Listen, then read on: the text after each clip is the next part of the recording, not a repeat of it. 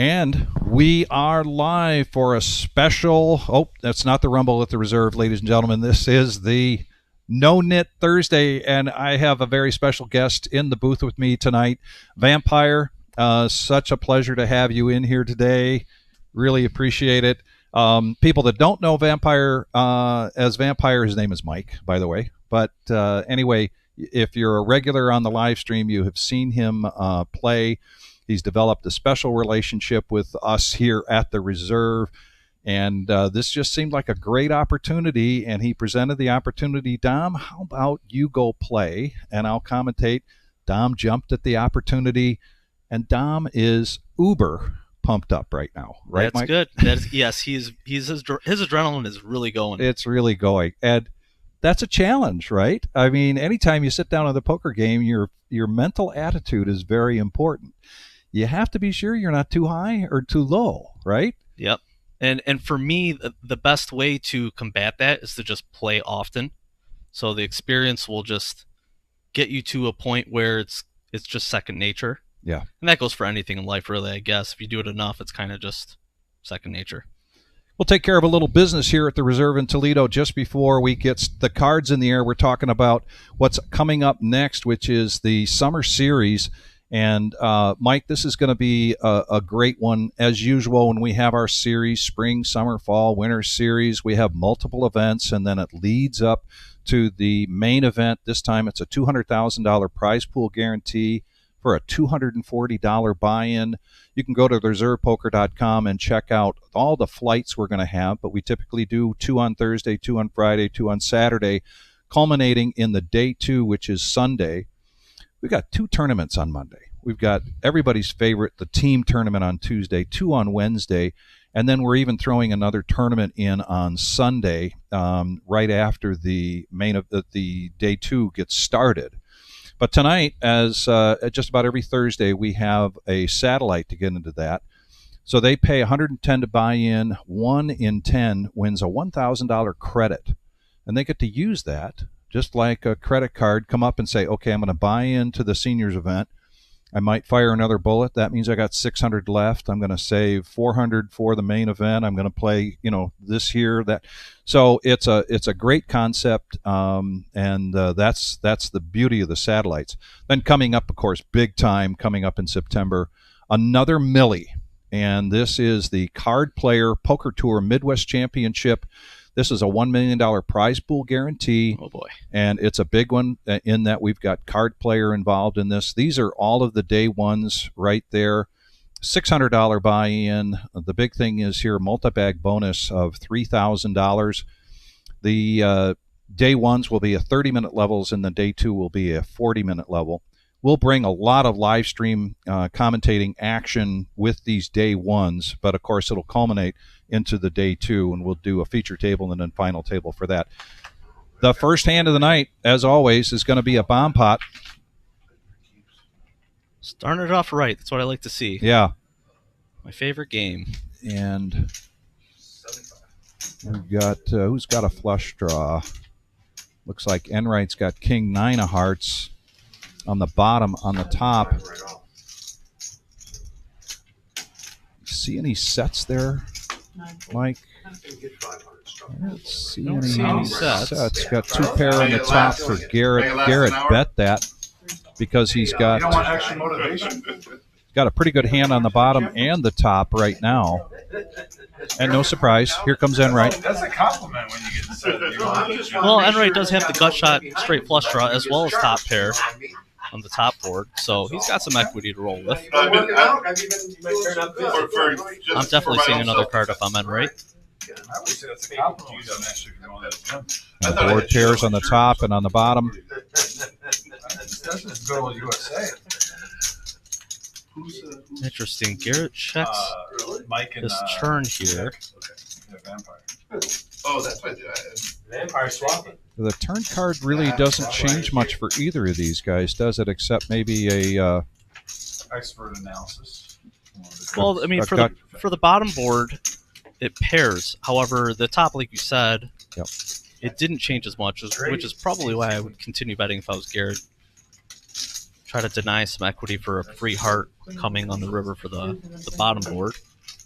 Either way, we get to the river here. Yeah, they check it down to showdown, and Garrett's going to... Now, he is chopping this pot, even though the...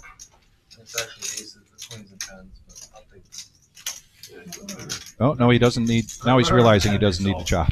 He was setting it up for a chop, but actually that all goes to Garrett for a profit of 180. So Garrett on the board right away. Have you played with Garrett? Oh, yeah, plenty of times. Okay. Yeah, super cool dude. If I I'm like in him. a hand with Bob, even with a mid chip, I'm not showing my hand. I'm probably going to just throw it in because I don't want to give him free information. That's how much respect. And this is No-Nit Thursday, so everybody is going to start with a yellow No-Nit chip. One of the rules here, Mike, with that is that if you scoop the bomb pot, you get to get rid of your yellow No-Nit chip. If you chop it, then you don't. Ah, interesting. So Garrett starts out this first round and gets to turn in his yellow No-Nit chip. Ah, fair enough. When you're out against the dot and one. And everyone, it looks like, started out with $1,000 bucks. The other night was talking about No short buys here. Vampire was going in the booth and Dom was in, and I said, yeah, Dom's already been talking shit. I said that was a bluff. That was the first bluff before the stream started. Bob, I really like your hat. Buddha's going to kick off the action here, raising a 25 with King Queen offsuit. Under the gun +1. Tommy Muhammad's hat? No. I like it already. You know I know about that. I got a lot of nice hats. Honey Bear, who I'm not familiar with, getting spicy with 6-3 suited. Eisenberg hat. Pork pie hat. Larry putting a raise Oh, out I there. remember that. Yeah, black one. Queen Jack of Spades in the big blind. Pork pie hat. He senses that nobody's got a strong hand, so why not bet that? Right away. Oh, okay, yes. You see us trying to loop in there. That's a top I five. like the 3, but you don't see many 3 bets in the smaller levels, which I think is a He says, welcome major back. flaw in many people's games. They're afraid to 3 bet. It'll take him long. So it's good to see that here. What the hell? And look at that, he wins. That hand. What, have you been playing in Florida? Russian pays. One of the things that we see in this no-nit game is the impact of the yellow no-nit chip. And we'll see without that chip in front of him if a player like Larry decides to make that same move. Right? So there's some motivation to sense weakness, make a big bet regardless, just so early on you can get rid of that chip. Absolutely, yeah. The incentive definitely adds another level of complexity. Yeah. And now you guys have started to play the no-nit once in a while on the Tuesday nights. Yeah. Is that being played in other card rooms? Generally speaking, yes. Yeah. For the home games that I play in and other card rooms, everybody pretty much knows each other to some degree, and we'll eventually like to spice it up with a nit game here and there. Just a min click here from Buddha. I haven't had a lot of thinking needed. That's all I'll say. There's a hand going on. I'll just say that. There's been not a lot of thinking needed. Garrett in position with pocket tens, bumping this up. And That's a good poker to your point, night. I wouldn't mind seeing a 4-bet right here from Buddha. It would be nice under the gun versus a positioned 3-bet such as the dealer button from Garrett. I priced that. I got a better hand this time. And he hits it hard. Buddha with top pair. And he checks it. Garrett likely going to... Nope, he checks it. I thought Garrett would make a continuation bet. Yeah, he's being forced to play a little bit more honest since Honey Bear, the third man, is in there, instead of it being heads up.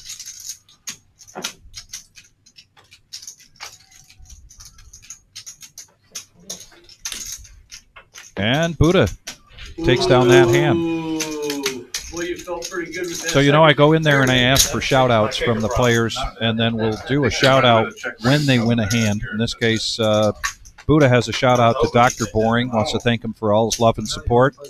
And please play better. Again, I'm just the messenger. I'm reading what I wrote down. Dr. Boring was on the list tonight. I'm not sure there was something came up. But Dr. Boring is from the Cleveland area, plays here on a regular basis, and plays a lot at the Jack there in Cleveland. I think you've seen him play. I think I've seen him play before. I'd like to know how he came up with the name Dr. Boring. He has a doctorate. Okay. He's a NASA engineer. All right, so we're halfway there. Which is very boring. Oh, okay. He says. NASA, He can't discuss it with anybody without it being boring. So sounds I interesting believe to that's part of it. I don't know that it has anything to do with poker. Fair enough. No, it's mine, right? That's why I'm doing it.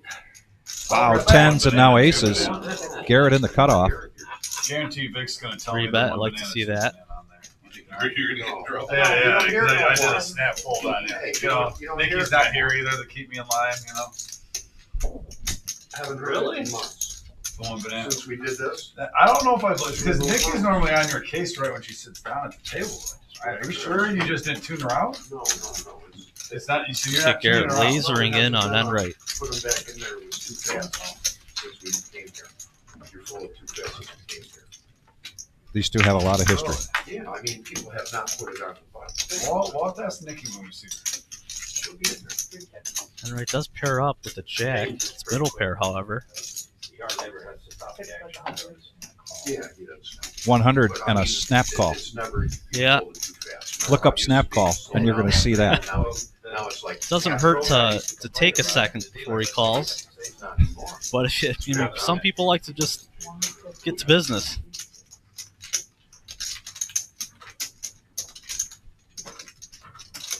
And if you're going to take a second, check your nails. Yeah, I mean, if snap call one street and then the next street, try to get the dirt out from underneath your fingernails. Zero. Yeah, he's hit It's 100% zero. torrential No, wait, I put the bomb pot. Aces and kings. I put the bomb pot. Aces and kings. Well, just one out here for Enright. He needs a jack and a jack only. Yeah, for sure. Well, a 5 gets him there as well. However, he misses both. He's got his collar up high. You know why? He got bit. He got fucking bit. Yeah, come on, we'll go to dinner. Interesting card, making Broadway, but the aces are blocking ace queen. That's there. I'm surprised he checked back. I think he might have gotten one more straight of value. Jack 10. He says he's afraid of Jack 10, King 10. And Mike, you bring up a good point. When I mentioned that there was one out, the computer knows all the other cards that are already in the muck, right? Okay. And so the computer will show us that there's one out. And oftentimes I'll go to that instead of saying, well, if you're the player playing and you don't know that, Okay. you're counting your outs as, those full Right. 5 or 6 outs, when in fact the computer knows that they aren't on there. But Gotcha. I'm not sure that still warranted a call from Enright there. Well, he made it appealing with only $150 on the turn, I believe, Yeah. for that bet. So Oh, it's already begun, huh? It's already begun. I was waiting. I was going to wait. I was waiting. Garrett again, still in I the was ready action. for it. Ace I was six ready suited. for More than one hand. We got two. Larry Bob S. actually said following that it's along, Queen obligated 9 to call suited. because of that He said there's a bounty limit. Yeah. And Jim Bob People know. also following I along, don't need to Queen talk about 7 hands, but suited. People know. They see. Interesting. Because I'm the one that's going to use The boss at the house said I got to play smart. I got direct orders. War-handed going to the flop. Yeah, I don't know. And here comes the flop. Oof. Larry? If I'm Enright, I'm liking this flop big time.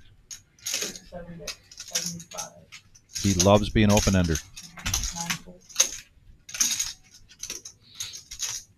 He might even raise here. Since I have the bottom open ender, I'm probably not raising if I'm him, but I'm definitely continuing. That's for Play sure. 100 hands for the night. And it costs him $7 a round. In 100 hands, he's going to pay 10 blinds. The board pairs. $80 tonight. He has to lose 70 Just by keeping or his 80. seat at the table. Just by Or the Bob Bob special 15 every time. Okay, so that's, Oh, this is interesting. So I was actually about to say, I really like a lead here on a paired board such as this Plus the from the blind, which is what Enright does. It's a little more than I would have liked. 250 bucks. You can probably accomplish the same thing as getting your opponent to fold with a smaller amount. However, I do like the bet. Unfortunately for him, Larry actually does have top pair, so it's probably not going to work, but I do like the bet. Right? What do you think, Joe? Am I right or wrong? I mean, I never paid. You're never gonna see his game, right? You ain't gonna tonight either. Oh my god. 200, you know, there's 200. 4 hands in. That better just keep The whatever over under was win. at I 7 wanna hands. talk on the- You know, the under hit pretty quick. Will you get more?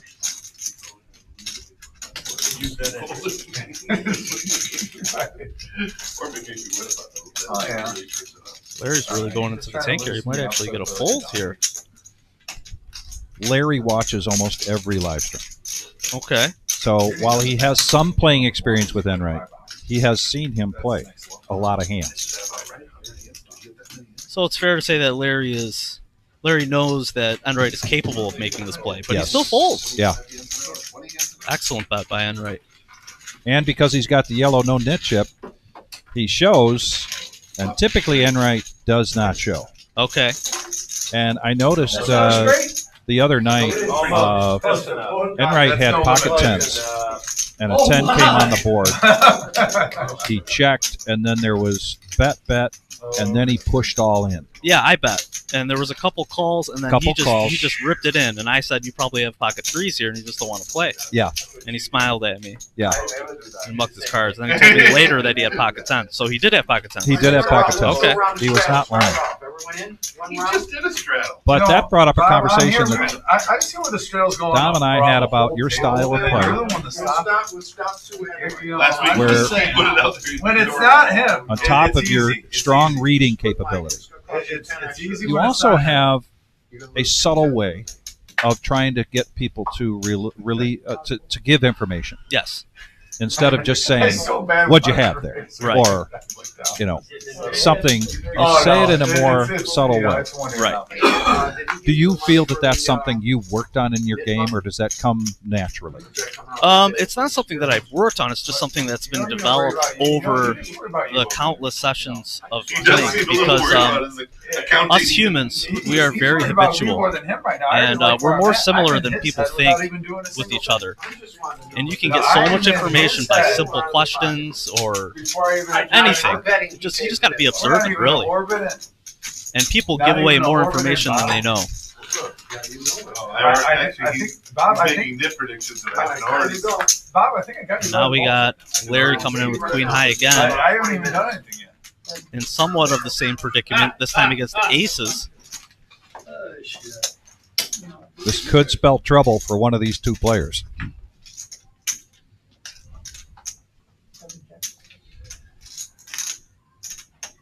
We'll get caught up on the graphic here real quick. Board pairs. Buddha bets. And takes down a profit. 207 there. So real quick, I just want to thank everybody for joining us tonight. We are the Reserve in Toledo, Ohio. This is our No-Nit Thursday. There you've got the cumulative winnings just for the first half hour. But shout-outs to everybody here joining us tonight. Kiwi, Daryl, Larry D., Chris Roberg, always a pleasure. Thank you. I heard you saying down. Tenley rooting Dom on. I know Tenley's going to stay close to this tonight. You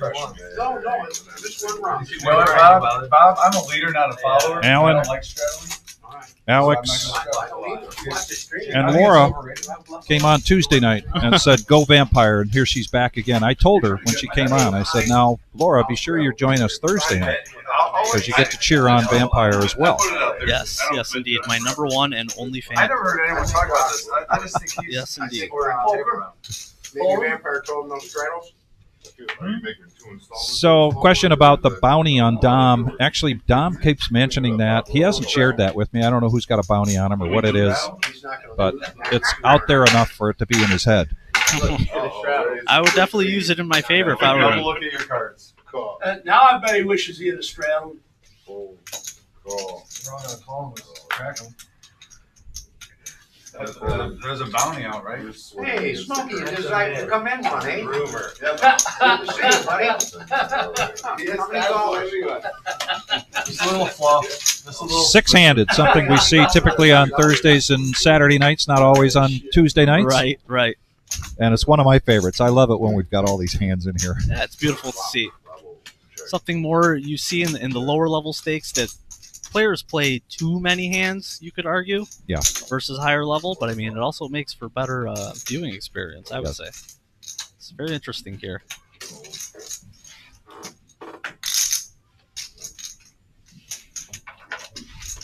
You got your feather duster? Yeah, not on me. So the bet sizing here, I hope we get to talk about this real quick, of $45 from Dom. Everybody basically limped in. I think there was a straddle, and everybody limped in for 20. Maybe Dom raised. I can't remember. That's all I need to know. But it's hard to bet much more than that when there really isn't that much in the pot, right? Yeah. 15 in the spot. Tell me your thoughts on that bet sizing right there. So it looked like he bet about 1/3. So it looked like it was about $45 into say 150-ish. Yeah. And I like the sizing. If you're going to bet on a board that is very polar, such as that one, it was 10-10 ace rainbow board. So if you're going to bet, you want to bet on the smaller side, in my opinion, because you're essentially saying that you have a very strong hand if you're betting a large amount, and you're only going to get called by a better hand. So betting small is ideal. He's not Italian, he's Sicilian. That includes having a 10, having an ace, or even a bluff, because people don't usually want to continue Italians are just meatball eaters. against the board such as 10-10 ace when they don't have much. And another aspect of that bet sizing is, say somebody comes over the top, 4x. Now you can get away with it if you feel you need to, for not that much of an investment, right? Right, exactly, yeah. And most people are not going to pull the trigger and bluffing, coming over the top on the flop like that if they don't have a 10. You know Bobby Enright? No, I can't. Oh, yeah, you too. We got another paired board here, as well as another rainbow board. He's got a button. Oh, okay. So same thing here, almost identical. Smokey Joe's betting 40 into 150, or it was 110 rather. Enright. So it's still about 1/3.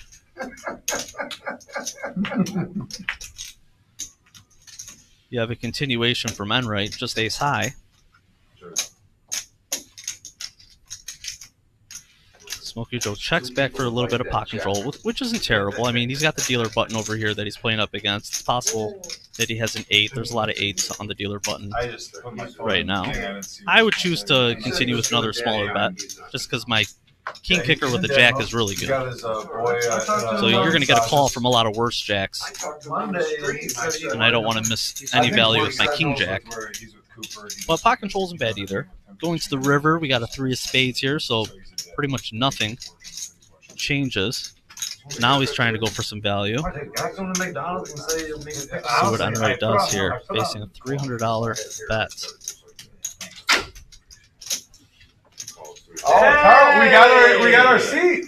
That's a real problem. I got passengers with me, but No, you gotta get in here. who's with Bring you? her in, she can watch. I got the Carl. She can pull up a chair and watch. Oh, Oh. you're with you? Car Wash Jeff.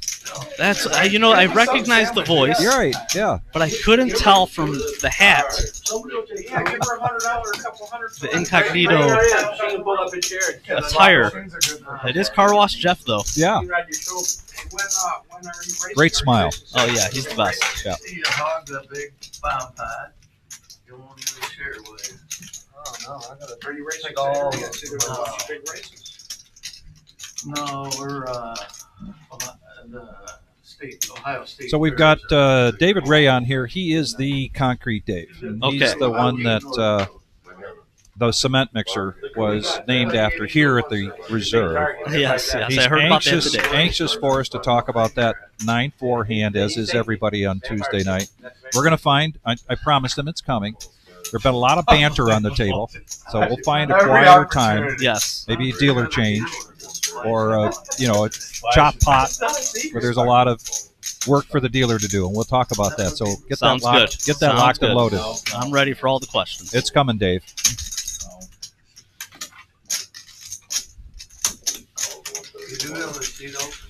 We have a seat open, Jeff. It's Lily's desk. Sounds like Jeff's thinking about it. So they're saying there's an open seat. Yeah, So, because Some things in life, things happen by the day. we had a no-show, but oh, perfect. It's time Yeah. for Jeff to get in there then. yeah, This is your chance to get the easiest they're doing a heck of a sales job on them. Yeah, they're trying their hardest.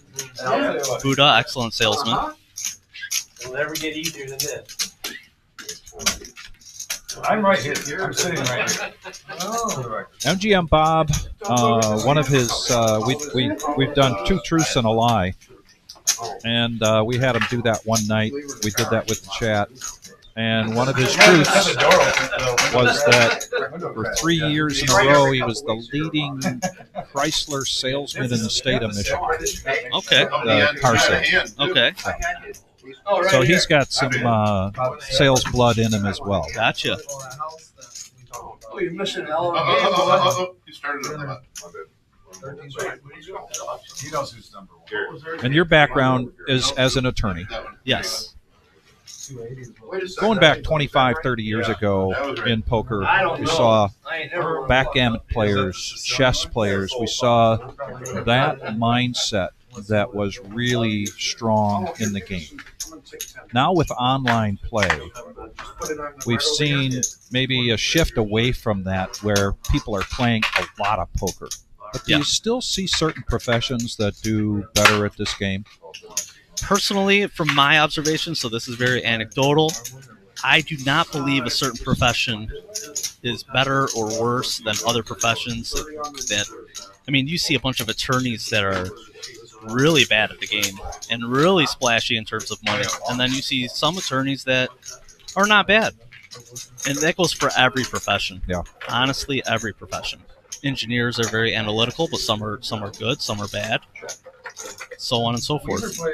Here's top pair for Smokey Joe and a flush draw for MGM Bob, and top pair with a king kicker for Enright, and he's going to do his classic patented all in with top pair. That is, I guess that's a thing that Enright does. He likes to just go all in on the flop. Yeah, I'm getting almost as old as Buddha. How much you got down there, buddy? I ain't Jeff. 240. 240? I laid it out real easy to count. Okay. He's a gentleman about it.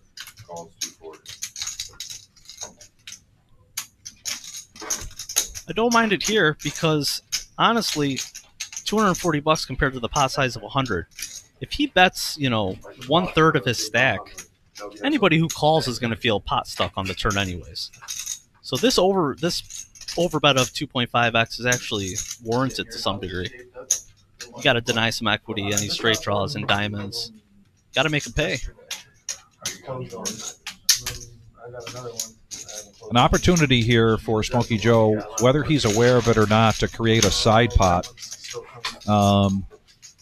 If he thinks he's behind Enright at this point, although he's probably putting Enright on a flush draw. Myself, I would, that Smokey Joe and the flush hits. Just like that. Still some equity for Smokey Joe for another diamond. Did Bob check? It's already all in. Oh. He was all in on that. It'd be really interesting if he pairs up or trips up. That's kind of interesting. And he tried to get some value there out of Smokey Joe by going all in on that river card. That's simply too much to bet on the river. With the board pairing there, he's really only going to get called by a better hand. It's possible that Trip Jacks called him, so it's a good target. But, I mean, I'm still targeting a 10 or a pocket pair, something of that nature. There's no problem with betting, half pot. Try to get some value for your flush that you made. But then again, you know, if he's got a jack, he's probably gets looked up.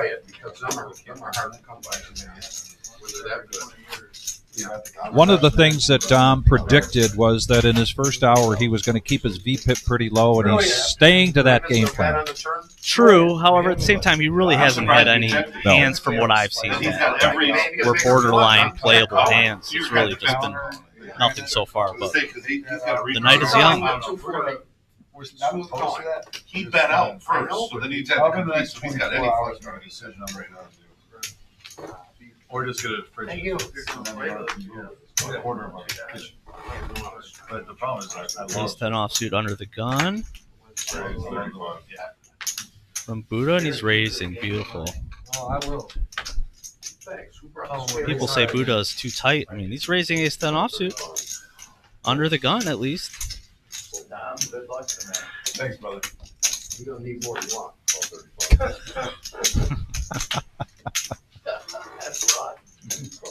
See you later. Garrett in position on the button with sevens is just going to call this. Yeah, for sure. Because I watch it. I'm sitting there right next. Then we've got a couple of sticky players. Where at? Northfield? Oh. Yeah, decent flop for sevens. You gotta hope other people catch something. Oh, nice. I'll be able to watch. He's got trotters.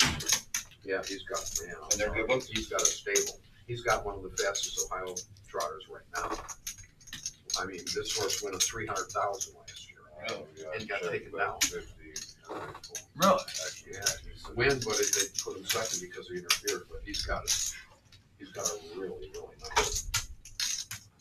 He always texts me when they're racing and I watch him. Buddha continues in a four-way I hand. always wanted to go to one of those. I haven't done it yet. Although this is a paired, pretty open, dry board, I'd like to have the ace of clubs and make this bet. I used to like. I have no clubs, so I'm more prone to flush draws getting called me.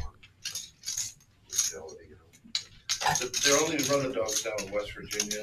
Two of spades, another blank. Let's see if he continues with the story. Oh, yeah, I know, He does. I know. I thought West Virginia was. That's 125. Tough timing here for Buddha. Yeah, I agree with you. It is. He's got to be thinking to himself, so what's Garrett calling with on the button? Could be a lot of straight draws, flush draws. Two of spades doesn't do anything. And I like Garrett's cadence there, thinking about it, or appearing to think about it. Right. Five of diamonds comes. Again, I like this cadence. Unfortunately for Garrett, Buddha really has nothing there other than ace high. Yep, and this is the problem, is that he's betting too much. So he's got to think to himself what hands he can target from the pre-flop raiser. I guess he's strictly targeting an overpair. Or ace king. So if it's ace-king, you want to bet a little bit smaller, because you're not going to really bet a pot-sized bet and have ace-king look you up much. So tens, nines. Tens, nines, yeah, an overpair who's just not convinced you have a 7 or that you didn't hit a straight. Could be a bluff because you missed your clubs, but you gotta hope that your opponent has something too. If you bet too much and your opponent doesn't have anything, they're just not gonna call you enough, which is probably gonna happen right here. Buddha's probably gonna fold, but who knows? Buddha just said it put you on a club draw all the way. Oh, there you go. So it's probably the sizing that's going to be the issue here. If it's a smaller amount, he's definitely calling. But we'll see. Maybe Garrett knows that Buddha will think he's bluffing for sure. Alright, I mean, I'd have to make a hell of a hero call here. I'm not gonna. Nice Good bet, Garrett. Good fucking bet. I thought you thought I had clubs. Yeah. I got 2 pair. Holy fuck. Hi, Sam. I thought you had a He's better almost calling you with. Yeah, you went for the big bet. He's gonna pay 75. I paid 200.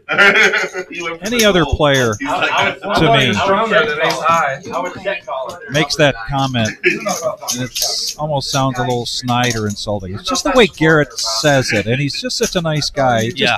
the way he said it, it was so that everybody could have fun with it, Oh, right? yeah. Yeah. Definitely. Yeah. I thought he missed his flush draw. That ain't no worse than calling $240 or $2, $3 diamonds. Was it 35? Tell him, Bob. 2, 3 of diamonds. He's a hypocrite. I hit the flop. Yeah. If you play 2, 3 of diamonds and hit that flop, are you folding? Nice hand, Grace. Probably. I'm gonna start chuck raising, that's all. I'm gonna change my game a little bit. Why don't you let us know? Thought you were stronger than ace high. I thought you had a little overpair. There, Yep. Targeting the overpair. targeting that overpair. Yeah, exactly.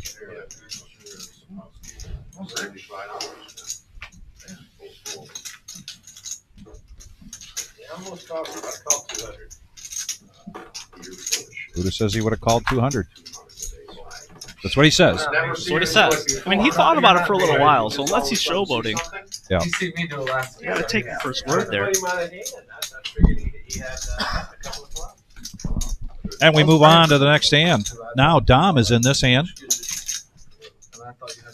He flops open ender. Oh, yeah, should I take the one back? Come on, man, you're blowing your cover, betting 11. Yeah, I knew.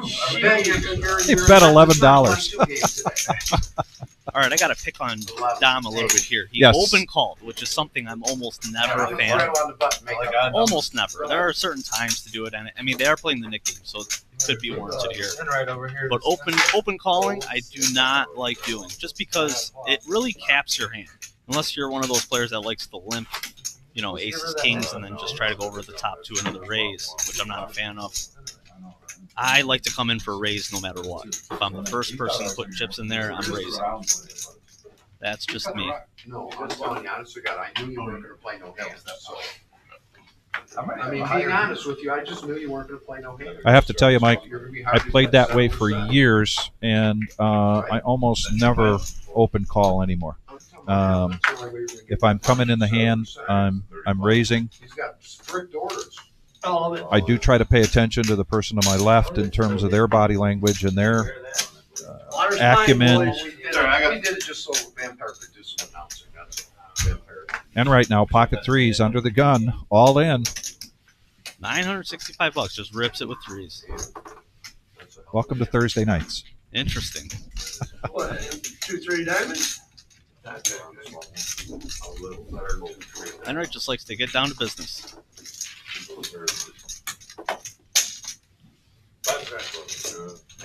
Slightly puzzling though, because I mean he's only getting called by better hands or hands that have tremendous equity against pocket threes.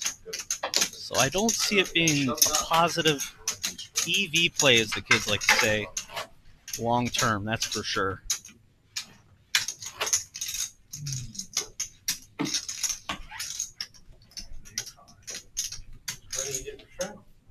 No, I did it last time. It didn't seem to catch on. Yeah, it didn't catch on. Oh, ran into a brick wall. Yeah, I ran into a lockdown. Lockdown. Gets that $20 and he locks down. That's it. He's triggers right now. He's 10 winners. If he can last the rest of the night. See, when the majority does it, it ought to be mandatory, just like a bomb plot. Right. Shouldn't Just even have one a, round. shouldn't even have a say in it. Right, just one round for sure. I mean, it doesn't have to be every, but just one round, you know. There's a 9-4. I see that, but it's suited. I don't know if the cement hand is supposed to be offsuit or what. Right. Smokey Joe sensing, I think, some weakness here. Strong enough hand to put out a big raise to either isolate or just get everybody to fold. And he picks a good time because Larry's going to call with a much weaker hand. And here comes the flop. Smokey Joe in the small blind. Hits top pair.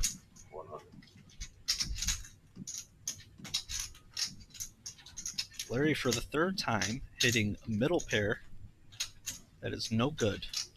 Tough spots for Larry so far.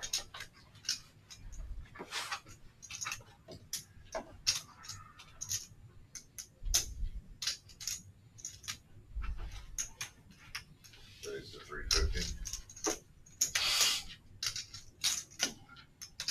Interesting. He's raising the 3-better on an ace-high board. That seems risky. More often than not, the 3-betters should have some aces in their range, such as the case right now. Having said that, kings, queens, jacks likely folding to a raise.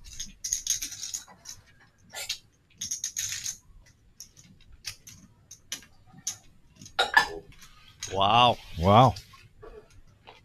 He gets him to fold. Joe, you know what? Have you met Wow. Larry, Joe? This is Larry.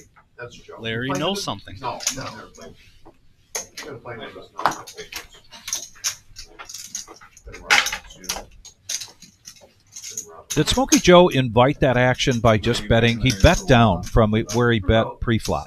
He bet 135 pre-flop, and then he comes on the flop and bets 100. Yeah, well, I mean, that's pretty standard. He 3-bet pre-flop, so any ace-high board, for the most part, he should be continuing with, because that should hit his range more than... But would he not continue with a bigger bet than 100? I mean, make it 185 or 205. No, Nope. I would argue that a smaller bet is more in line, because you want to do something called pot control, and he's also out of position. You don't need to bet a large amount, where when you do have the ace, you're going to have other hands fold, such as medium pairs and what have you. So a smaller bet is in line. Well, Larry takes a profit there at 245. And we know that Enright was felted, re-upped. Just about everybody else, I don't think, has added to their stack. Everybody's starting with 1,000.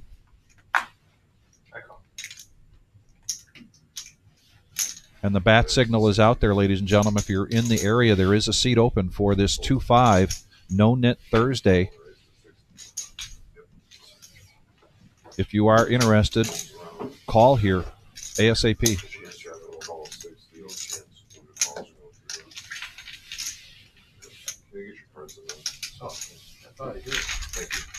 And here's a situation we see quite often with Smokey Joe, where he's quiet for a while, and then, sometimes regardless of the cards, he gets aggressive. And then he'll throttle back, and then he'll throttle up and throttle back. That's what it feels like to me right now, unless he's steaming from the getting bluffed out with a 6. I sure hope not. I mean, it wasn't too much, and it's only one hand, so... Yeah. No, Larry doesn't. I mean, Smokey Joe doesn't really steam that I've seen. He hits a 2, and so he's going to stick around. And Buddha's going to hit his straight. And Larry now with 2 pair checks it. It's a good check from Larry. What about Buddha's check? I don't mind it either. If he bets, kind of opens himself up to being bluffed. He's usually only going to get called by a queen or a 7. And Joe is an aggressive player, so making that check into an aggressive player this time has really paid off. Smokey Joe calling on the turn and then betting this river. He's really trying to say he has a queen here, and he just called for a gut shot. See if it works. Sorry.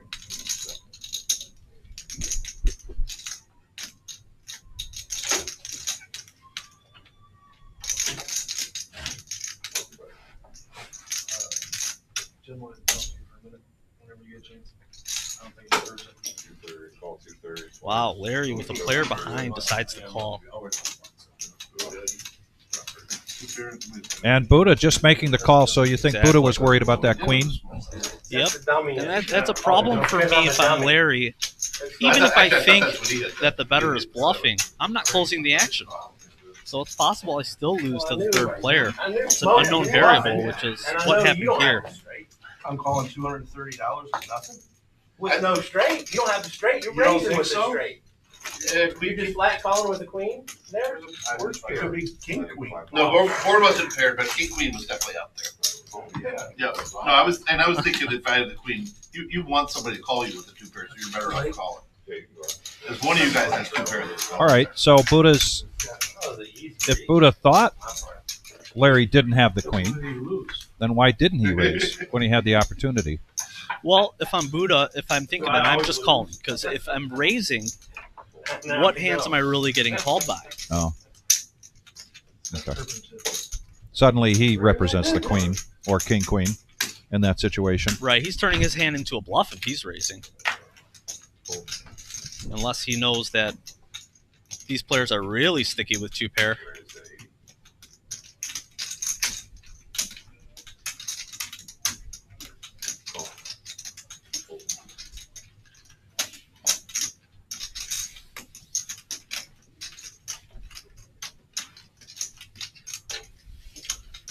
Very disciplined folds here with king queen offsuit.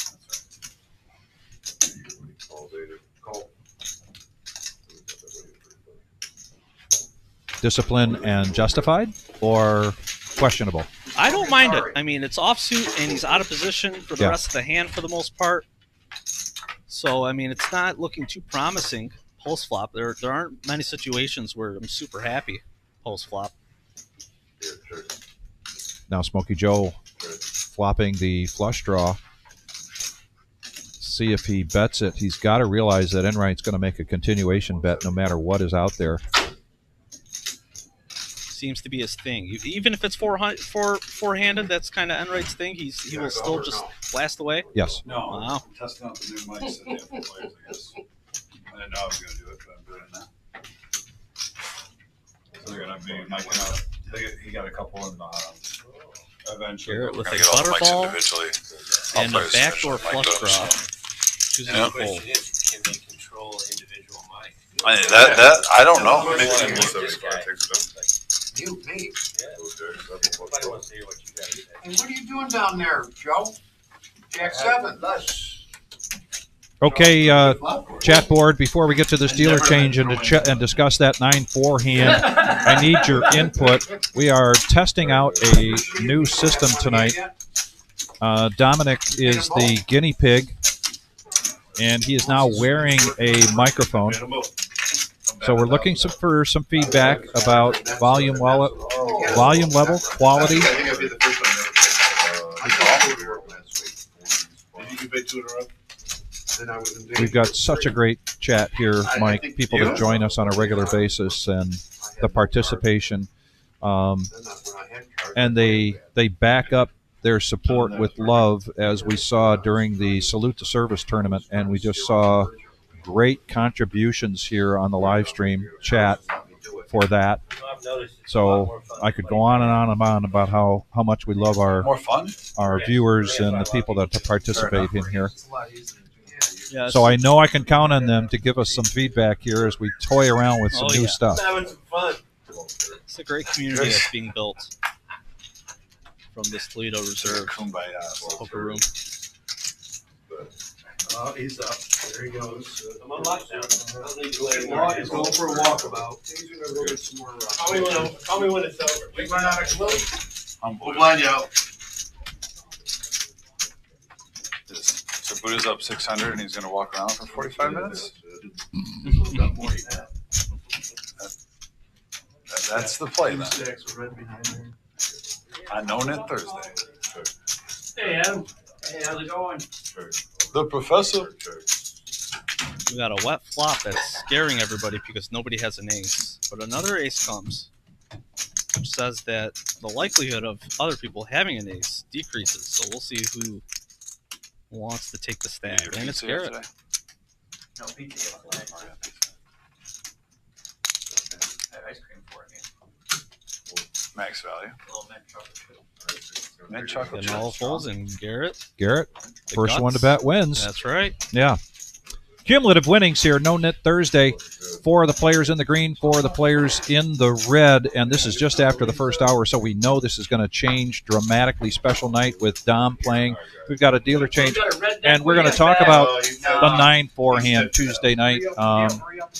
There are so many questions coming in. Was it premeditated? What were your thoughts?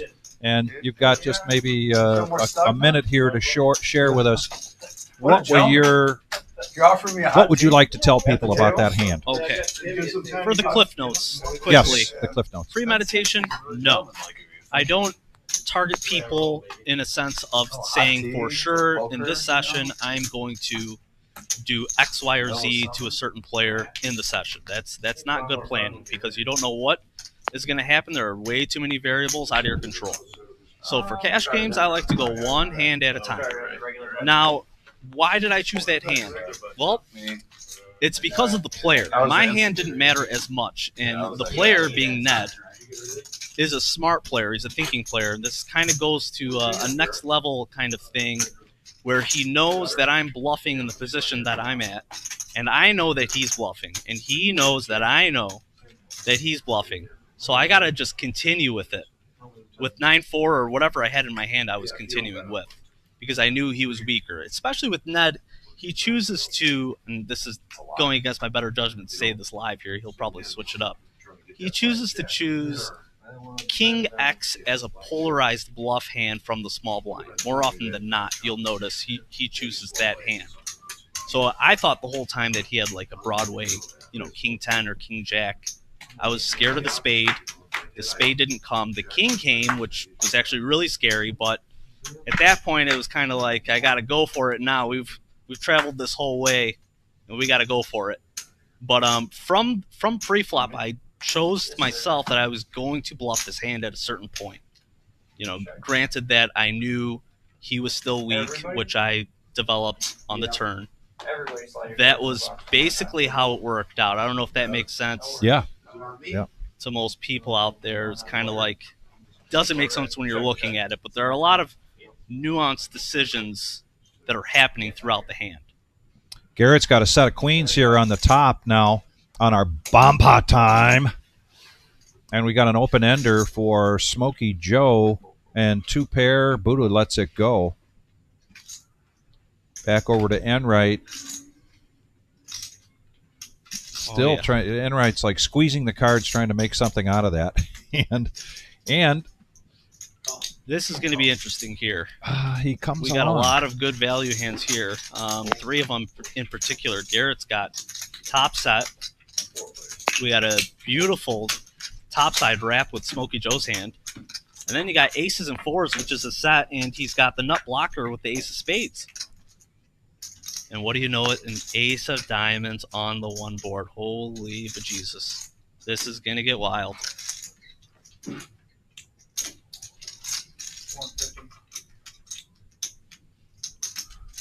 Look at this snap call, of course, from Larry. Yeah, and again, you don't need to snap call. Take a second. Even if you know what you're going to do, just take a second or two. Don't stall the game out, but you reveal more information when you make those snap calls.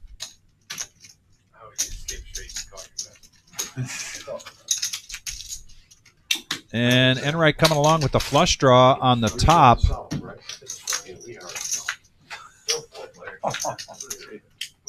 Oh, wow. And he hits the flush. And Smokey Joe hits his straight. Right on the bottom. Yep. The straight does complete, and he's also blocking some boats because he has a 9.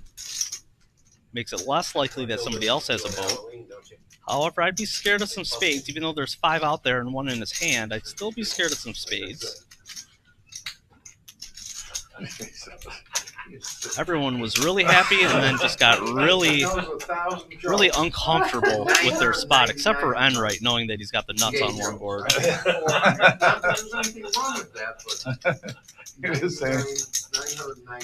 Garrett also completed a flush. There's no balance. Second best flush. I got you. Tough spot for Garrett. Yeah, Larry's not going to get away from this. He's going to push everything in. Yeah, I'm not the biggest fan of this with the flush completing. Yeah. go. Told you it was a big one. Now, Enright. Oh, yes, I A remember. while to chop up. Enright chooses to go all in. If I'm Enright, Call and a call. where to Two go? pair on Call, top. 9s and 8s. Now, I missed how much Enright had behind, but I'm trying to call more often than going over the top because I want other players to continue and throw in their money, and I'm getting half the pot for sure. I'm not trying to scare away players that might put in extra money, but everybody called anyway, so it looks like it was the right decision. I got 3 pair on top. Don't that win? Look at these You VFIP were numbers. blocking all your outs, though. Slightly different than Tuesday. Hard, I would hard say. to clear the board when you already got 2 sets on one board. Some Aces and 4s. Yes. So he turned, he's got some turned follow up twice. here on your discussion of the 9-4 hand. David Ray, who the hand's named after, says he loves the answer. Tommy's wondering, about that risk that if Ned's kicker with the king is better, he's probably going to call you. Okay. And then Kiwi likes the explanation. Yeah, so his kicker really didn't matter at that point. It's getting to the point where for him to make the decision to call, it's not whether or not his kicker is good enough. The board was paired and there was an ace. So the kicker doesn't matter with his king. What the decision is for Ned is that is he pot stuck to the point where he wants to just look me up with a pair of kings because of the price that he's getting. Now I bet like 12 from my memory. Yep. 1250 or so into, I don't know, 5,000 or something like that. So it was about a $6,000 So pot. he's getting a great price. However, he has spades in his hand. So he's blocking bluffs that I would be making a bluff with. So what am I really betting with there that he can beat and that I'm bluffing with? I could have hearts that I turn somehow, but what am I calling the flop with? Different kind of spades? I don't know. It doesn't seem very promising. So, I mean, why not save $1,250 and just muck your hand? I don't mind the fold, to be honest. It's not often that I'm just going to have error there. I just chose to play that hand that way. Now, I think, as I recall, the other element of that was that you guys were in the middle of a no-nit game as well. And I Correct. think you had your chip in front of you, so you had to show. If you didn't have that no-nit chip in front of you, would you have shown that bluff? I would not have shown that bluff. Okay. In general, I try to not show my hand because you're really just giving information to your opponents. And especially to a player like Ned, who's a thinking player, he's going to log that in his head, and he's going to use that in his arsenal. He's going to make conclusions. He's a smart player. He's one of the better players on Tuesday, I would say. Yeah. So really, you don't want to show you want to be cute and show your hand. You want to show that you got a royal flush or like 4 of a kind or a straight flush. It's not worth showing because it doesn't matter. Really, all you're doing is giving away information. That's just me. It's probably a boring answer.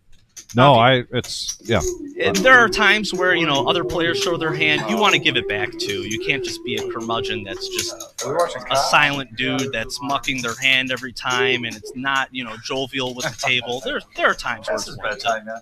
Like, what's going on? Check for sure. First player checks. Four-handed going to this flop. Couple of clubs. MGM Bob gets a 5 and now a 9 on the river for Smokey Joe. What does this do for everybody else? 2 players hitting a 9. Honey Bear.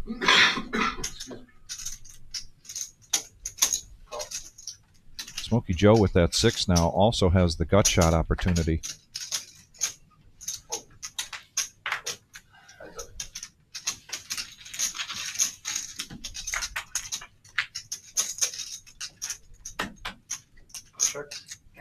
Check.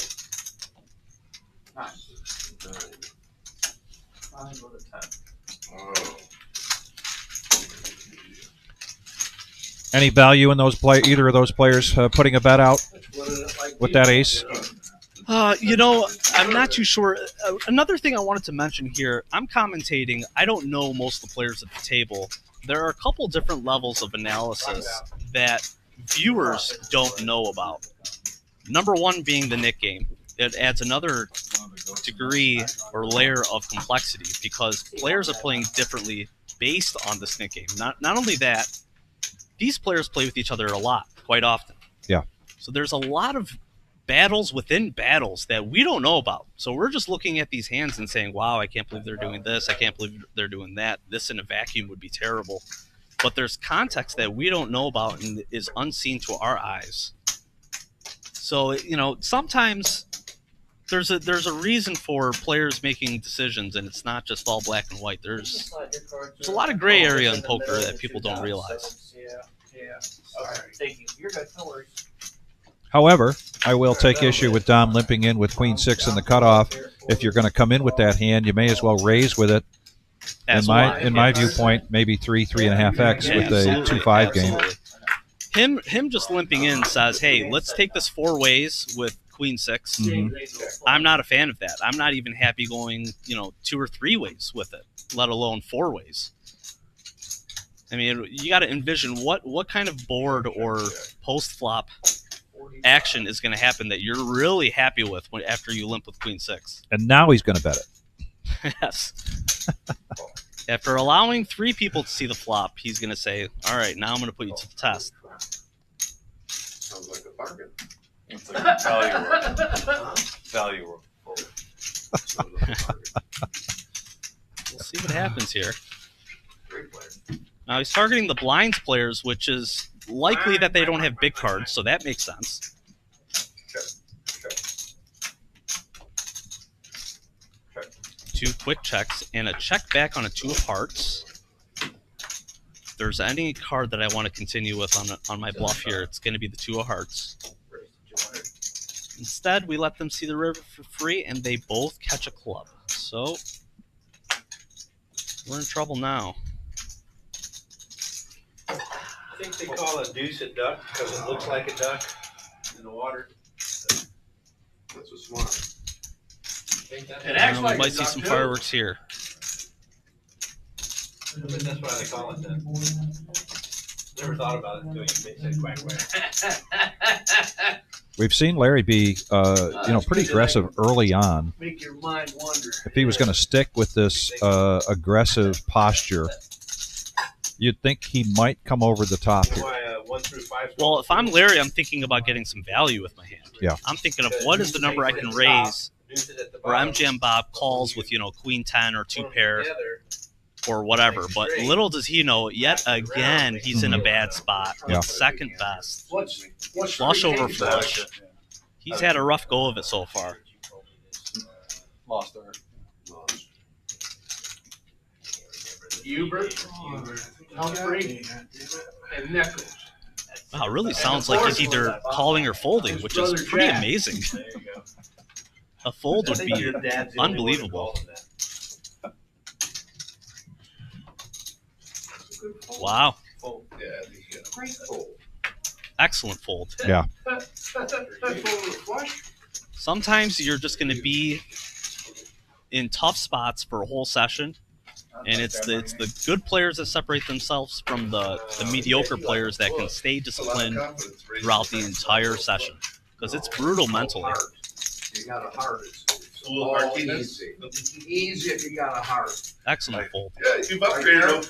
You've upgraded from the 2-3 player. Like Jean-Claude Van Damme, Lionheart, the 80s movie. What do you think the odds are on But you need Dom is either going to get you losing No, flush I over got flush? some over here. Let me stack it up, and I always take care of the I don't a wrestling reference Yeah. or I've seen you forget shit. what I might consider a cheesy actor A 90s reference, a 90s a 90s reference. reference, or a food reference in there. You put him on a 7.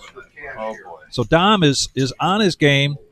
He like I said, his intention was to keep a very low VPIP early on.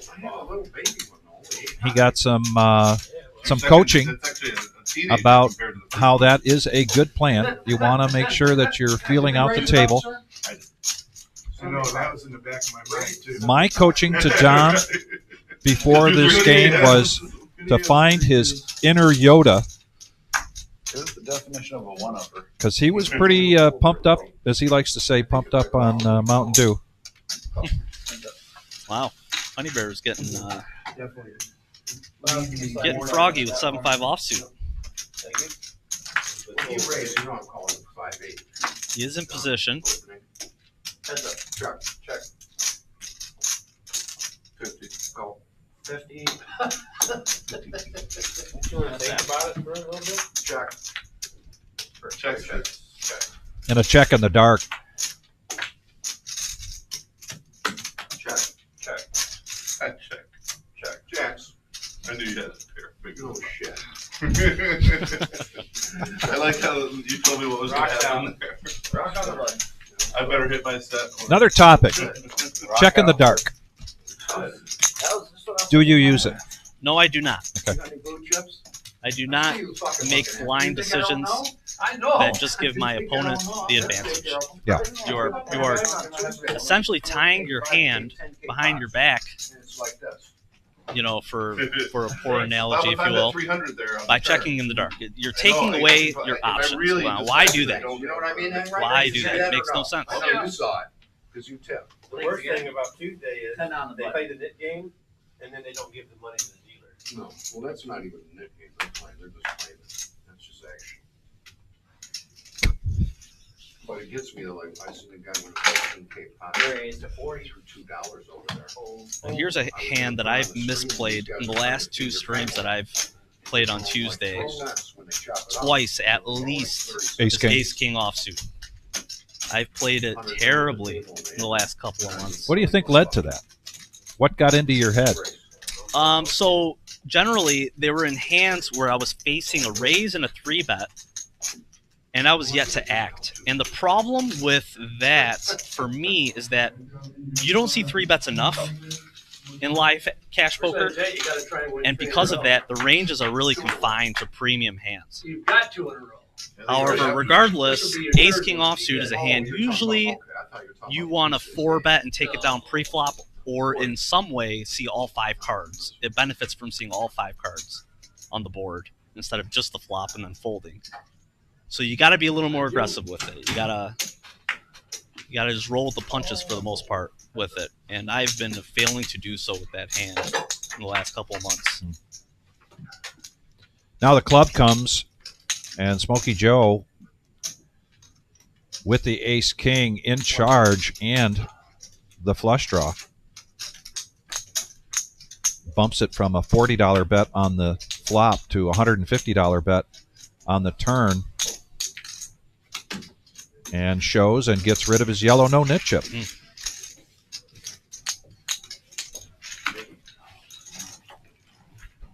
that Smokey Joe on Smokey Joe's hat? Is that what it says? I see the Joe. Yeah, so he his family business is a barbecue place. So smoked meats and Okay. smoked, and so that's how he chose that moniker, Got Smokey it. Joe. Got it. It's all coming together. Yeah. Very nice guy. He's really good for the action because you can never really put him on a hand. He chooses different opportunities to get aggressive, sometimes to his demise and other times to his success. He has a very roller coaster history here on the live stream, winning 3-4 grand one week and then tanking a couple thousand 2 weeks in a row or something like that. Yeah. But his demeanor always seems to ride with those ups and downs, which is what something I really admire in a poker player. I think it's key that you have to be able to, They're sharing their reads. you know, it's like being in a boxing ring. You have to be able to take those body blows, Yeah, exactly. right? You almost, if you want to do this consistently, you almost have to be a robot in a way, which is it's just kind of boring to say, but it's the truth. You got to be consistent. You got to take the feelings out of it. It becomes robotic. What do you have, 7-9? No, we're talking about. He did his thing. When I had Clyde that time, I told people, I'm trying to decide what to do. That's when I thought you had the nut flush. And the big blind pocket jacks raised to 35, and Enright's going to bump this up to 440. No. Really got to ask him about this strategy because Dom trying to play the shimmy, 10-8, we call that around here, and his good friend. But not going to call 440 with the shimmy. Yeah, see, he's making it very easy for his opponents to make the right decision. Seat number 5.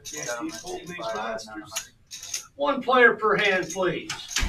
I didn't ask him a feel him question. nudging you I didn't ask all you the a way over question. here. I'm with Enright on that one. One player per hand. Jeez. I see. How do you fold them?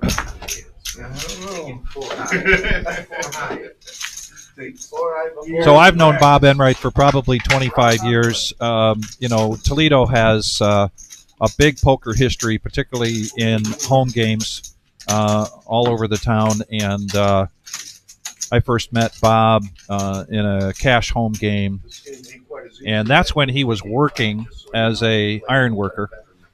And just throw that money in. Like, I got my legs under me now. climbing up bridges, you know, hundreds of feet in the air, that kind of stuff.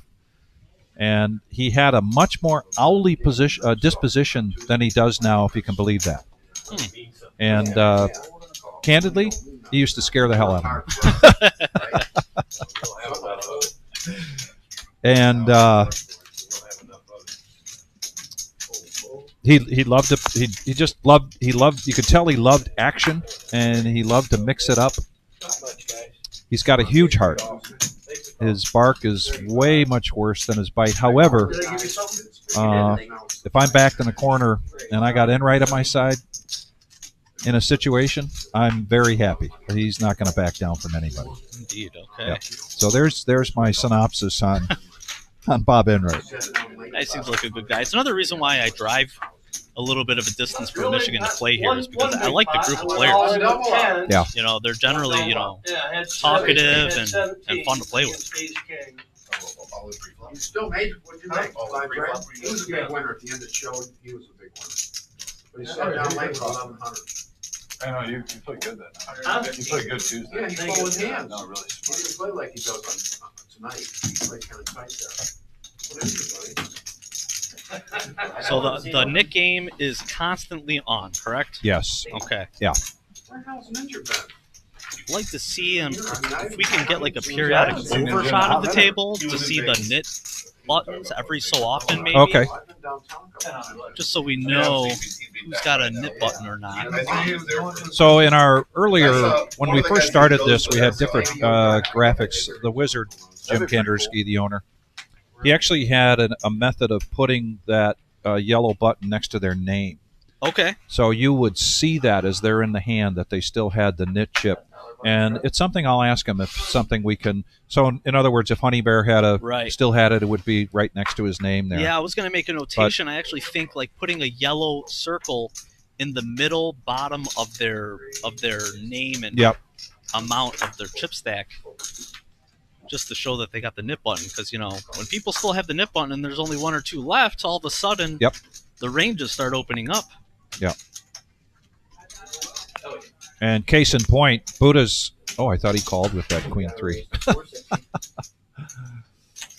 And right, let's see what he's. Oh, he's still doing it. I mean, I guess it does disguise his hand when he does this with threes and every pocket pair. He's also doing it with kings. Yep, did it with jacks, now kings. So he will invite lighter calls if he does this very often, which it seems like he does. Some people might want to look him up with, you know, sevens or sixes. I don't want to give you guys action. Nobody gives you any, huh? No. Well, if you don't make it 5,000 pre-flop, maybe you will get some action, Enright. I give you action, yell at me.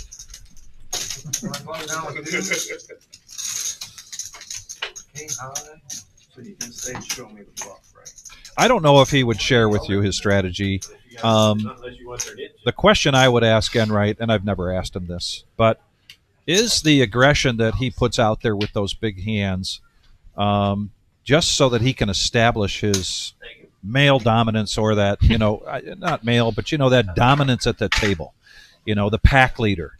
I'm in charge. I'm the guy, you know, and I'm the one that I want everybody to look at. I don't know. Now I'm getting psychological here. But, well, there are a lot of players like that. In my time, I've seen a lot of players who just like to be the most boisterous at the table, the one that, you know, is flashy with the money. But let me tell you, At the end of the session, all that matters is the dollar amount that you finish with. Yeah. Nothing else.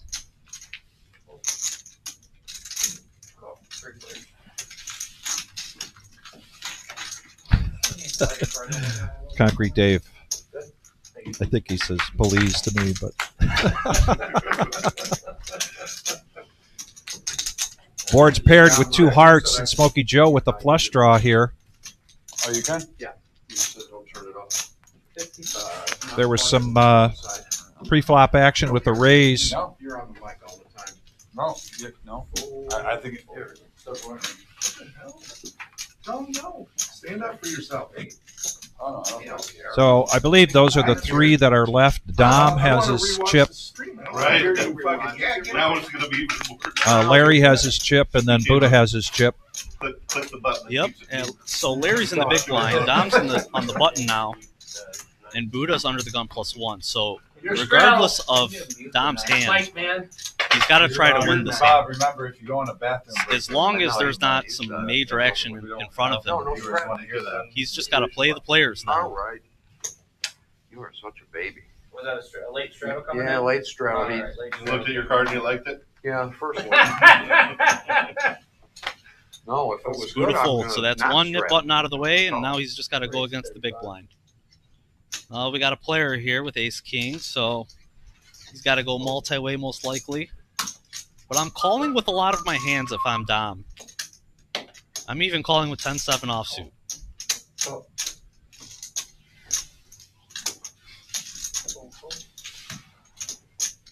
Well, this could shut things down. Well, how about that? The other guy with the nip button? 235. No, it's MGM Bob with the Oh, jacks. he's the under the gun. Yeah. Yep, okay.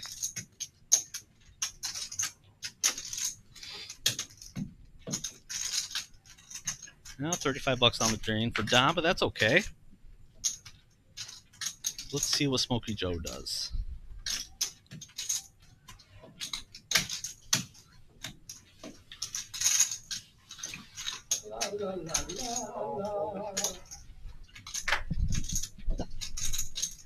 So Smokey Joe's going to call here. He's, of course, got 2 players to his left. The first one folds. And I like that Dom is thinking about this You got anything down there? because in the next hand, 1,000? when he comes in light, if he had folded really quickly, in my view, he's showing that he's weak. Right. That he was just trying to limp in there. Yep.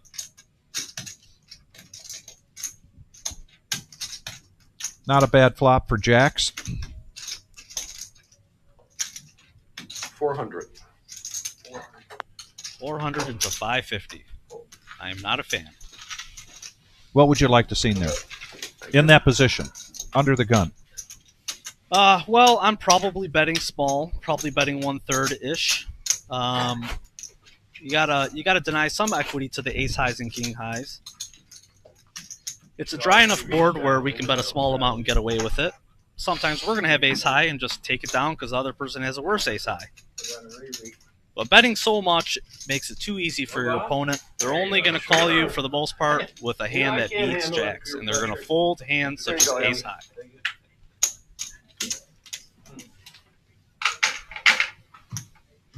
$30 straddle. You gotta risk it sometimes. You gotta allow your opponents to make bad calls and just hope that they don't hit their ace or king, or else you're not going to make enough money. Interesting. What do I owe? 530. 5 no matter what. Yeah, that's right. Yeah. 130.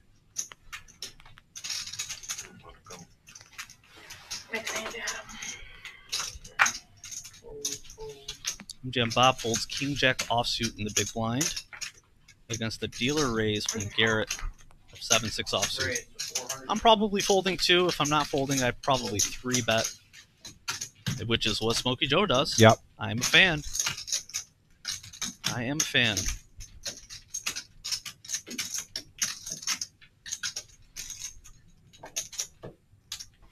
Yep, there you go. Nice profit, 177. Uncontested, picks up 177 bucks for his troubles. And we've got a dealer change. We are the Reserve in Toledo, Ohio. This is our very special No-Nit Thursday. Our good friend Dom playing in the game tonight. And so sitting in his seat tonight, Vampire, you know him well if you watch our Tuesday night live stream. We're going to be going till 11:15 here tonight. Next live stream will be Saturday night. And I believe there's still some seats open on Saturday if you want to give us a call to play in the regular Joe Poker Show. That is a 1-3, $200 to $500 buy-in. And anytime you want to play in a cash game live stream, it's just as simple as picking up the phone, talking to the floor or the cage, and finding out if there's some openings. We invite you and encourage you to do that. Time and time again, Vampire, we find the players comment, the players that play consistently on this, they watch themselves, and they utilize this as a tool in their game. It's not just a curiosity, did I get bluffed or something, but in Buddha's case, MGM-based, several of these players, and I know other players on Tuesdays and Saturdays will do this as well, but they want to do some hard analysis of, do I have tells? Am I showing weakness at the wrong time or the right time? That type of thing. So it's been a great tool for the players to come on this. Do you watch yourself? So we'll get to that in a second. 5-handed, one of my favorite things going to this flop, and 2 clubs there for Enright. Uh-huh. How does he play flush draws? With a pair on the board, he plays it with both elbows out. Full steam ahead. Although, nice little bet of 75. Nice little bet. Yep. Good feeler bet. Somebody goes over the top, you can let it go, right? Unless you're feeling froggy. Unless you're Bob Enright. Buddha with the king of clubs as well as the gutter. Chooses to be cautious. So anyway, we're going to talk about whether you watch yourself and analyze yourself on the games afterwards. It would make sense for me to do that. However, I don't. I don't know if probably point to laziness. I don't know what you want to call it, but I don't go back and watch a stream. If there's a particular hand that I'm really, really curious about, I will go to the stream after the same night and just try to find that particular hand. But in general, I don't watch the stream. But there are definitely benefits to rewatching the stream because everybody's got tells. Whether you think you do or don't, I promise you do. You just don't know it.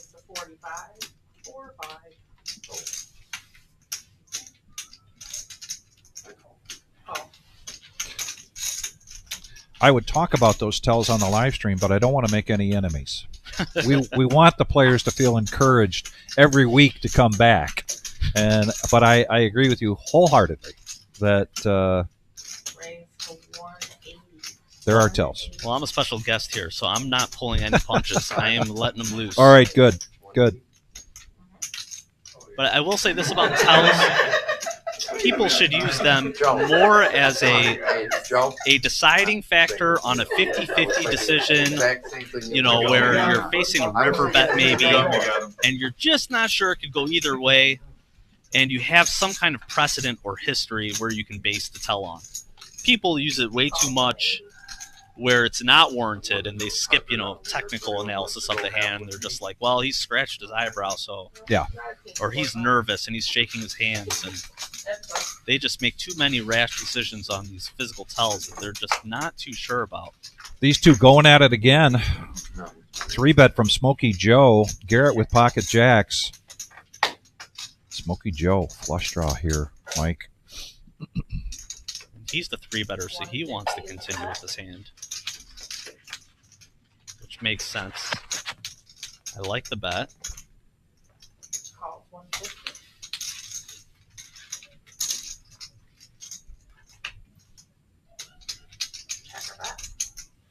Over here on the turn, if he really wants to put Garrett to the test, he's got to make a polar bet and bet a very large amount. Now he's got 7-14 behind, and the pot is 7-17. If I'm Smokey Joe, I'm going all in or checking. And he's going all in. So this is it. And Garrett folds. It's a good bet by Smokey Joe.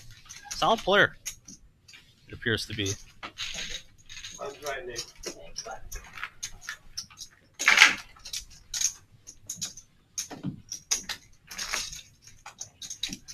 See the VPIP on the bottom. I didn't know we had a rolling VPIP on the bottom. That's neat. Yeah. Those are some big numbers. Diamonds again.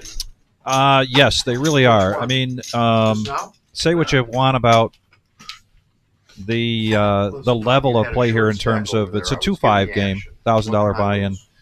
With the no-net element, the game, obviously, as you can see, plays much bigger. Right.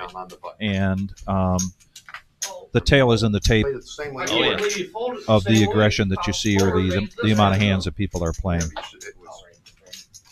They weren't suited. Oh.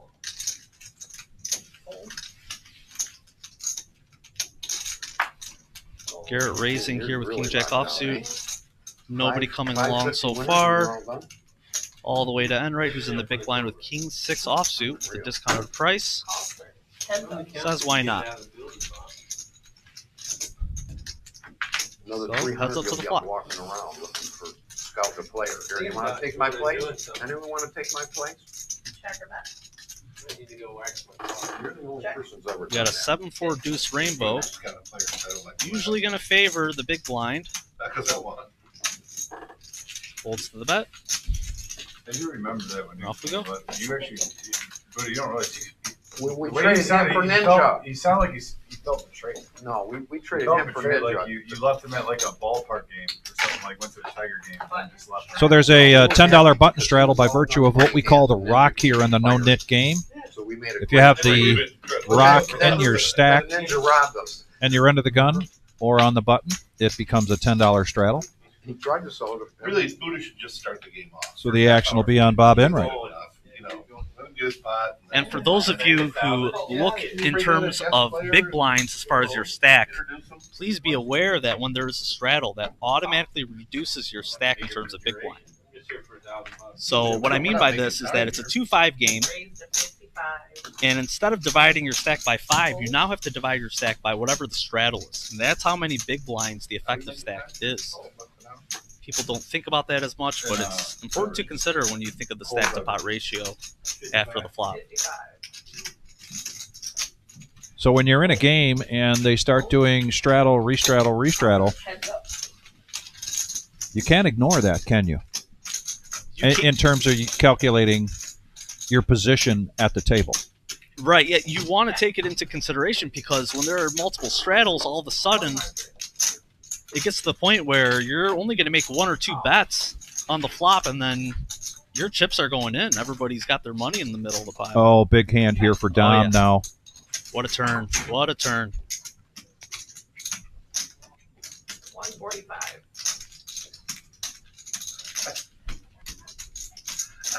Sound okay? Maybe not. Maybe that was a Yes. Bro, dude, you got the fucking mic. What? I knew exactly. I almost check raise. I was like, he could have ace. All right. Let's see if he gets The Dom fan club now applauding, That's good. which means I finally get around to doing Well, that's why Dom's I was shout like, out. Put him on that. Why are you doing in there? The queen came. Is a shout out to Judith, his wife, Yeah, but you didn't do nothing about it. and to his two nieces are watching tonight. They were all excited about Dom playing tonight, so they're watching tonight. Alexa and Gigi. I flop it. If I check raise. And if you're out there I and you honestly can, was raised check in with us on the chat real quick.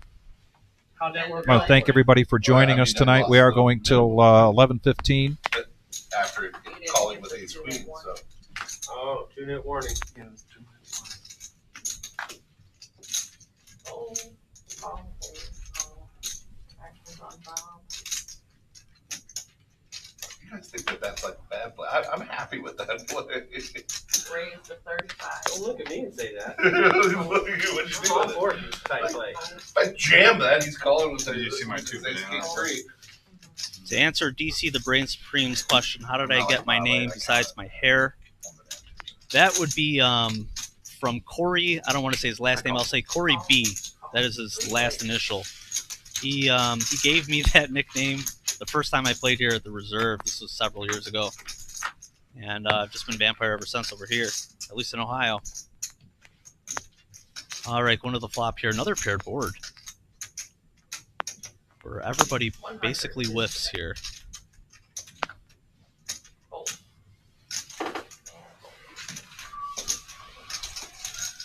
Like to see MGM Bond take the initiative here, picking up about $100. Well, it's interesting you say that, Mike, because I think you started playing here a few years ago, 2-3 years ago on the live stream, and you know, my daughter Eve, and you have known each other for a number of years, and I said to her, "Oh, Vampire's playing," and she said, "Who?"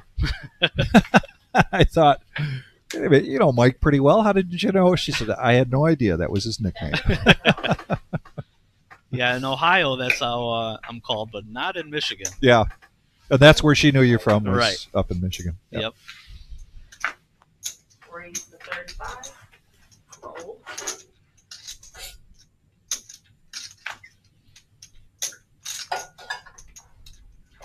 Call 35. Roll. Got Larry opening the action again with the suited queen. Common theme today. Getting a call from Buddha with ace-deuce offsuit. Enright with 7-5 offsuit. Honey Bear with 6-4 offsuit. The nit buttons must be out. Check that. Oh, there's one. Larry's got one, so there's at least two. Yeah, it'll be. I definitely hope the million. Dom got to get rid of his no-nit chip. Like Larry's going to bet his flush draw here. Nice continuation on the flush draw with just the king 6-3 out there.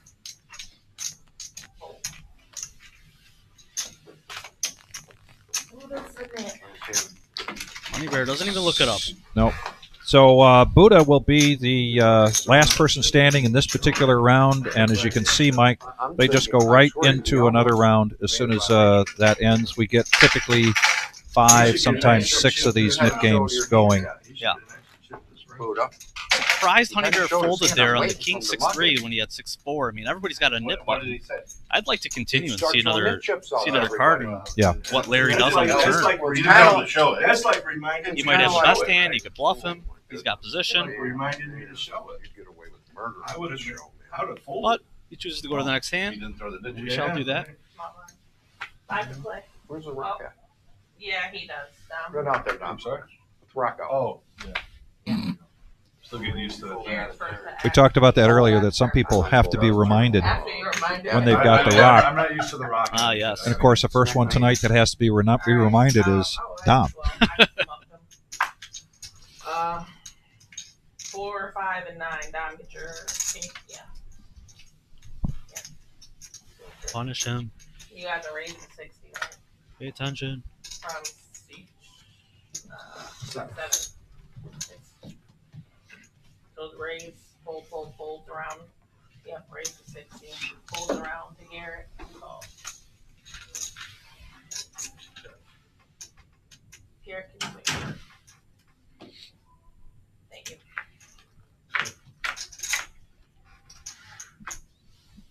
There's a check in the dark from Garrett, who's going to get a flush draw here.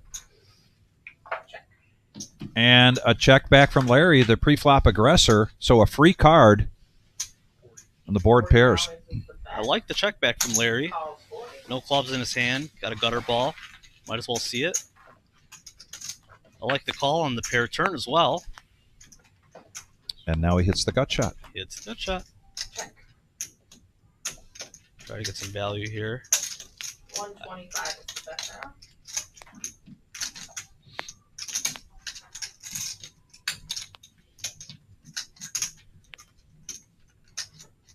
Calls. Wow. And he does. Straight. Oh, shit. That's straight. Yes, you got to see those, Garrett. Would you call him light there? Yeah. Yeah, I have a feeling you call him light. Yeah, see, just that comment alone, it tells me that these players have played with each other a lot.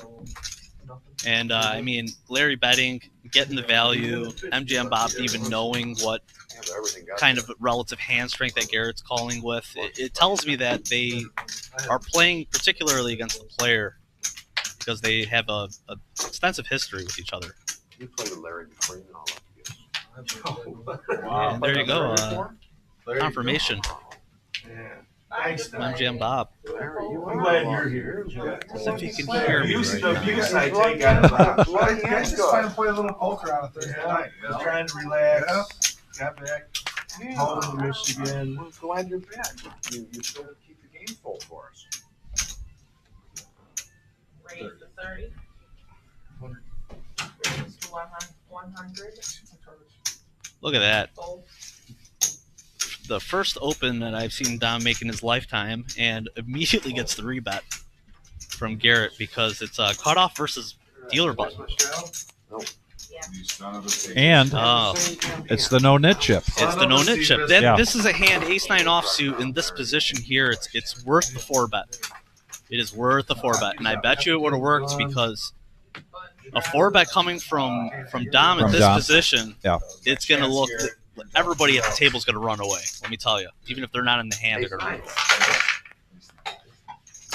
So ace-9 is a good polarized bluff hand to choose because he's blocking an ace that Garrett might have. Oh, sorry about that. Should have called. Chooses to fold. That was a nitty fold. He knows a nitty fold. Look at that. He knows. I called. Can they hear what I'm saying? They can't hear me, right? No, they can't hear you. They can't hear me. All right. No. Just making sure. I know this happens time and time again where, you know, we say stuff and then it's almost an echo effect. Somebody on the table says the same thing. Call. Raise to 50. 5-0. Fold. Lost time. Did you say make up for lost time?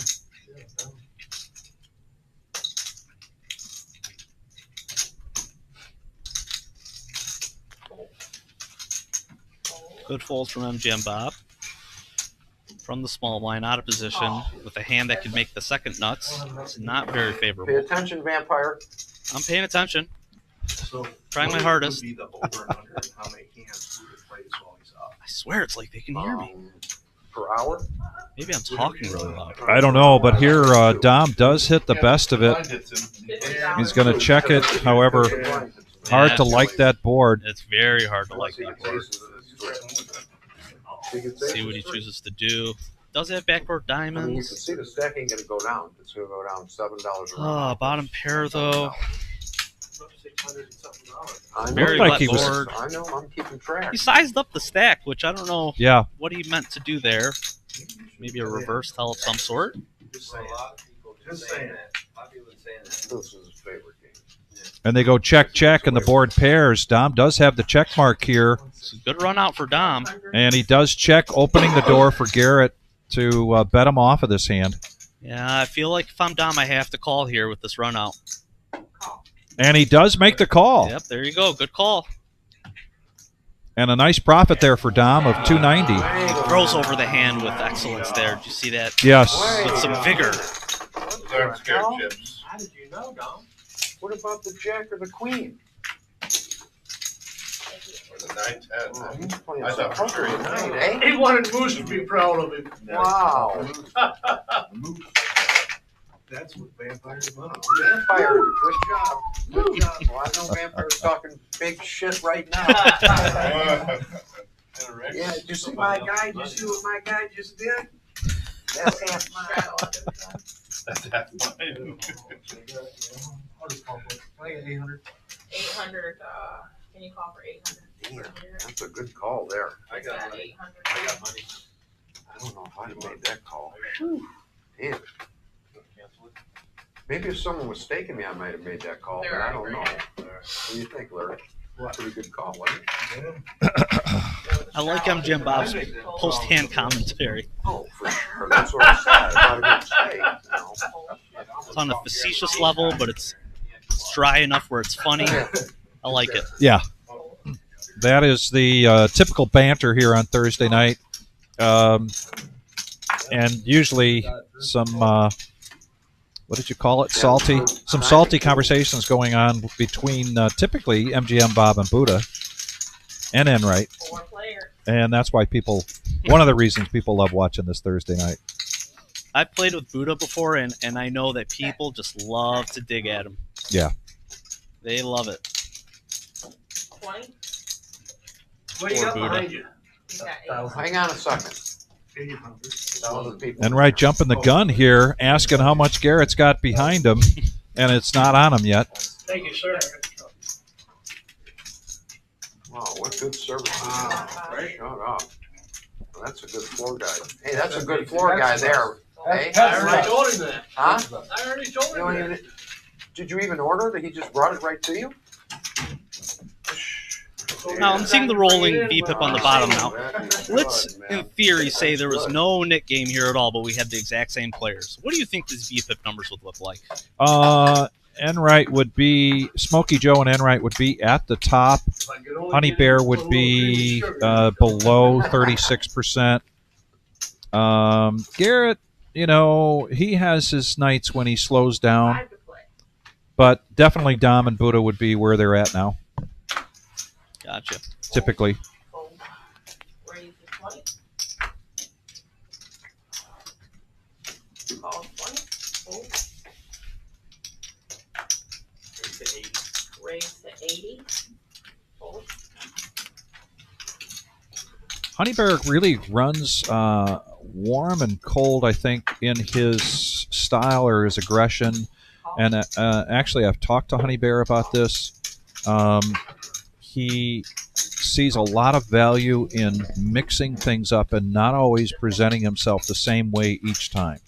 So you will see him, even within a 5-hour session, 4 players. fold, fold, fold, fold, fold, and then all of a sudden raise, raise, raise, raise, raise. And that's a philosophy of his that he'll talk openly about. So I'm not sharing anything out of school on him. I can appreciate the randomization. It makes it tougher to play against if you're not as formulaic. And that's what he likes about it. He does not like to be pegged, per se. Right. Unfortunately for Honey Bear, he's got a reputation based on a huge hand. I don't know how long ago it was now, 6 months or more, where he made a big fold with set of 7s. And it was dramatic for everybody watching because we could all see the cards. And it was a terrible fold. And he's had to live that down. Everybody brings up the 7s, the pocket 7s to Honey Bear based on that. And I don't know if maybe it's because of that. We've seen a little bit more aggressive Honey Bear since that time. But he takes it well. He's got a great nature to him. Check.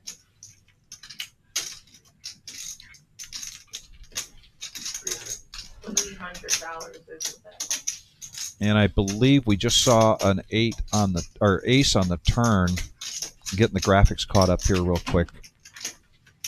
Yep. And somebody make the $300. so Enright, or I mean, Buddha chose the bet. That's unadulterated poker. Did you really? Unadulterated poker. You just kill your buddy. Weak pair with a gut shot for the Broadway. I think I would check if I'm Buddha instead of stab. Fold and call. Heads up. Try to realize my equity, but he chooses to just try to take it down at least. Gets looked up by the flush draw. Blank on the river. All in. Here it goes all in on a blank. Wow. Chooses to call the turn and then ship on a blank river. What kind of story is he telling? Half-size bet. If Buddha digs real deep, he might find a call, but he didn't dig deep enough. Left the shovel at home. Bet. Thank you. You're the beat. Yeah, we're secret. The man shows 7 high and you asked if you had a beat. He had, Four high. he had 4 high. That's why I asked. You asked There was me. nothing that didn't get it. You get the irony there, Bob? Yeah, but I mean, why you gotta bust Buddha's balls? I mean, come Get on. that rock out there, Dom. Yes, thank you, Bob. Why you gotta bust your balls? Who was I supposed was to say just no? He had the best I was hand? more listening to what he was saying. I'm still not used to that rock. Gotta have one table captain, that's for sure. Yes. It's the only way you can It's see. usually the loudest one, It's either losing the pot or such as Jared the Bear. Perfect example. He's a good captain, though. Good table captain. Yes, he is a good table captain. He does keep things in line. He sure does. We shouldn't be lying to each other. I get called with 8-5. But if you had a gentleman turn, Ooh, one of my favorite things, six-handed. The world. Not a whole lot in the pot, but that could change quickly. Nikki in the box is going to bring us this flop.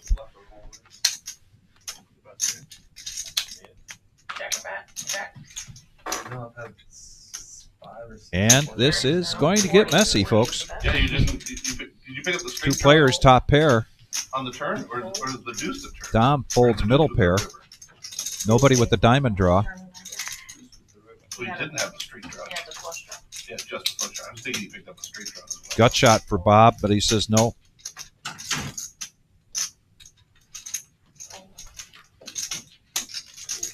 And this is an intentional check raise, I think. Wow. Yep. Six-handed check raise. Just want to get rid of that nip button. He's not even scared that Honey Bear was the second person to act after him. That is, He doesn't know how to spell scared. Fair enough. He's got the time. And he gets a quick fold. And he gets rid of his cards, gets rid of his yellow no-nit chip. Work it back up. He's not down. Multiple advantages there in that case for Enright's style of aggression. Sometimes it just works to your favor. That's how it goes. Stars align and it just works out. The swings are Oh, even in this game, even in literally 14 and a half. Just slabs of perch. Like, I need to try to get out there sometime soon. Thank you. I bet Moose is already gearing up for it. Huh? I bet Moose is gearing up for it right now. Oh. Down. All right, Dom. That's Bob's money. Oh, no. He's going to get a stern talking from me, let me tell you. A button straddle, and he's going to call with king, queen.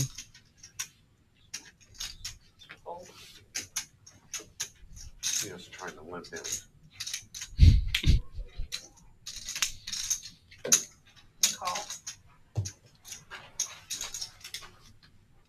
Even MGM Bob is disappointed. He just doesn't know what to do.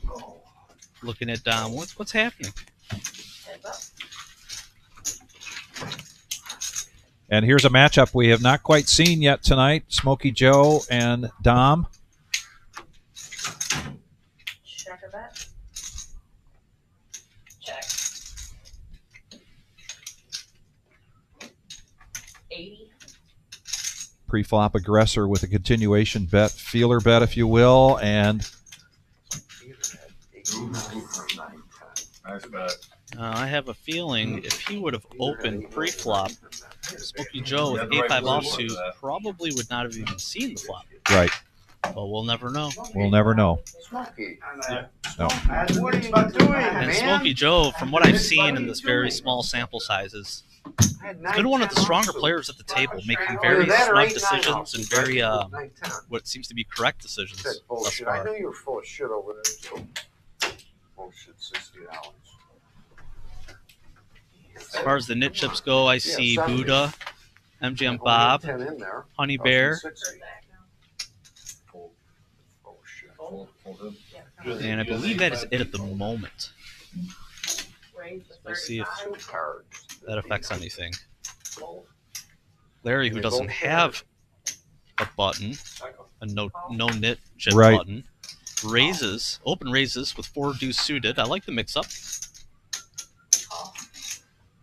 Not sure about that hand, but we'll see how it fares against ace-5 offsuit, ace-6 offsuit, and king-jack offsuit. 4-handed going to flop. Nikki explained to me last night that nail color is teal. I was playing. She was dealing. I asked her because I'm color illiterate. Yeah, I only know black.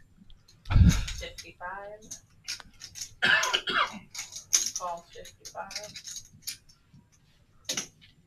Gut shot here for the pre-flop aggressor. Indeed. Going to make the call. You can choose to get aggressive if a heart comes. Smokey Joe with the only real hand right now with the 6, and a jack comes for Enright. You know what I mean? You got to change your camera, you know. You really have. You know him? We talked about it. You know him? Yeah, that's my buddy. 155. Good young guy. He's gonna give you the cards? You're saying if you He raise ain't pushed call, me a he's pot not? since Okay. Moby Dick was a minnow. Right? Rainbow board here, facing 155. Yeah. To me, this is just a question of pot odds. Chooses to fold.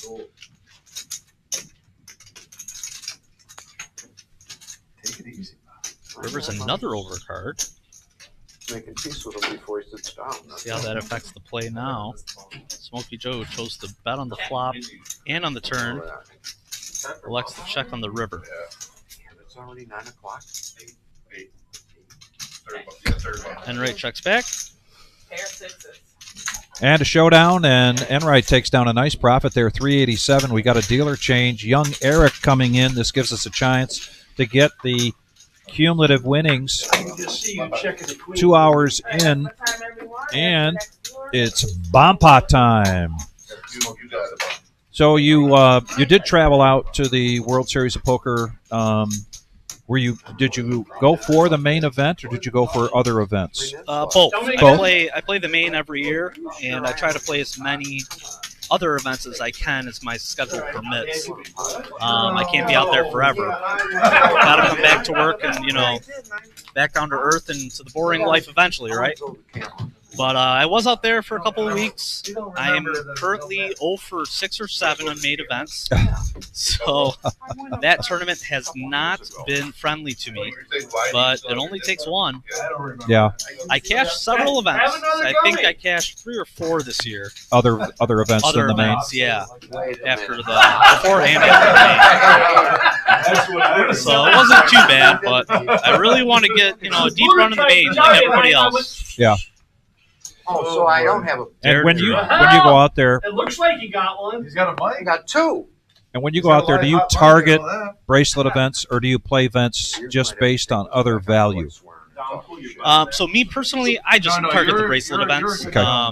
If you're going there with the mindset of value and trying to just get as much bang for your buck, it's worth looking at other events as well as other casino events to win. There's other series that are happening. There's a lot going on at that time. Bomb pot time. And now everybody's got 4 cards, and it's going to be a double board bomb pot as we are 8-handed. And what do we see? All spades, and Garrett, almost the royal flush there, has the top board locked up at this moment. Do we see any other sets?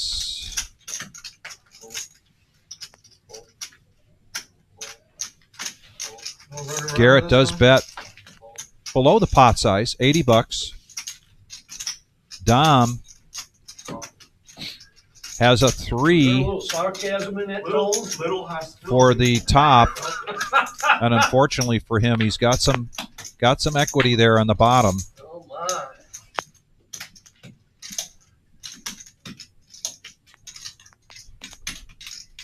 And if it were to end right now, they would chop it. $100 bet here from Dom.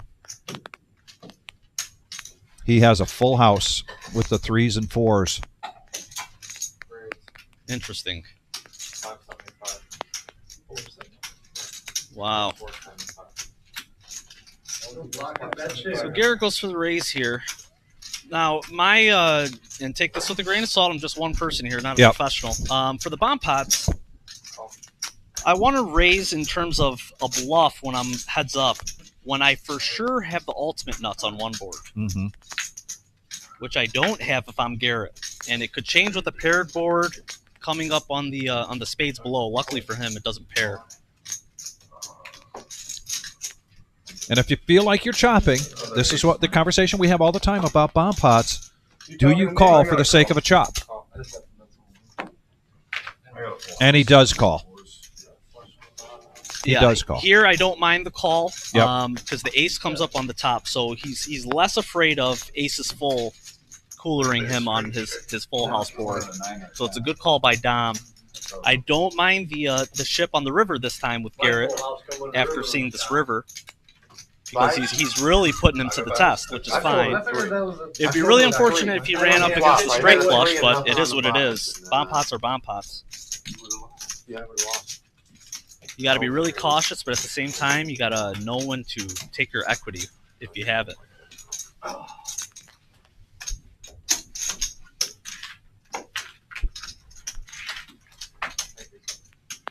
So we've got a big tournament coming up here, the Millie in September.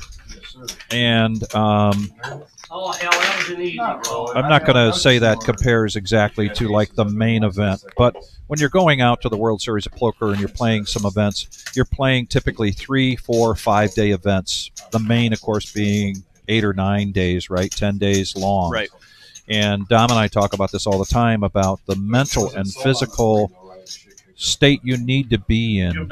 Yeah. And Your straddle, Bob. did you know that when you first went out there years ago for your very first, or was it something that you learned over time? It's definitely something I learned over time. Now, I've satellited for almost every main event that I've played except for one I direct bought.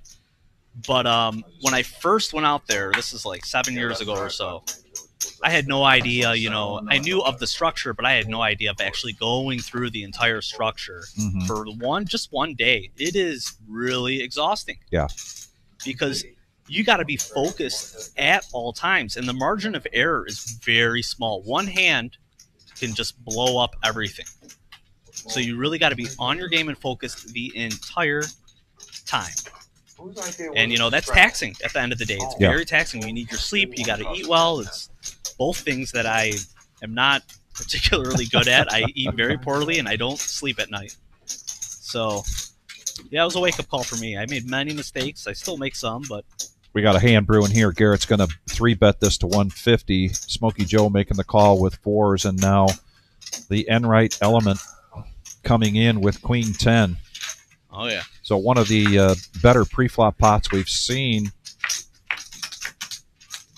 And here it comes. Wow. Now, I was going to say with Smokey Joe, he's facing a $120 call because he got 3-bet.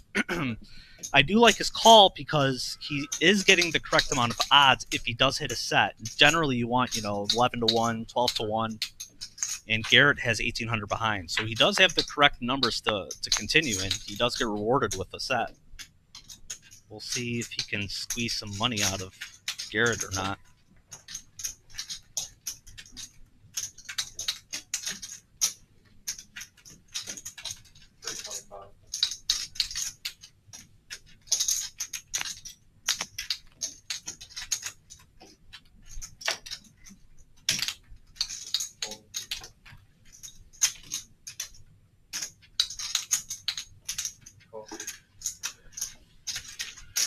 He indeed gets at least 325 committed. We'll see what the river does. Doesn't change much. And look at Garrett's stare. That focus. You were just talking about that focus. You can't be looking up at the TV screen, checking your Gmails.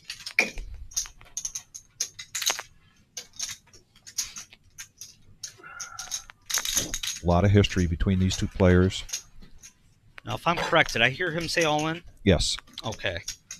So Garrett checked the river really quick, generally meaning Yeah. His hand strength is a hand where there is some mediocre value, but it's not at the top of his range. So if I'm Smokey Joe, I want to make a value bet instead of a polarized large bet.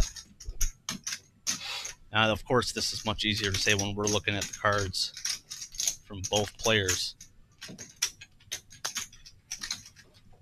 Well, let's see. I mean, Garrett has been sticky and has called light today so far. Maybe he will get a call.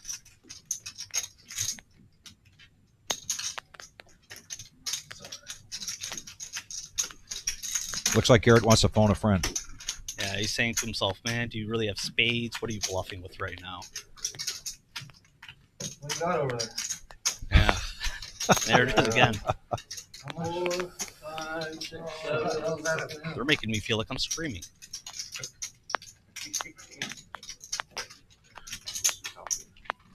I know.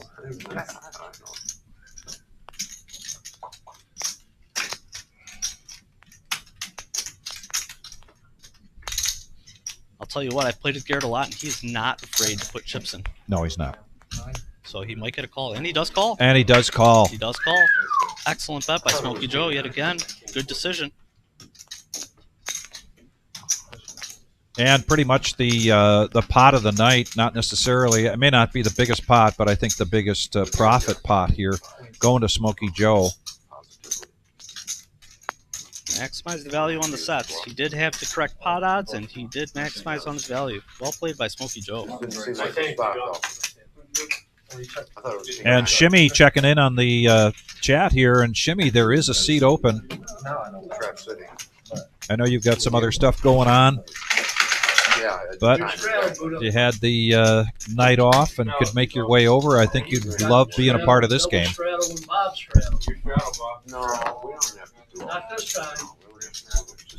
You think you're the only one who can pull that shit. Yeah, if you were down here, he'd have you doing it. Yeah, it was like this. He looked right at that straddle that you did last time and didn't double. That's okay. I didn't even think to. Shit. If you reminded me, I would have done it. Buddha's stuck now. His straddles are a little tighter. Yeah, I'm only up And right, open limping with 7-5 hearts. Oh, you got a stack of green I can't see over. It's around to Thank you. I use that. the big line. 5-3 offsuit. Last but not least, Buddha with Ace-8 offsuit, the discounted price. Oh, we do have one more. Sorry, we had another straddle. Got the straddle there with Smokey Joe, or the re-straddle. The re-straddle, and he had King-Queen offsuit. And look at the snap calls. Bumps it up and it's his image. Automatic. He has the image at this table that he comes in light.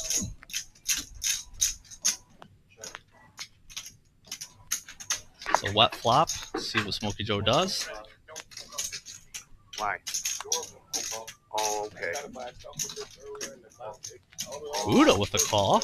Oh, He has the ace of spades as well as bottom pair. Let me go get some. And the door don't open. Oh, he's got to call the company. Well, that would typically be a brick, but now it gives Enright a flush draw. And Enright called the flop. Yeah, he had the bottom Yes. gutter. Bottom gutter, and he picked up some hearts. Yep. Could see some fireworks here. Maybe a king of hearts comes or something of that nature.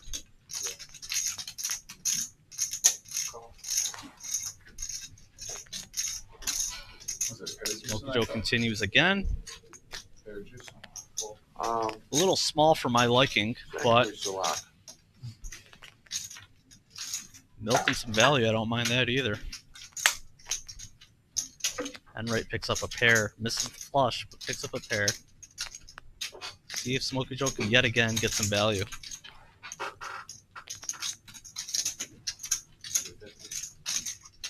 Oh, I love this bet. I love this bet. 250 into this pot. Wow. And almost immediately gets a call from the 5. What an excellent bet. Good. Another good hand by Smokey Joe. Very impressive. Playing quite well.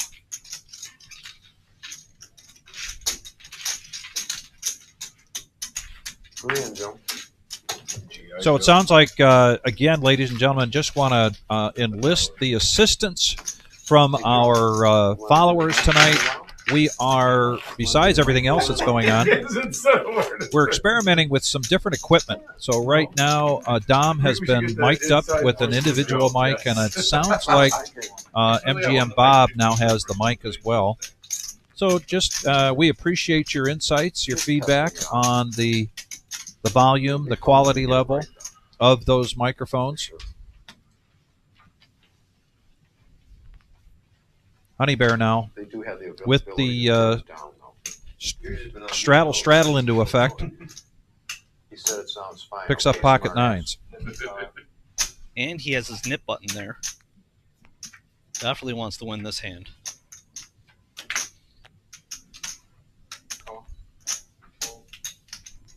That's a call?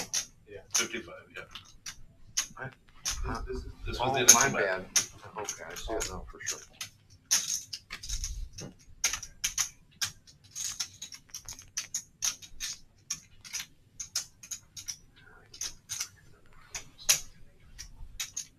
Probably sucks. If I fold it, I know I'm fucking nuts, you know what I'm saying? Every time. And I call it just blank, okay. That's all. Enright, not going anywhere with 6-4. Needs 35 to protect his restraddle. And right on cue, he does just that. We go 5-handed to the flop. And quite an array of cards pre-flop here, so Mike. many pretty hands. Ace-5 suited, Ace-2 suited, Queen-Jack suited, and the best of all, 6-4 offsuit. However, ooh. It's going to spell trouble possibly for MGM Bob. Not only with the flush draw, but with the gutshot straight draw. I like the size here from Honey Bear.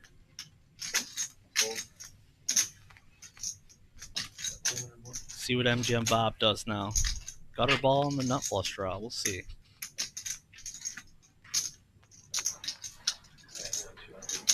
Now, I can tell you from experience, what we've seen from Bob in the past is that if he's having a tough night, and let's say he only had 650 in front of him, he might shove right here. Now he's got some chips to play with. Probably doesn't feel the need to do that, but he does feel the need to raise. Okay. How do you feel about it? I don't mind the raise. Let's play for it all. The only issue here is that Honey Bear was the opener. When he paused, that's oh like, boy, and Enright just says, let's do it. I don't have a club in my hand, but I got middle pair, baby. Let's do it. Yeah, see, you're wrong, because I'm all in, too. Well, I'm ahead. Honey Bear, of course, No, move. staying in the party. I assume he's on plus. MGM Bob with his kids in the street. He's not going to leave him alone. He calls. We'll see what happens. Now we've got the pot of the night. Good. As long as I can beat him, I don't lose no money. straight. Only at the reserve here. Hold on a second. How many we got on the side? Good stuff. I applaud Enright's gusto. Just run them out. That We'll get it 1% all next to his fixed. name, it's better than 0. I'll tell you that. Holy, well, And we take a minute here to make sure that we get the side pot correct. He's got 690 more? Yes. Damn. All right, come on. Give me a club one time, baby. 3 clubs. One time a club, not the 3 of clubs. Club. Club. Deuce helps too. shit, 2 pair. A couple of red cards and not a deuce. He already had the side pot. Oh man, Enright hits 2 pair. And how about that? How much? A lot. Well, hey, Enright actually picked up a couple $100 for his trouble. Yes, he did. Yeah, but I want it from you. Last hand. How much is 690? I talked that. I thought you were going to have the straight draw. You would have the flush draw. I did, but I didn't run. Cumulative winnings here. I figured he was coming. And you can see we've got 5 people in the green. And really, most of it in the hands of Smokey Joe, and most of it coming from Garrett. Enright was felt it earlier on. So actually, Enright has made a little bit of comeback from his initial $1,000 loss. And Buddha trying to climb back out of a hole here. We had the conversation while we were having dinner tonight about the sizing up your stack. And so if Buddha's down 591, I haven't seen if he has added to his stack. But you talked about a philosophy around adding to your stack in a cash game based on your position at the table and doing some evaluation of the other player's stack in conjunction with their style. So we're going to get a minute to talk about that because I think that's pretty valuable if you don't mind sharing that insight. Absolutely. Because at this time, How lucky is he? Buddha looks like he has added to his stack but has not topped off to the 1,000, which you're allowed to do here. You're not allowed to match the stack on this game. Right. How much? 300. Yeah. So I'm going to use Buddha as that example when we cover it here in a minute. Yep. Jam over the top. And I must say, we just saw the cumulative winnings, and Larry S. was in the green after, I don't know, 4 or 5 hands where he was second best and put to the test. That shows, you know, in the sessions where you're having tough decisions and you're not running just incredible, you're still mitigating your losses and maximizing your winnings in those tough sessions. That separates the good from the great players, or vice versa.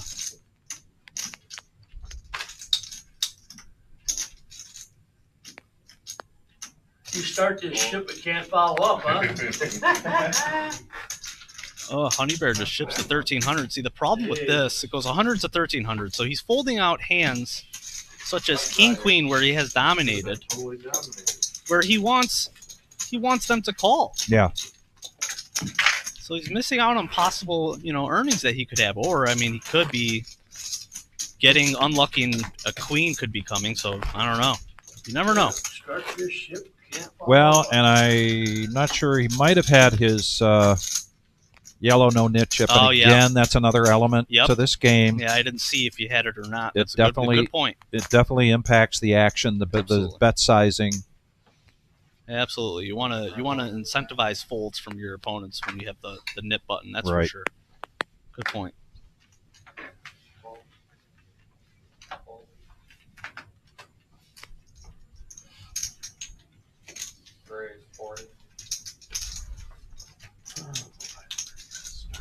Start over now. You gotta start over. 80. Great. 80. And mixing it up a little bit here in the position on button, King 5 suited, 3-bet from Buddha to 80.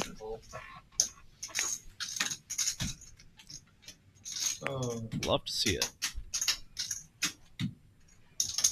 Probably not going to chase these two players away.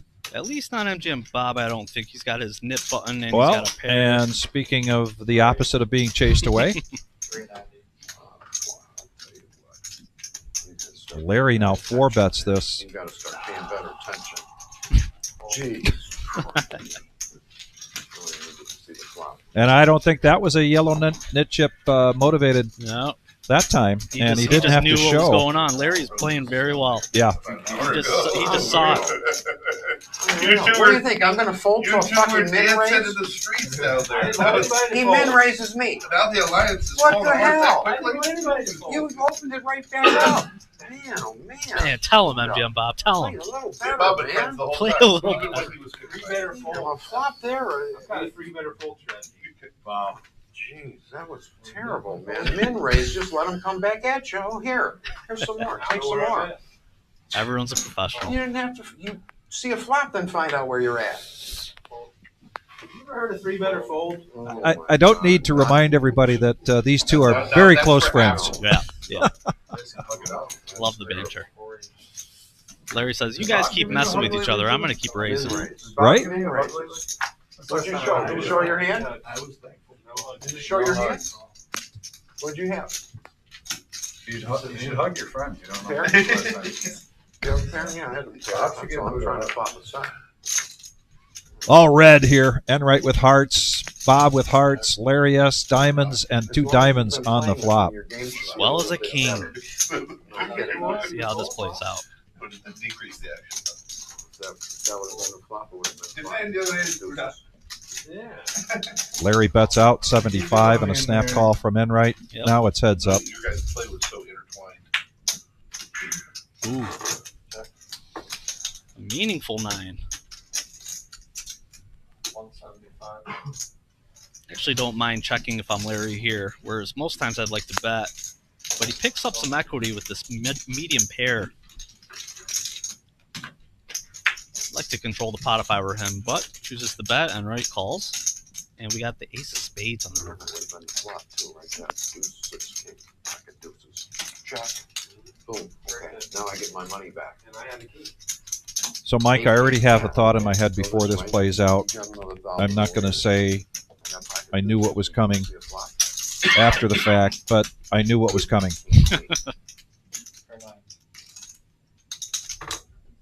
Well, Larry repped the ace, and Enright said, I don't care. Yeah, I understand trying to represent in that situation, except when you're against a player like Enright. You got to I am definitely going to throw in the towel at that point. Enright is already checked. I have the opportunity to check to showdown. Putting a bet out there against a player like that, a sticky player, it's a tough thing to do. I mean, I just... Yeah, you'll see me on Tuesdays in similar situations when I'm against OG John, and I wave the white flag and I say, check, you can take it, OG. I know you're not folding to me. Yeah. It's all yours. Yeah. That's another example. That is, we've got OG on Tuesday nights and Enright on Thursday nights, sometimes Saturday nights. But Dom and I see that time and time again where bluffing OG seems to be fruitless. Yeah, I've tried many a time, and I learned the hard way and the expensive way that it doesn't work. So I've since given up.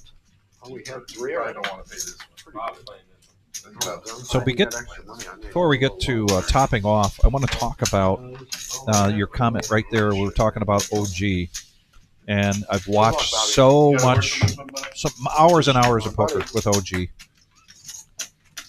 Ace 10 versus Ace 7. Two ends of the spectrum here in terms of VPIP. And Enright gets a 10. And for some reason, he's suspicious, doesn't like it. The 7, although it's a run out of spades, and it just slows everybody down. And I know you've played against OG. Oh, the game's still on, Buddha. Premature, Buddha. Another one. That's a fucking ball. That's a ball. That is a ball. You talk about getting ready for the next big game. Wow. How much is OG loving action and loving to be in big hands, enjoys the game? How much of that, but is also a sophisticated strategy where he realizes how people view him on the table? Oh, yeah. That is definitely the case. Don't let the looks fool you. OG knows what he's doing. He likes to be sticky, and he likes to see cards and turns and rivers, but he's no fool. And he knows his image, and he plays to it. And because of that, he gets to see a lot of free cards, too. Because people are afraid to bet into him. Yeah. So don't let the looks fool you. He knows what he's doing. We have a saying here on the live stream on Tuesday nights that gut shot for OG is paramount to open-ended for everybody else. And to your point, he gets free cards because there may be a light board there that you would think already he's got 2 pairs, so you're not going to bet into him. But in fact, he's got a gut shot, and then he hits it. Right. We see it time and time again. Absolutely. Yes, have I.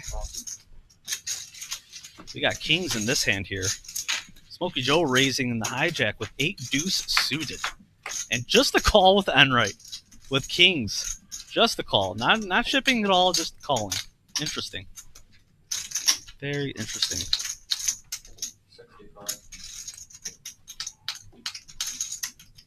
Well, Enright was very vocal about wanting to be in a hand with Smokey Joe. You're safe for this hand. Now he wants to put some chips in there. Now he does. Play the button and we'll chop it. Right? I don't know what I give you, gamble either. Well, you ain't getting no action down there, Bob? No action. So Buddha did. We're going to talk about topping off your stack here, ladies and gentlemen, in a cash game. Had an interesting conversation earlier with Vampire. His viewpoints on it, I found it extremely interesting. I'm going to let him explain what his viewpoint is on in a cash game if you have the opportunity to match the stack and or top off. So here's the basic philosophy. It's very general. I'm assuming that I'm one of the better players at the table. That's number one. I'm sitting at a game where I think I'm one of the top players, or else I shouldn't be sitting at the game.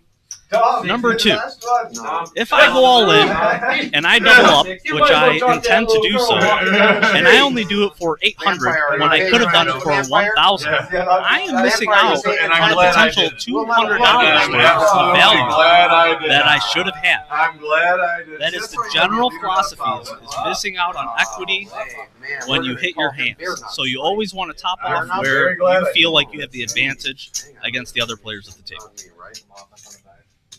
So at this point, MGM Bob and Buddha, given your philosophy, should really be reaching back and keeping that stack at 1,000 at all times.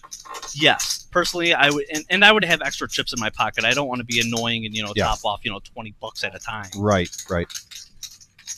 But I am making sure that I maximize my profits when I win.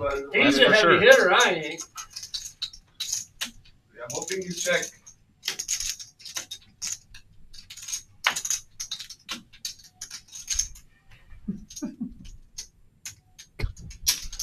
That's right when he said he looks down. So that's why I was. Catherine, your son is having a very good time here tonight. Thanks for checking in and wishing him well. And you could just see him laughing there. This has been a very entertaining table. I would have hit that. I had a suit of ace. I would have probably hit that. Oh, yeah. He's using my line now. But more importantly, it's been a special night here at the Reserve to be able to have our good friend, a.k.a. Vampire, Mike, joining us, coming down from Michigan to spend the time in the booth. We're going to be here till 11:15 tonight. And then Dom and I will be back at it again on Saturday night for the regular Joe Poker Show, which I believe there's might be a seat or two still open. So if you're interested, give us a call. Get on that list. Get on the schedule. Get on the schedule anytime you want. We typically go out 2 or 3 weeks. So if you want to get on a Thursday or a Tuesday as well, give us a call. That's where all the chips are. There's no Smokey free. Joe's VPIP is 60%. Yeah. Playing so impressive and playing 2 out of 3 hands on average. That's pretty impressive, I must say.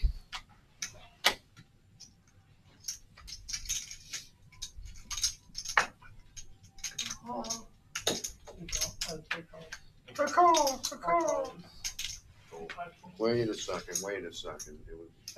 You can't be calling in that. That was the call birds. It wasn't me. That was No, I'm with you, Bob. I heard him say call. I see a nip chip button still in front of MGM Bob and in front of Buddha, and a pile next to the dealer. So I don't know if they're the last 2 remaining. We'll see how that influences action right now. MGM Bob has King Jack offsuit. I believe those are the 2 remaining. And he makes it 100. He wants to get it over with. But Enright is being stubborn. Ace-7 offsuit. Coming along for the party. We're heads up.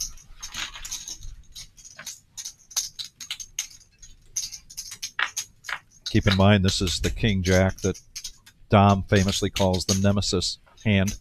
Yes, he's not a fan of King Jack offsuit. And to be fair, it does have high reverse implied odds, so I understand why he doesn't like it.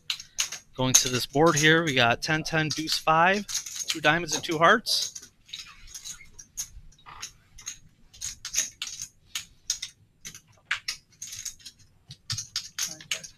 Bet of 75 gets looked up on the turn by Enright. The river's the 9 of diamonds. And the ace high is going to get the check mark and a profit of 215. And Jim Bob's not happy about it. See what he says. Good enough. Nothing. Speechless. Shaking his head. What are you gonna do?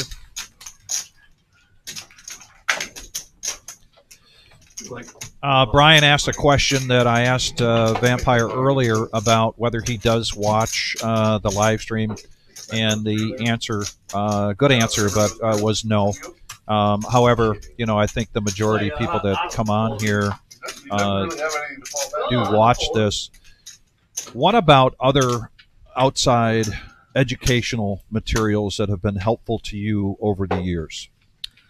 So there are a couple books I would recommend if you're referring to that kind of materials. As far as watching or materials, as far as like videos or looking, it really is not any kind of active learning by just watching for the most part. It's really passive, and you're not really retaining or solidifying information that you should be building memory blocks with.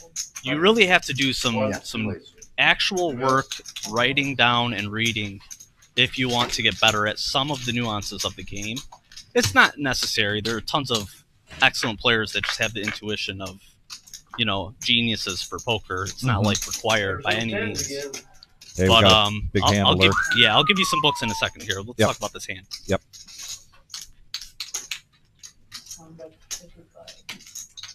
10 of diamonds, 10 of hearts, queen of diamonds. Two people with diamond flush draws. And Larry with the gutter ball for Broadway. Gets out of the way, though.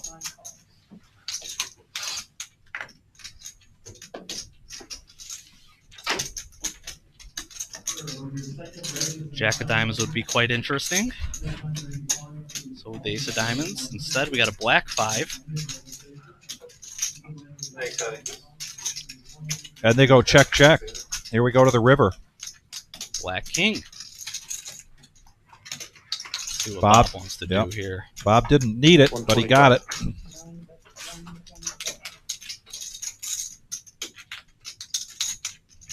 $125, trying to squeak some value out of something. Gets the fold. He's going to show it. Yep, he does. He gets rid of his chip as he stares down Buddha. Buddha with a smile. Well, You got two, I got two. Buddha with a forced smile, because this is the second no-nit round that he's lost. Oh, wow, really? Yeah, so that taking a bite into his chip stack there yet again. So really quick, in terms of books, in general, for No Limit Hold'em, I recommend Michael Acevedo's Modern Theory of Poker. That's just generally for principles, and it's just great for an all-out No Limit Hold'em, MTTs, as well as cash games. In terms of satellites, Dara O'Kearney, I believe is how you pronounce his name, is the strategy for, I might be butchering the title, but the strategy for satellite success. You will not find a better book on satellites, especially with the amount of satellites that are running at the reserve. It is worth the look. And then finally, an old one and a favorite one for me, Mike Carroll's Book of Tells. Yeah. It's a good one to look at. Yeah. Still holds up to this day. Yes, I it believe. does. I love it. Those are the ones I recommend. Yep.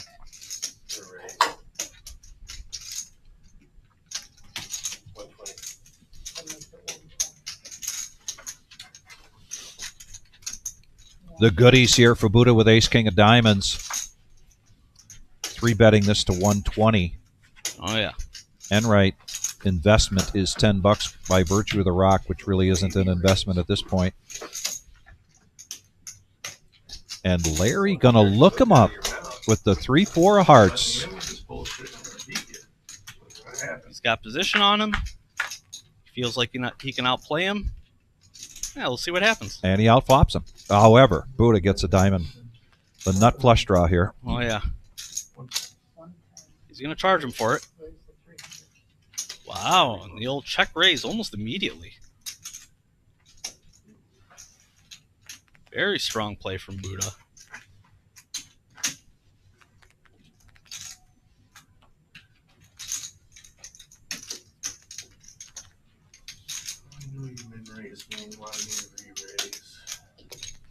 You talking to me? No, myself.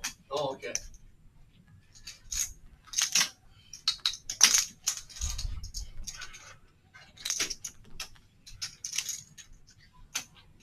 Buddha looks like he's forcing himself to play with his chips.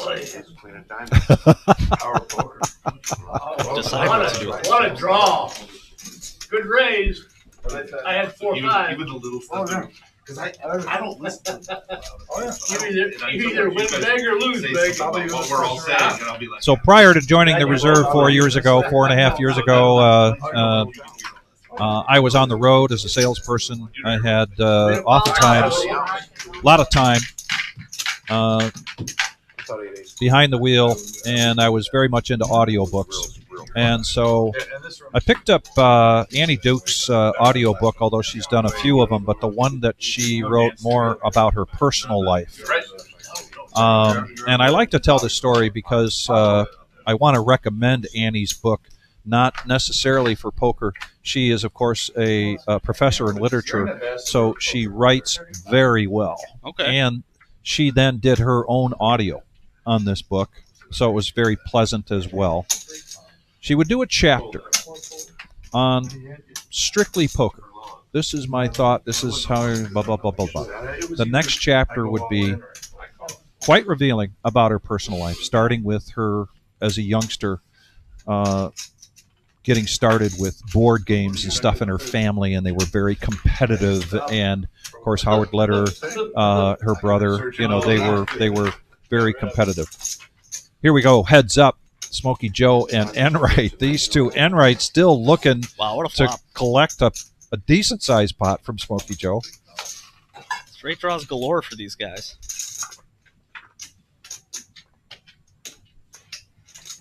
And what a turn. Well, they both have open-enders.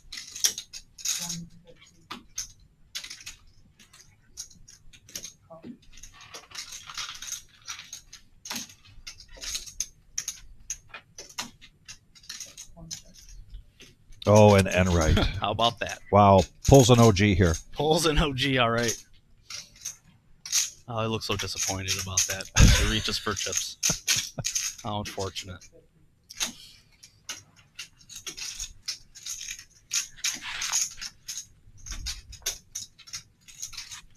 That's 650. I like this bet. It's pretty polar, but I mean, Smokey Joe does have top pair, or I'm sorry, second pair. He might call. 3 of hearts looks a little unassuming. It's not a diamond.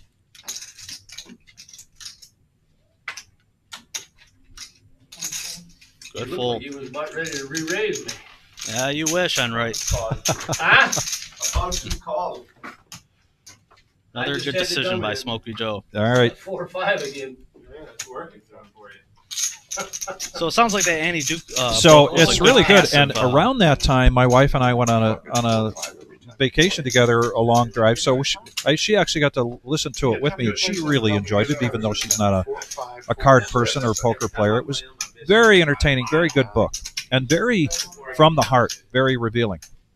However, I should say, one of the things that she talked about was that the banter that she tries to create at the table, is always about redirecting and getting people not to be thinking about poker or talking about poker. Yeah. So if somebody's talking about the last hand or the big hand they were in the night before, or remember these cards, in her belief, that's what I'm saying.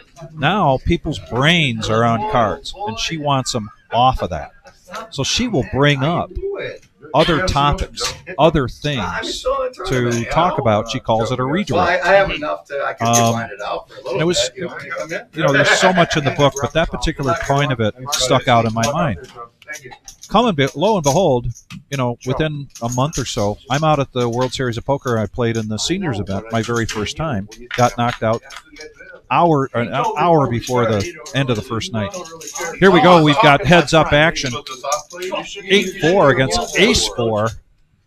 And MGM Bob's going to flop top. Detroit against everybody. Detroit against everybody. That's true, though. 100. Tigers versus the world.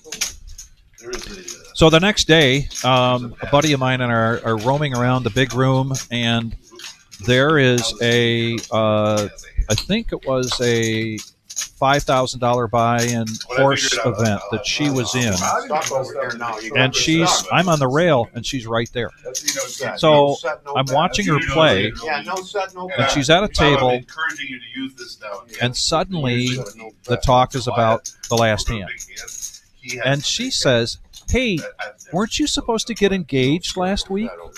And they all kind of knew each other. The table was roaring in laughter because it was kind of an inside joke. And no, this bum is never going to. She did, right there in front of me, exactly what she had talked about. She had cleverly taken the conversation away from poker and redirected it so that people were distracted with something else. It was so cool to watch, right? Within minutes, they're going on a break. And she comes to the rail, and I said, "Annie, I don't want to bother you. I just want to let you know that my wife and I just completed your book, and we loved it." Oh, my God. She lit up. She almost hugged me. She said, "I'm so glad. Thank you for saying that. I appreciate that." And it was really cool interaction right after getting to hear her book. The timing was just perfect. But I say all that to open that discussion about conversation or conversing at the table. Do you come to the table with a strategy around that? I do, and I'll tell you that right after this hand. Oh my! We go to the flop 3 ways. We got Larry S in it again as the opener with pocket 4s against 10-8 suited and ace-9 offsuit. Flop comes Jack, Deuce, 8 rainbow. 75. Larry chooses to check. And then fold to 1 bet from MGM Bob. So regarding your question, and I hope people don't mistake this answer as that I'm a fake person in any means, but because I generally just like to have conversations with people at the table. I don't like to be a robot, and I don't like to put my hood up and be a silent person.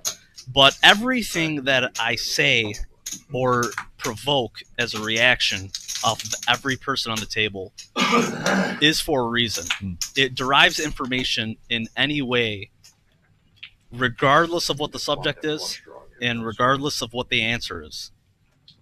Everything that is said, and even just like the demeanor as far as their reaction and their responses, elicits information. Okay. Whether or not it's how they play a hand or poker related or career wise, what their relation with that or how risk averse they are in life, things of that nature. It's all information and it can be used against them. Having said that, I still just like to have conversations. Yeah.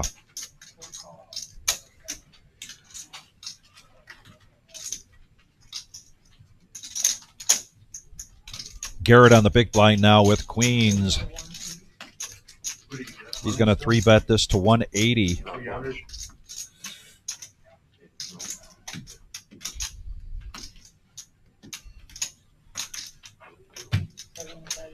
I shouldn't have gotten in that. I knew there was 50-50 chance that was a bet waiting for you to bump it. Good bet here. That's good that Smokey Joe is opening hands such as King 7 suited, where in lower stakes poker, especially 1-2 level stakes of poker, people don't open King 7 suited. So the result of that is that their opening range becomes really confined to a higher premium set of hands, and it becomes very easy to play against. Now, if you start opening a wider range, such as King 7 suited, you're able to fold to 3-bets while at the same time protecting your range. Meaning, it's not always a premium, and it's less able to play against because it's not so confined to the top percent of hands. That's one of the common mistakes that I see from the small stakes players is that they don't open a wide enough range and that they don't 3-bet enough. So it's a good play from Smokey Joe to open it and to fold it correctly. When I was a kid. Yeah, I felt so bad for the 7-Eleven people. Yes. Yeah, you run around all day playing in the park, you go in there and get a Slurpee. Stock money. Sad. I never lost it that way. I probably lose more money now. Smokey Joe 3-betting with King 10 offsuit.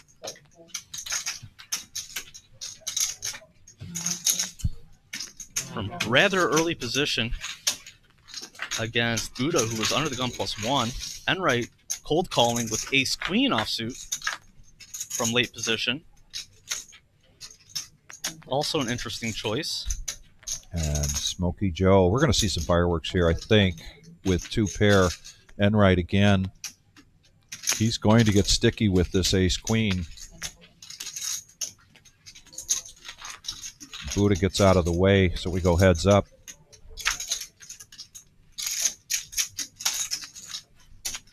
And a brick, but another diamond.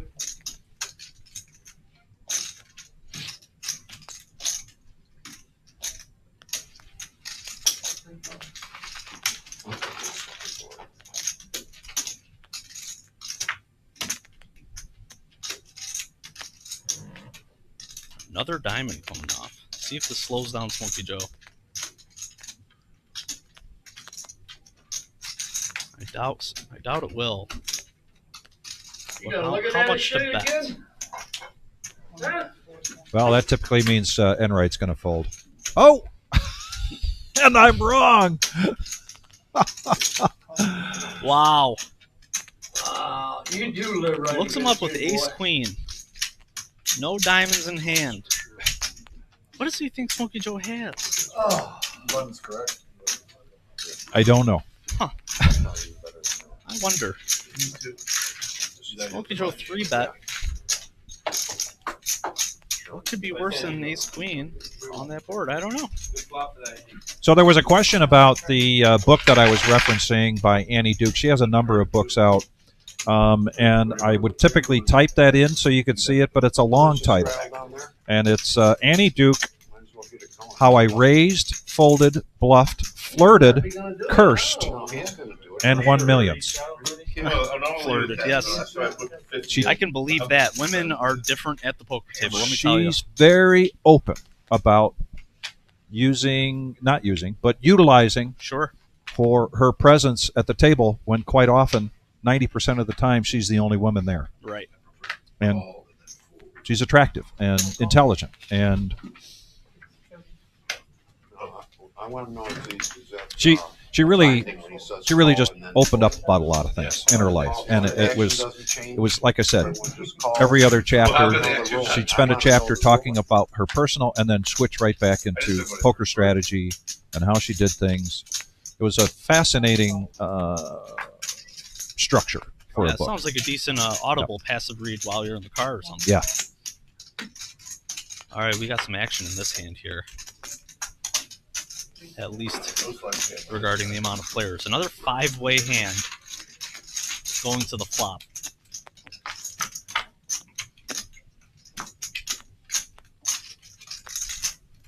check. Buddha's got the best of it right now with what Dom calls the nemesis.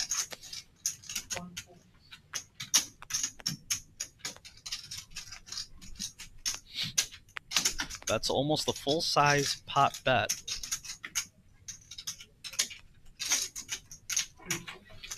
Saying really charging those flush draws, as they like to say. Might scare everybody off, however.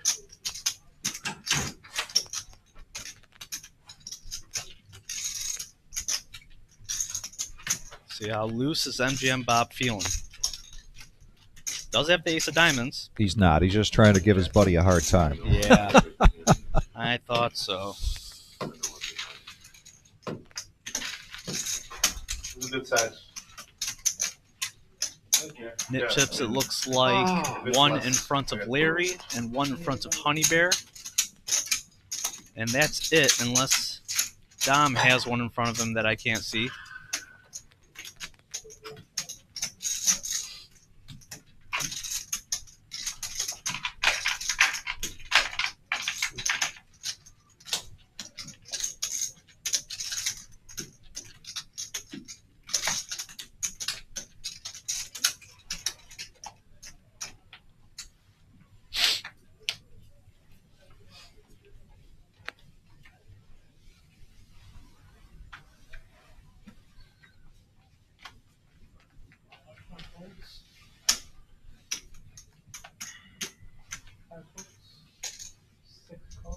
And yes, it looked like Dom did have his nit chip still, so there's still 3 nit chips in play.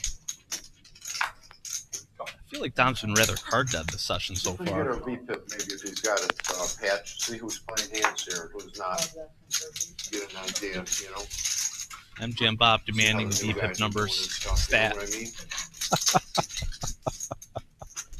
mean? Lowest?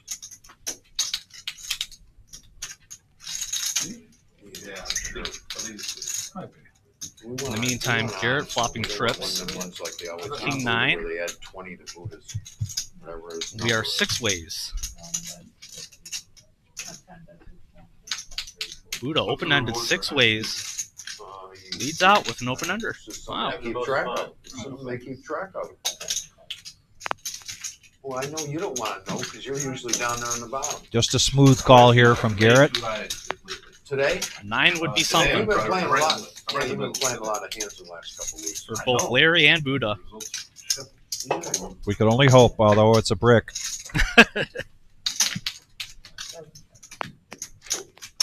And they check it around. Checks around. And a blank.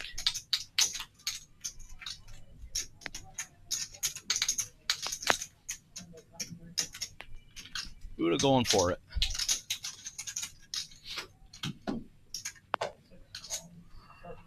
Oh, Garrett with such a reluctant call. Yeah. Darn. That who You're not. played. Yeah, I'm glad we didn't get our nine. He posted on Twitter. He said, "I played in the I can hear Garrett saying, The guy who won it. you weren't going to call my raise anyway. for the first about 4 or 5 hours." How much of that happens? How much of that I is hear that a realistic? lot. Yeah. It is not a thing you want to say or actually think because it is a very poor mentality. There's no logic behind it. It's actually just flawed in almost every way. Yeah. You're saying you're not going to call a raise anyways, so instead of trying to provoke some value out of you, I'm just going to reveal my hand and take down the minimum amount of value that I could. That's not good logic in my opinion. Yeah. But you do hear it often. Absolutely. Players Hear it try all to- the time. They just try to justify everything. Yeah. Yeah. So, Dom's the lowest defense. Yeah, well, that was a I'm given. not, I'm not. That's not that bad. though. Yeah, I always I figured really we were not But just- still, I have I got was king going to seven, bet queen who was going to three, be seven, lowest. Did I say that when we started? Who would be lowest? I didn't hear that. Yeah, I said you ain't gonna play no hands. I have king 7 on that last hand. Uh-oh. So Dom is on trial right now for his That was the VPIP. first time where it And he's pleading his case right now with his hand history. Oh, really? Let's see what the verdict is from MJ and Bob. Bet ace king once, king queen once. Those are my 2 best hands. Allegedly. Dom, allegedly. Yeah, I saw the VPIP numbers up there. I didn't know you were up there now. From the beginning, you didn't put I that saw on. the VPIP Yeah, numbers. yeah. We already knew that. We already knew Yeah, it was that. up to 30. You were still at the bottom. Yeah, no, I know. I'm pretty. It was up to 30. I'm not just saying this. I've been pretty carded though. I'm not just saying. You have, but I guess you could have opened there with 5-4 suited with that nip button in front of you. Spice it up a little, Dom.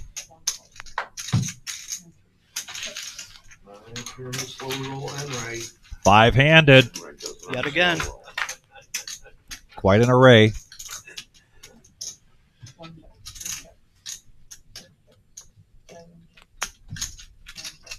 I haven't had the regrets to it overall. Like, oh, I've been falling, and then like, oh, I would have gotten lucky. So, The board pairs. Garrett in a commanding lead here. Enright has a piece of it, which in his mind means bet it.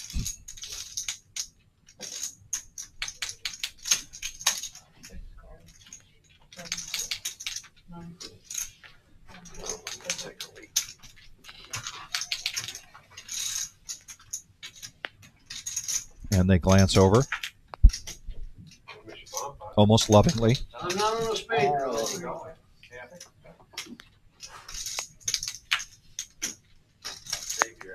I like Garrett's flop check, eliciting that that turn bet from Enright, so he picked up $45 for it. But I don't like the check back on the river.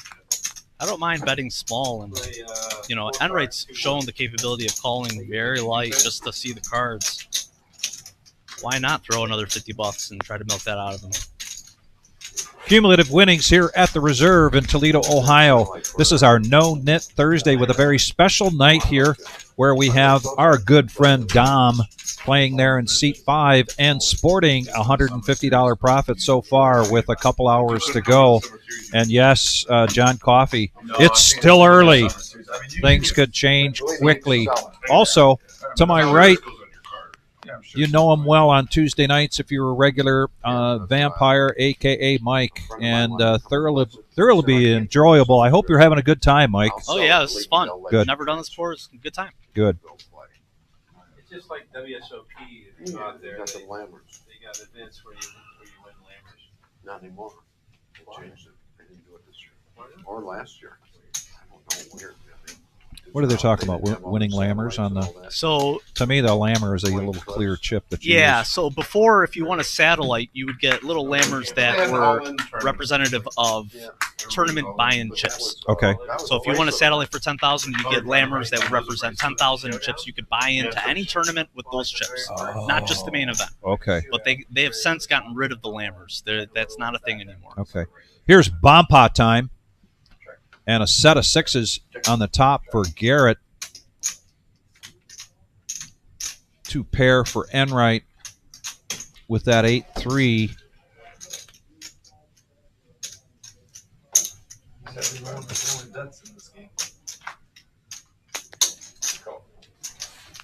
Honey Bear has a piece of this and kings.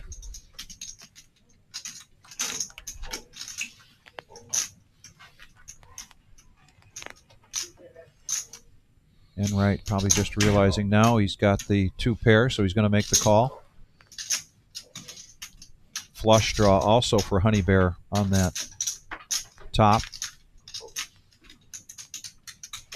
Yes, kings with that flush draw. I'm continuing if I'm Honey Bear. If I'm Enright, I'm folding my hand. Just 2 pair on the one board, nothing on the other, and there's a lot of turns, such as a spade, that really ruins my hand of 8-3. It's not a promising future. Garrett's sitting pretty, though. I can tell you that. He is sitting pretty. He's got the hand to put everybody to the test, including Larry. And he folds. It's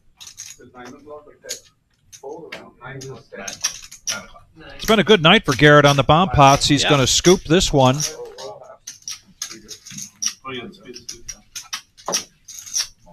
You got one more card. Didn't even need it. He didn't care about that card. Is that part of your 5 full houses? Yeah. Oh. You want to show it or no? Backward? Oh, yeah, wrong one. All right, where's my regular? Buddha. Power of the Buddha.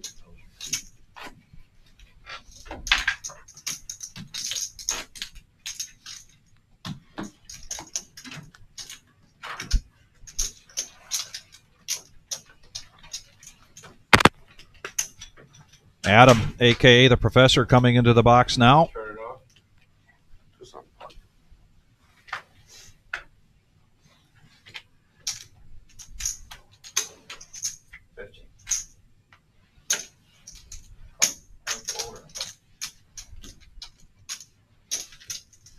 The goodies for Larry, ace king.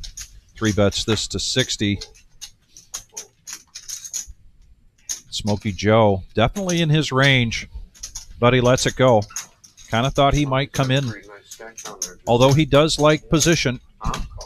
And Honey Bear with a suited ace. No, I say that's very now nice. Garrett. A couple of nice stacks down there. It's very nice. Making the call. 3-handed going to the flop. Garrett has the hand that we call here around Toledo, the moose. The 8-5. I'll explain that to you in a minute. And it's king 5-4. Right on top, no doubt. Yeah. With 2 spades, Larry has the ace. See how he's catching? It's impossible to fold to the guy. That's why he gets all Gut shot for Honey Bear. And runner diamond draw.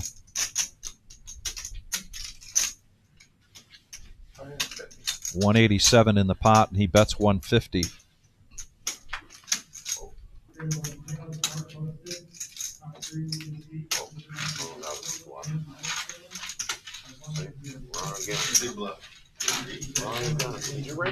I told you there's quite a history here in Toledo of poker, cash games throughout the city. Throughout the years, we actually have a good friend of mine that has written a book about poker in Toledo and a book about the mafia here in Toledo.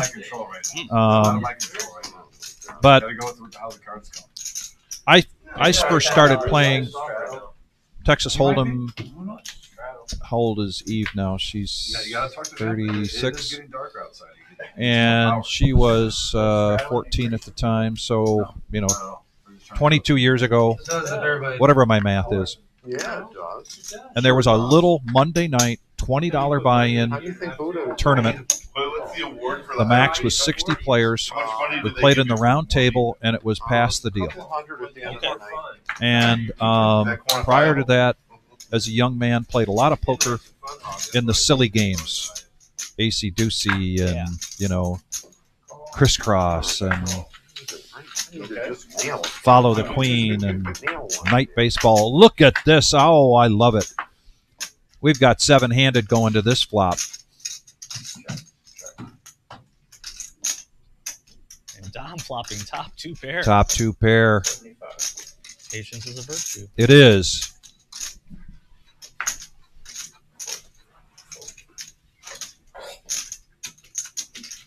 Buddha going to call with his flush draw here. And now, nice pot building up here.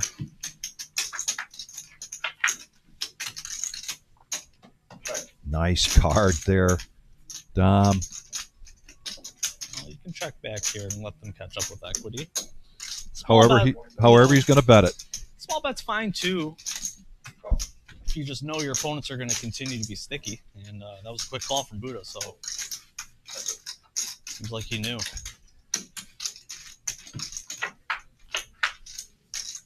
And the club comes. Yep, as well as the straight card for what would have been the straight for Honey Bear.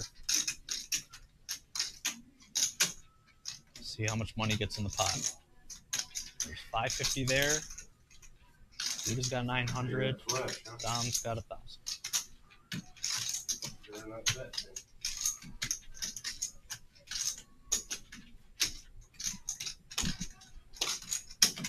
He ain't scared of you. Wow, straight. Come on, you know he's got a full house. Come on.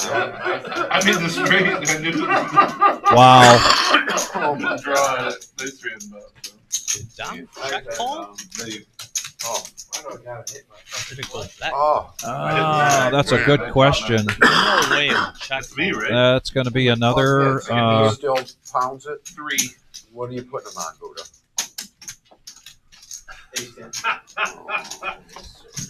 In his parent-teacher conference, that's going to be another item to bring up. Oh, yeah. Yeah, I got a pink slip for him if that was a check call. But I don't think it was. I think he bet 300 and then Buddha just snap called. I'm not sure.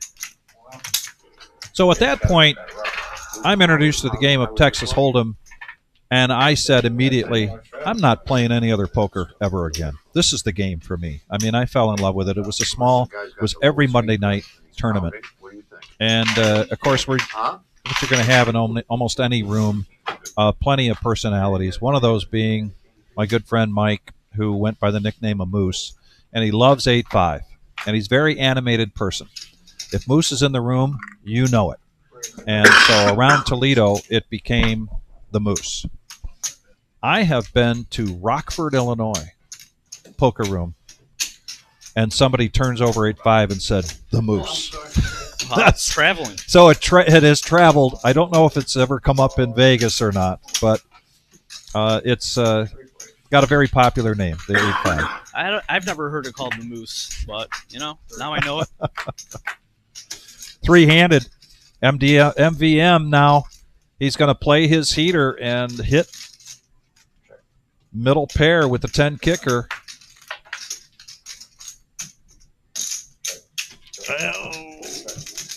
Can't check there, but he does. And he can't bet there because of that run out. And Smokey Joe's going to bet his pocket twos. Yeah, he smells it. Smells the opportunity. And Dom knows that he put himself in this position by not betting the flop. That's why he's shaking his head, I think, as much as I know Dom. But really, a very inviting bet to call here. Yeah, Smokey Joe wants to make a polarizing bet here if he's trying to represent something on a bluff. It's too often that it looks like a value bet, whatever, but people just look it up because of the amount. Yeah. Come on, don't slow roll, Dom. Get it over there. Kiwi, thank you so much for that New Zealand dollar, $10 donation. Greatly appreciate it. The tip. Thank you so much. Very kind of you, Kiwi. Thank you. Do your 3-10. Yeah. You were really serious about yeah. Dom's range on that board was so capped, he could never have two pairs. Top two.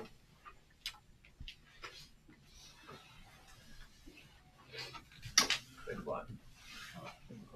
Thanks. $10 button strap.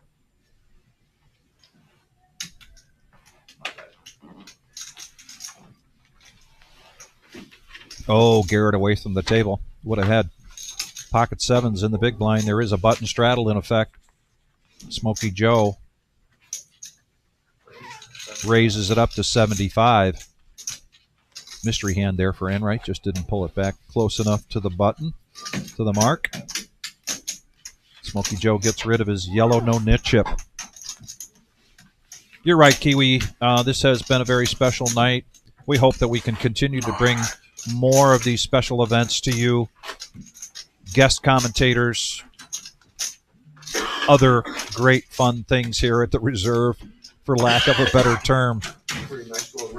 And it really happens because of you folks.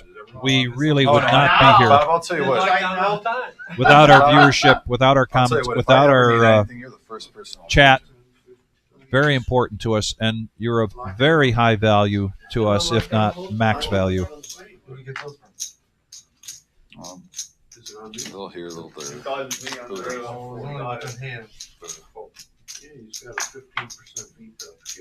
Button straddle again. Larry this time. Big blind, ace king, raising it up. Buddha looking to make up some lost ground here and get rid of his yellow no-nit chip. Is motivated to come in with that ace-3 offsuit. And another offsuited ace, this time for Enright. But he's going to 3-bet this to 340. The deuces go into the muck. Larry King, Larry Stewart.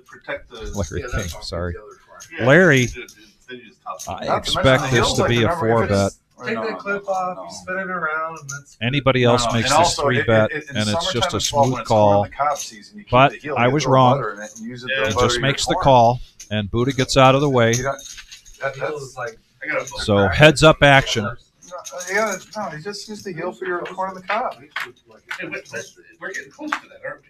I just got it yesterday for the first time. And Enright gets a 6. I got sweet corn yesterday for the first time. I think they're the best time was kind of like mid-August. If Judith can hear me right now, get some corn on the cob like around 11:15. Boil the water, please. That'll be good to snack when I go. Corn on the cob. I can eat corn on the cob. I can eat corn on the cob 24/7.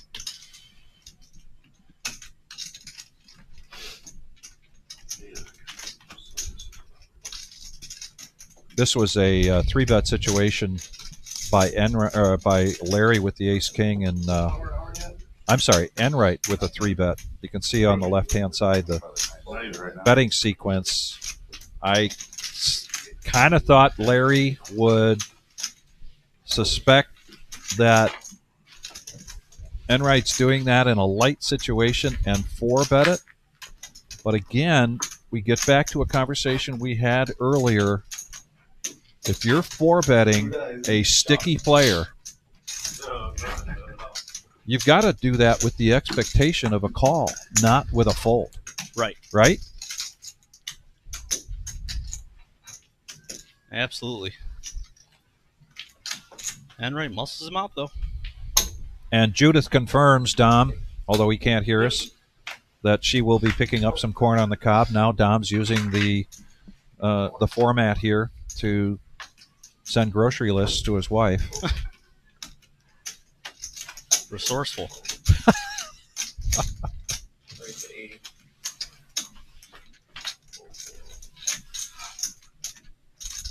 Garrett in position, button position with king 6. Going to 3-bet this to 80. Oh, he's hiding shit back there on you? He got on my flyer.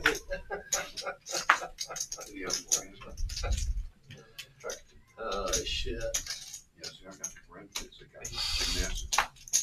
I like this bet from Garrett, utilizing his position. He put that out there with such confidence. He did. Not in what he had, but what he knew Smokey Joe didn't have. Right. I'm happy. I'm happy Italian. So there we go. Problem is our food sucks. The second part of that story about the Monday night tournament that I would play every Monday night is that that's actually how Eve got into poker as well. Oh, okay. So it's crazy. It's not warm. she was about 14 at the time. I have 7 sisters, 6 older. Oh, wow. So I know what my dad went through when each of his daughters became a teenager. And I was looking for That'll be the day one. Yeah, no, any way that I could just stay in Eve's life as she went through that period, right? We're almost live streaming almost every day. And I was also playing some poker online, and she would take interest in that. Jim is giving us. It's a fun game. Once you learn it, it's it's just addicting.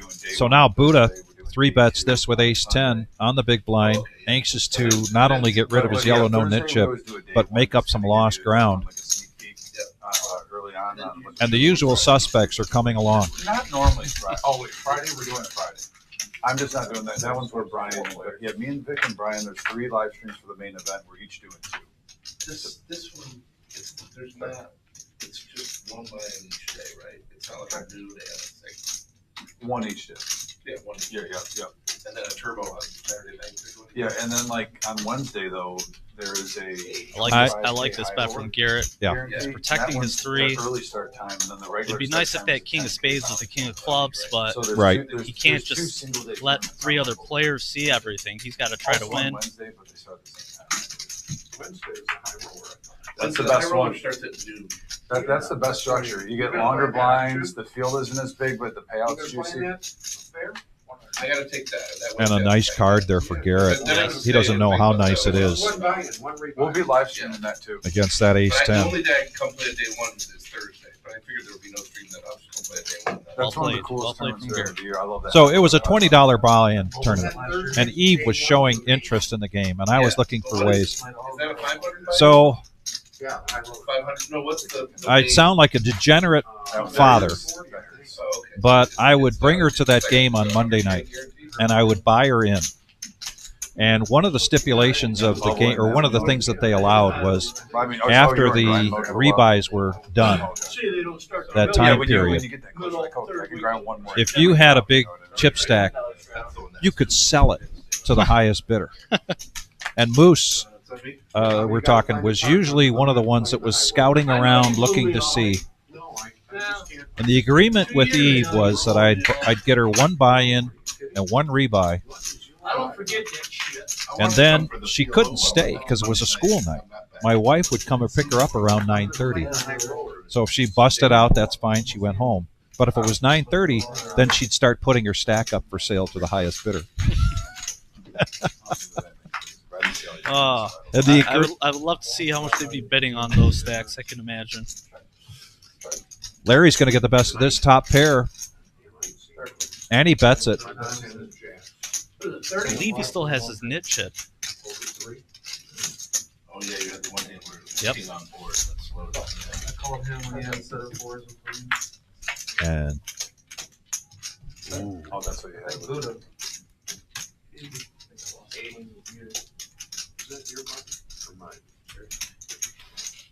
You're going to have to chop off Enright's hands to get him to fold this hand. at any point. Not only that, he raises it big time. That's a big raise. Takes it down. Backdoor spades came in. I don't mind a raise. So the agreement was that whatever she made on selling her stack, and sometimes it was, you know, $100, she'd at least have to pay me back what I put her in for, and then she could keep the rest.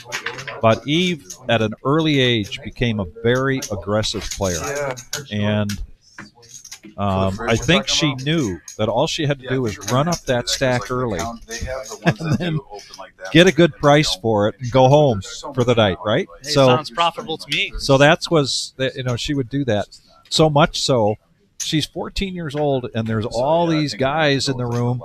Some of them are in their 20s, but 40s, 50s, 60s. And I always got a kick out of, she'd move seats or something. She'd go to somebody's table, and I could hear the other players go, "Oh, no, not Eve." Oh, man. I looked over. Had a if you reputation. saw, I It's like looked she was over playing a and I was milestone like, nope. satellite. Exactly. That's exactly how she would play that. But I got to tell you, as a father, turned out to be a really good move, because then we had that to converse about, right? She's in her teen years. That's when they pull away. But the next day, we would talk about hands. We would talk about players' personalities and stuff like that. And then it became a career for her. She became a dealer, worked in casino, and here we go, four-handed to the flop. In a hand where I believe Dom open limped again, and then had to face a raise from Larry that got called from two other players. So he's capping his range, if you will. A couple of cold callers with suited connectors and gappers.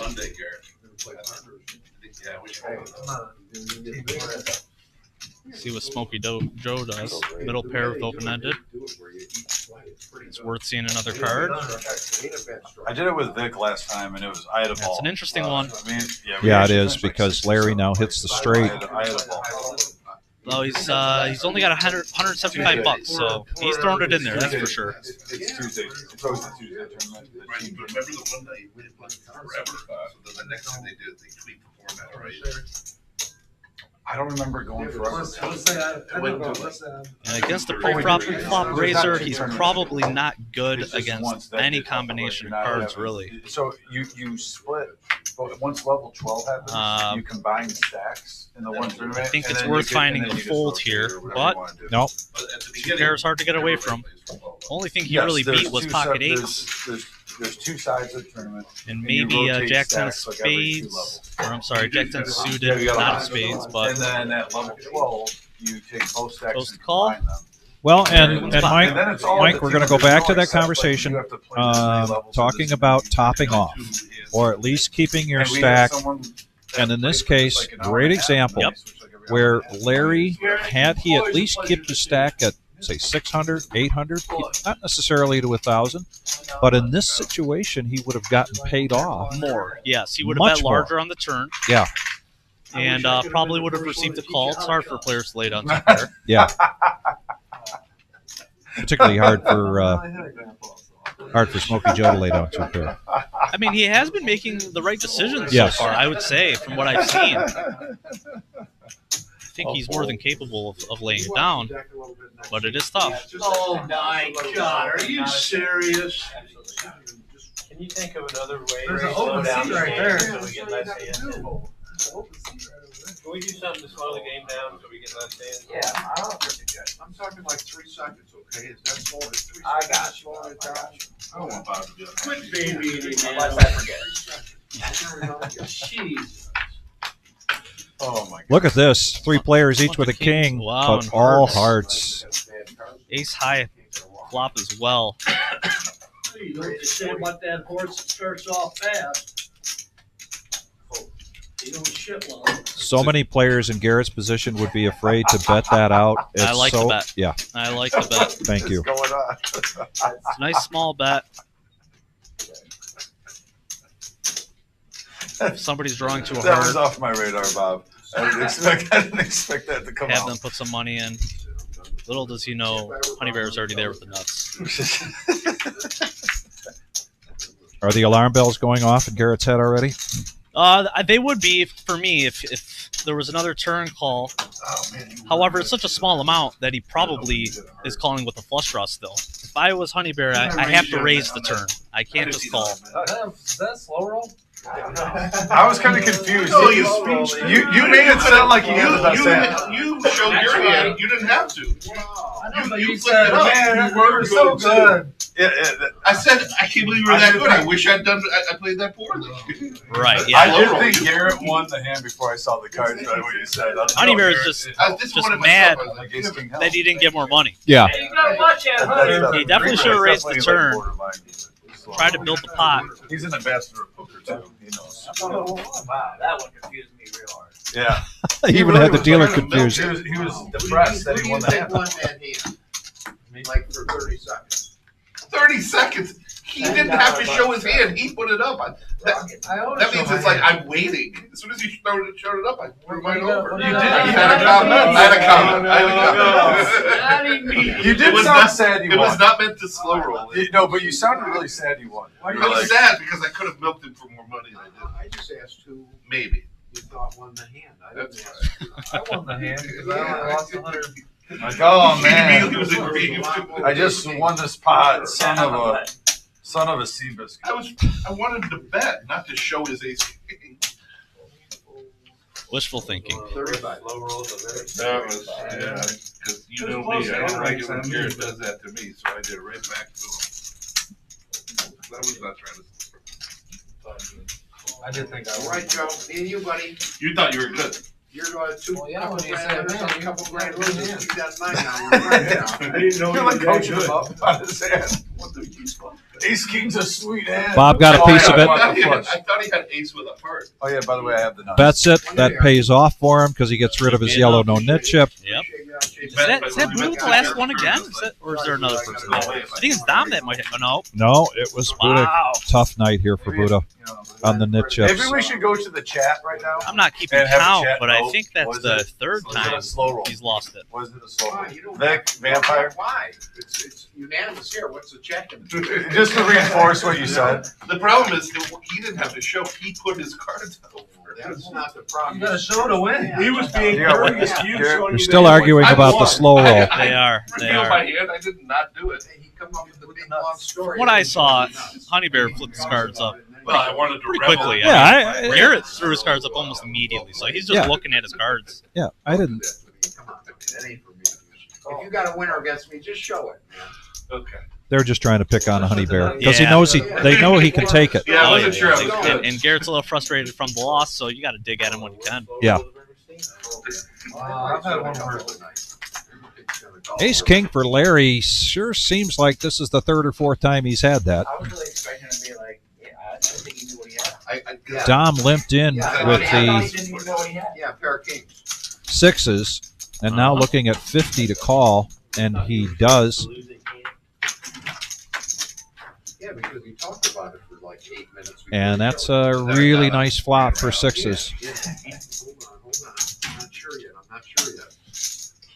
one time I went all in for her. I think I would have completed if I were Garrett. I think I had enough implied odds to try to go with it for the suited gutter.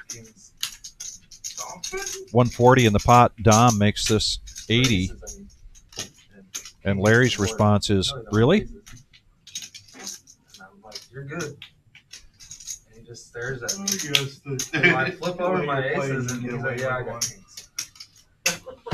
Larry should call this bet. For like a minute. He is becoming very exploitable if he's overfolding ace-king on 7-3 deuce to a flop donk lead. Yeah. Rainbow board, that's really exploitable. But I think Dom's image is what helped him out there. I believe so. I think so. You know, you can see the scroll on the bottom. Birds. And here's the cumulative winnings for No-Nit Thursday. 3 players in the green. Dom now sporting even more than he did the last time we looked at this.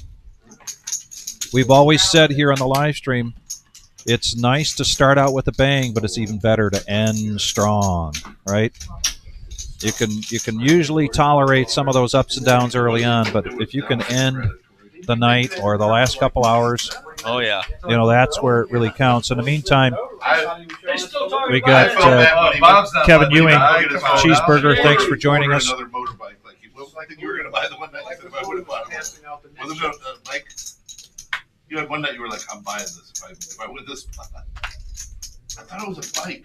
I bought a side by side from a Tuesday game. Yeah. Oh. No, there was one night when we were playing and you were looking at him and you were like, I think I'm gonna buy this. Enright opening with 10-8 offsuit. He wants to play poker. My wife said she never knows when. See, he wasn't scared. It's a good deal. I'll probably buy it. Yeah, what's 40 more bucks for MGM Bob? Nothing. See what happens. 10 high board. How about that?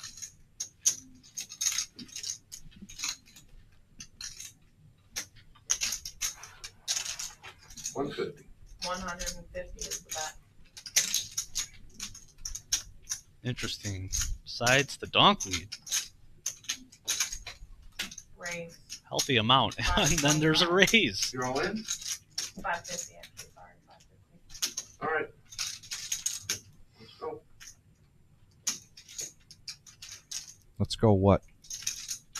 Let's go to a picnic. Nope, let's go all in. Count it up. I gotta get right with the pot. Well, you don't have to. You can fold. I have a feeling Enright is not You got a folding. pair? Should we look to the Yeah. stats that we do? Oh, it doesn't matter. It's another 200 even fold or not. 6, 7, 40. You got, 740. 740. you got a pair, Bob? He is hard of hearing, Oh, man. just so you know. 7. Fair enough. Please say no. Bob, you I got called your raise. You ever plead with somebody not to call? Show your eyes, Bob. He doesn't know this, but he is in great shape. He is in great shape. Pretty hand right And there. given that the computer knows that 3 of his 7 outs are already in the mud, Nice chop. 4 main. All right, backdoor No straight. 9, no 9. Oh my god. Oh my More out. No. God. Hey, straight. Where? 10 to 9. Got to make him sweat a little bit. Nervous at all? No.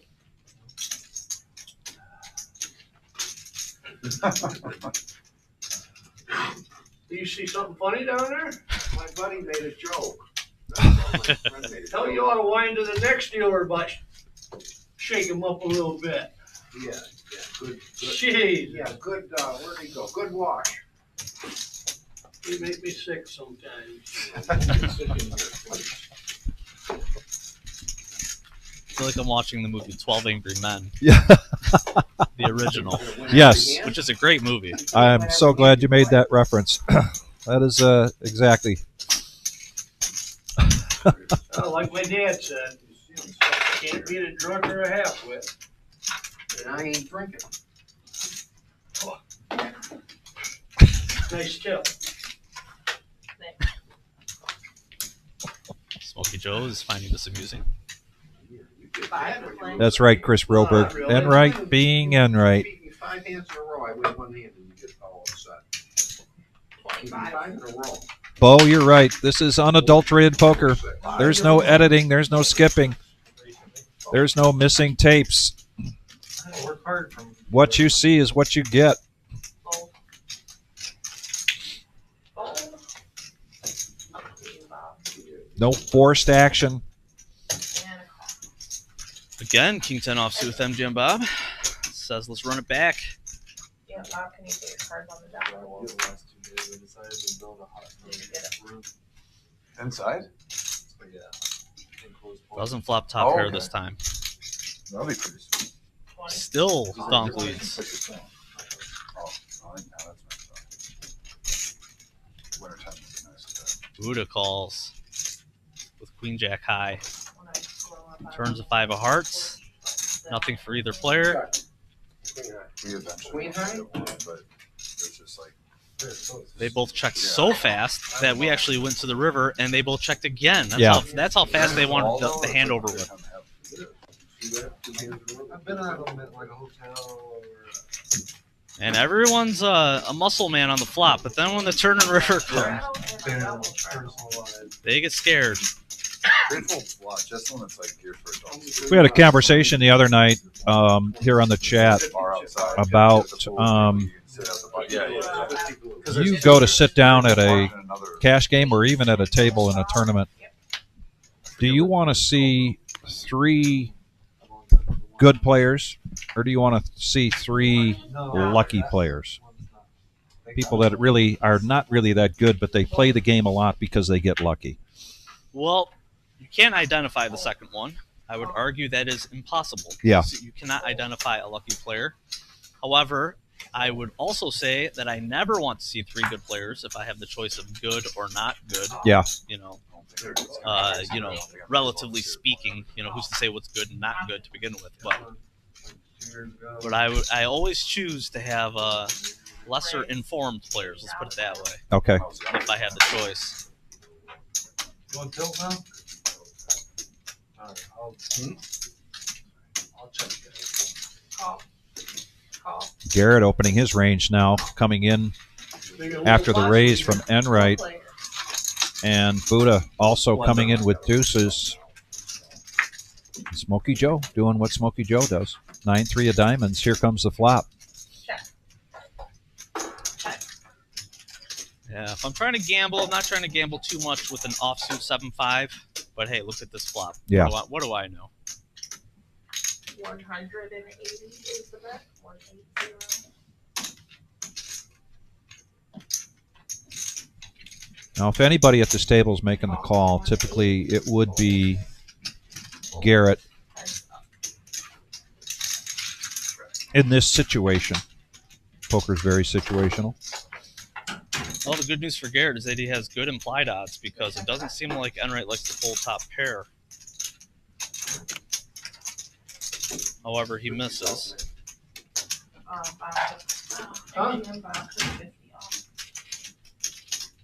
200 is the bet. Thank you. Call 200. And now we've got a pot. $1,000. Garrett, 7 outs. Got a feeling Enright's checking this river no matter what. Oh, well, he could bet this river, but see what he does. But he goes all in. Very interesting. I guess he'll get some calls from a weaker queen, which is very possible. And he only had $600. I don't mind it at all. Good hand from Enright.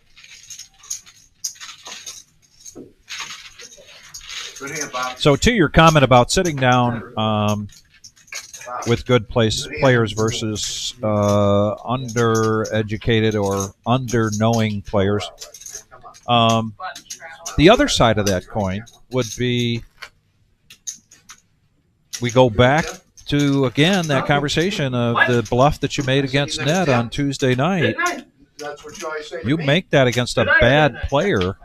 Sometimes, because they're a bad player, they're going to make the call. You made that against an educated player because you were going through the process that he was probably going through. Right? So you got to try to look in through a lens of how the opponent is looking at the hand, if you know the opponent, that is. And luckily, I have a lot of hand history with Ned, and I can do that to a degree. But when you don't have any hand history, you're at a tournament table where you've never played with any of the players, you got to take a more generalized stance throughout the game until you see something. Four-handed going to the flop. I want to get to a question that came up earlier, and I'm sorry we missed it after this hand.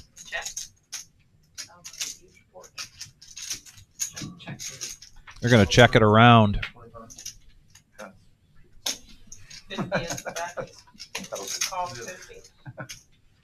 And this card changes the dynamics.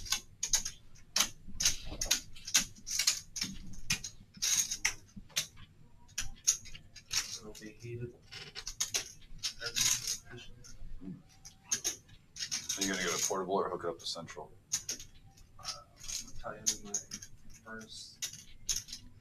Looks like Bob might be willing to gamble on this gut shot.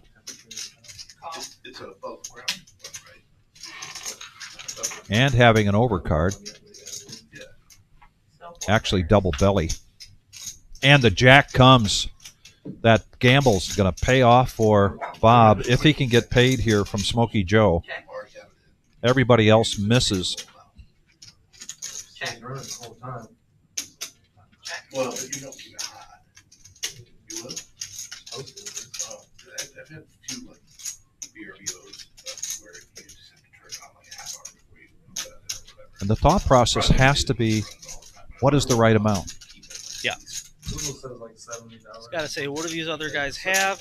What are they likely to call with what they have? So he bets the pot, which appears to look like an overbet because he missed draws. Well, it's 4 ways, so whenever a person's betting into 4 players, I gotta respect it. Okay. Because they just didn't want to eat it. You just do. I mean, it's just harder to bluff into multi-way pots, let alone 4 or 5 players. Now he was closing the action, so it's easier to say, oh, he's bluffing, he's closing the action, but it's still not easy to do. Oh yeah, if you take care of your stuff. River to straight. Al Parr, thank you very much for that comment. We want to thank everybody for joining us tonight. Been trying to address as many of your comments and questions as possible, as we've got a special guest here tonight, Mike, a.k.a. Vampire. You've joined us on Tuesday nights and watched the 5, 10, 20 game. Then you'll realize who that is. But there was a question earlier wanting your insights on your approach to cash versus tournaments. I know that that's 2 different books in themselves. Oh, yeah. But if there's a few bullet points in your mindset around the approach to the 2 different games. Larry, he's got the ace-king again. Again, ace-king offsuit. A nice 3-bet. We'll see what Honeybear does in response. Suited connector. After Buddha, that is. Call 135. Cold call from Buddha. It's a huge signal that it's 9s, 10s, jacks, ace, queen. Those hands that are just a little too good to fold, but not good enough to raise in their opinion. And Honeybear's getting the price, right? I mean, for 6-5 of hearts, why not? Is kind of his attitude here? Or is that dangerous? It's dangerous, but with this particular hand, it could be fair to continue, as well as the Nick game in play. Enright I top. don't mind it. Yeah, Enright top pair. Honeybear with a piece of it. Enright, however, I am not continuing with by any means with Queen Jack offsuit facing all that action. I do not like my odds. Of course, he flops top pair, so what do I know?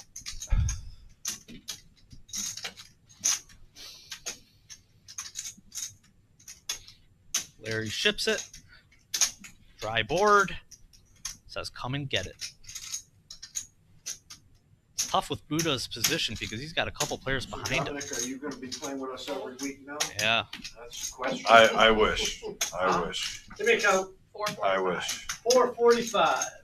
As for a count, as if the number matters, I don't think it does. There will be a time. So this shove from Larry feels like a frustration shove where he's had ace-king so many times and it just hasn't panned out for most of it. And as you mentioned early on, he just kept getting second place, third place with good hands. And Enright's going to isolate here, pushing all in. Just once. He might like watching the stream. Yeah, I mean, you could say... Empire's got the green light anytime. Oh, yeah, he's in there. It's tough with the stack-to-pot ratio being just a pot-size bet left within his stack. It's kind of like he has to give up or not give up. He's been the most consistent player, though, on the Tuesday live stream for a while. Queen Jack holds. Oh, yeah, no doubt. Have a good one, gentlemen. And Larry is going to call it a night. This is a situation we talk about rewatching where I really hope Larry goes back tomorrow or whenever he can to watch this. I think a player at his level of play, if he sits down to do like a conscious analysis of his play, but I think he's also going to be benefiting from the comments you made about his style of play and how he was playing. I thought Larry played rather solid overall. If you had to say that one player here was running bad, it was definitely Larry for tonight. He did not have any gimmies for the most part, and he was in a lot of tough spots. I can think of 4 or 5 tough spots. And I feel like he made the right decision on a handful of them. So, although he busted and is going home, I don't think he played particularly horrible in my opinion. I thought he played pretty well.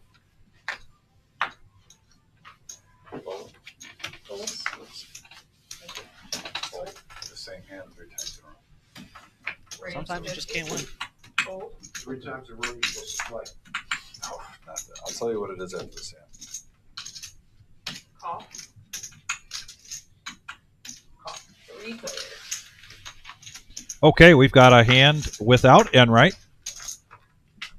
3 players, 3s against Ace-8 versus Ace-7 of clubs, and Ooh, got a 3. the 3 comes out for Garrett. 50. Nice little 1/3 bet. Call. Does get a continuation. Heads up. I'm thinking Vampire should put you in the Tuesday show with about No way. 10 down. Hey, Vampire, what about Tuesday? You want to What does Bob say? Cojones are, baby. I said, hey, Play on Tuesday. Vampire, put That's a big Dom in on hand. Tuesday with 10 grand. You can announce again. That's a big. Who is adding another hand? I guess Buddha's. I don't know if he typically adds on, but No, it was He Jack he four, typically Jack does. He is one of the players that I mean, there's no thinking. doesn't like to be sitting there with, say, under 500 in this $1,000 buy-in game. Right. Make sure. I think he understands the opportunity or the value to make sure that your chip stack allows you max value and max opportunities. I mean, there are times where short stack buying is Call. beneficial, more so in the game of Omaha, and as well as Hmm.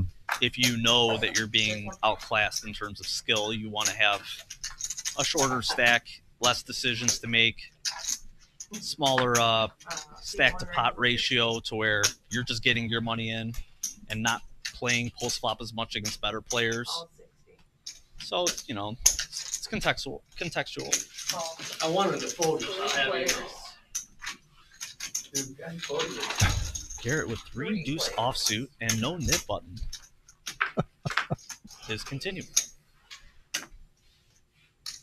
Check a bet. Top here for Smokey Joe. 187 in the pot, and he makes it 80. Couple of And hearts. right, Call Yeah, 80. I like it. Fold. coming along with a piece of it. Sure. Heads up. Check a bet.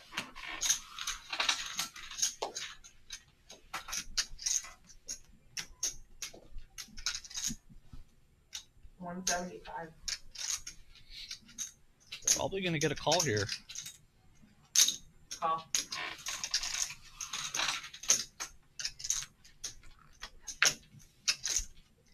Eight of hearts. What time did you play last night till? Did you play until 9 or 10 or something? 10? If you come Smokey Joe, I'm putting on the check call. Burners. 175 is the bet. Blocker bet isn't terrible either. 175 is a nice number.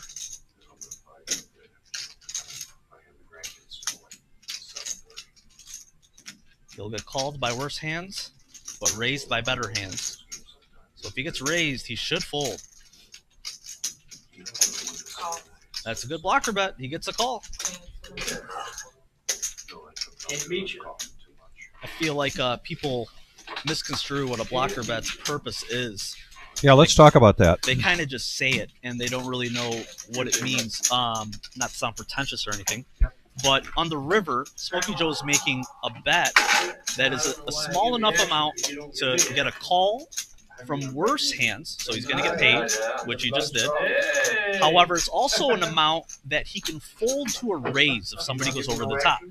That is called the blocker bet. Okay. That's exactly what he did, and it worked to perfection. But you have to have the discipline to fold if you get raised. 10 to play. Again? But I continue to do it. You to it. Fold. This would get you to 3-3 if I would.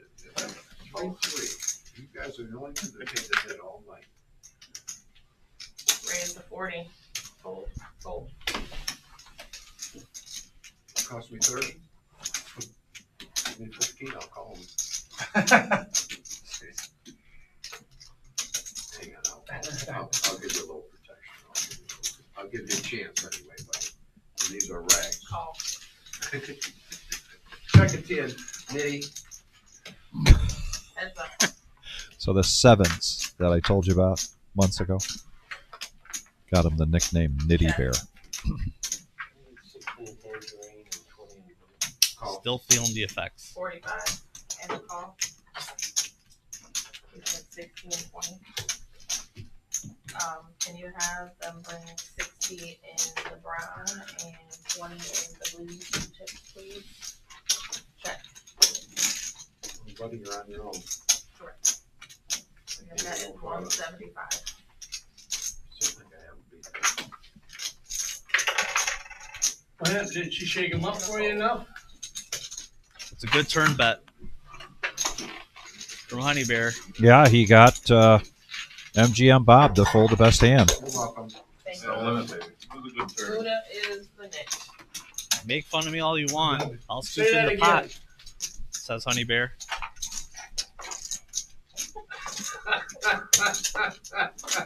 You guys are real fucking funny. A lot of love and devotion. Another conversation I like to have with folks is, and I think the reason I like to bring this up because I like anybody at any level, whether they're playing 1-2, 1-3, 2-5, No, that's to awful. adopt Oh, what Lord. more I've successful done it, I've poker done it players before. do, No, I've done it twice. and that is bankroll Only management. awful once. Well, it comes around, and if they're You have to be I don't need no You've already solid jumped on it. playing hands. at a level 30 to play. that you can afford the ups and downs and the swings. And I think you have to treat it like you're running a business. If you were running a business, you would be keeping Raise. keeping 125. accurate accounting books. But you're doing it in this case on yourself, right? Did you get your cards on your dot? Probably, along with the emotion of tilt and that whole philosophy, probably the most important concept of playing poker long term is bankroll management.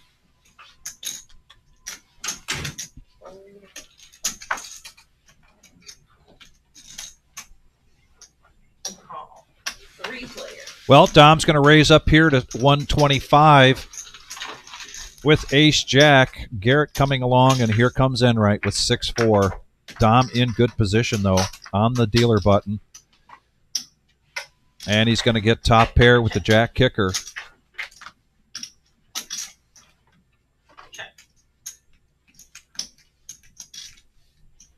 Couple of clubs out there.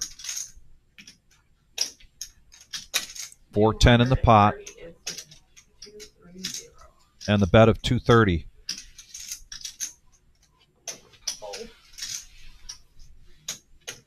Now, we've talked about the hands that Dom has won. It's been a lot about his table presence. That's not going to matter now because Enright got a piece of it, so he's going to make the call.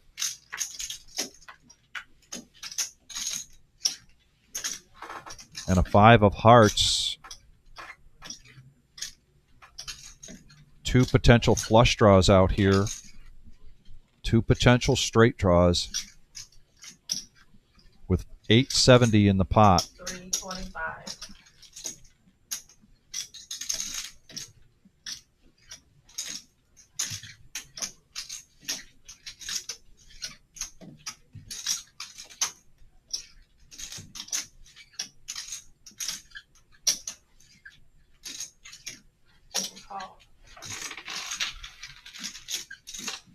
Dom in the pot of the night for him, 15-20. And does this give Enright an opportunity? All in. All in. And he seizes that opportunity with a club on the river.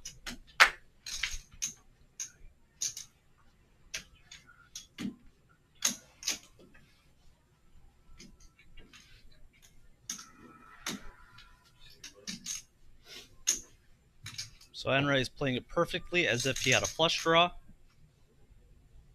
The whole story has been written and said. This is where I look at Enright and I start speaking with him a little bit. Yeah. And I try to pull a tell out of him. Hey, Joe, how you doing, buddy? Because the question is, does he have the flush or not? That's all it is.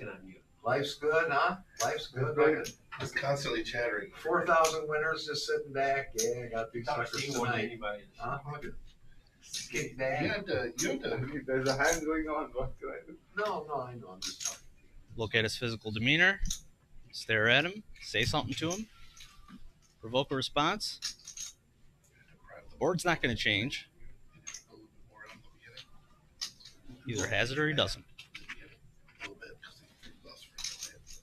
Go like 6 feet. Yeah, you had. I was like 5 and 1. Yeah, that's kind of what I was considering doing that. I thought the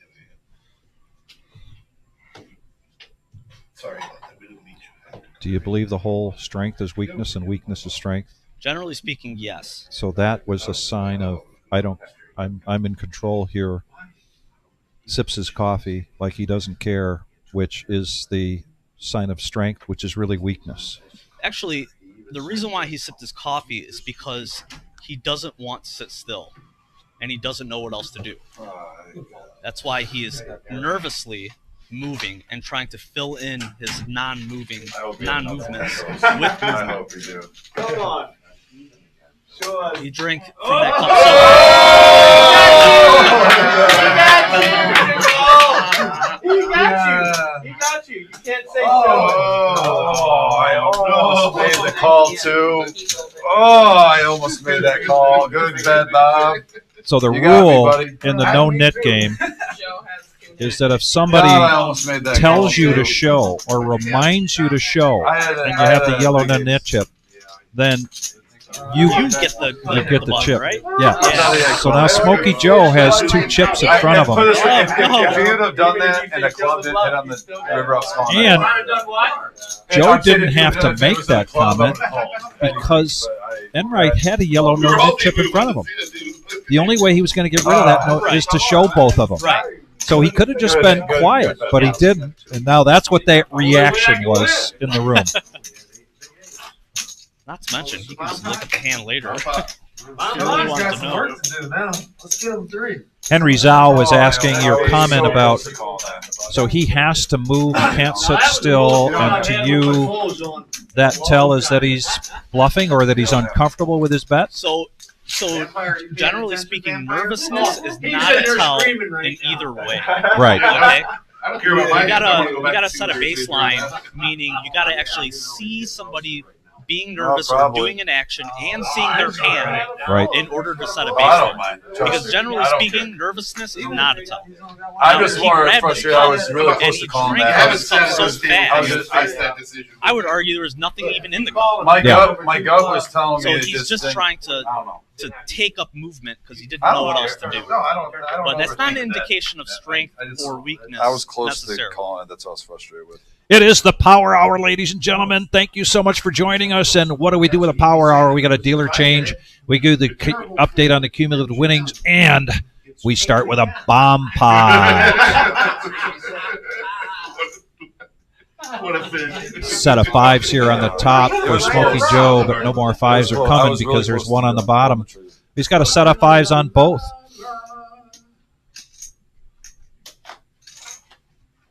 Open-ended here for Enright on the top. Yeah, very good bluff. And he's already there on the bottom with the straight. Wow, what a hand Enright has. That's a nice one. That Nope. is a nice one. And no potential flush draws. No flush Me and draws. two of the Has the toughest. nuts on one board. Open-ended on another board. Gutter ball to the nuts. Hits the gutter. I think it's the first time we got Smoky Joe with the nit button. It is. Huh? That's the double. Enright got him.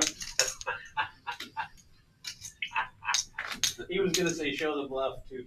Yeah.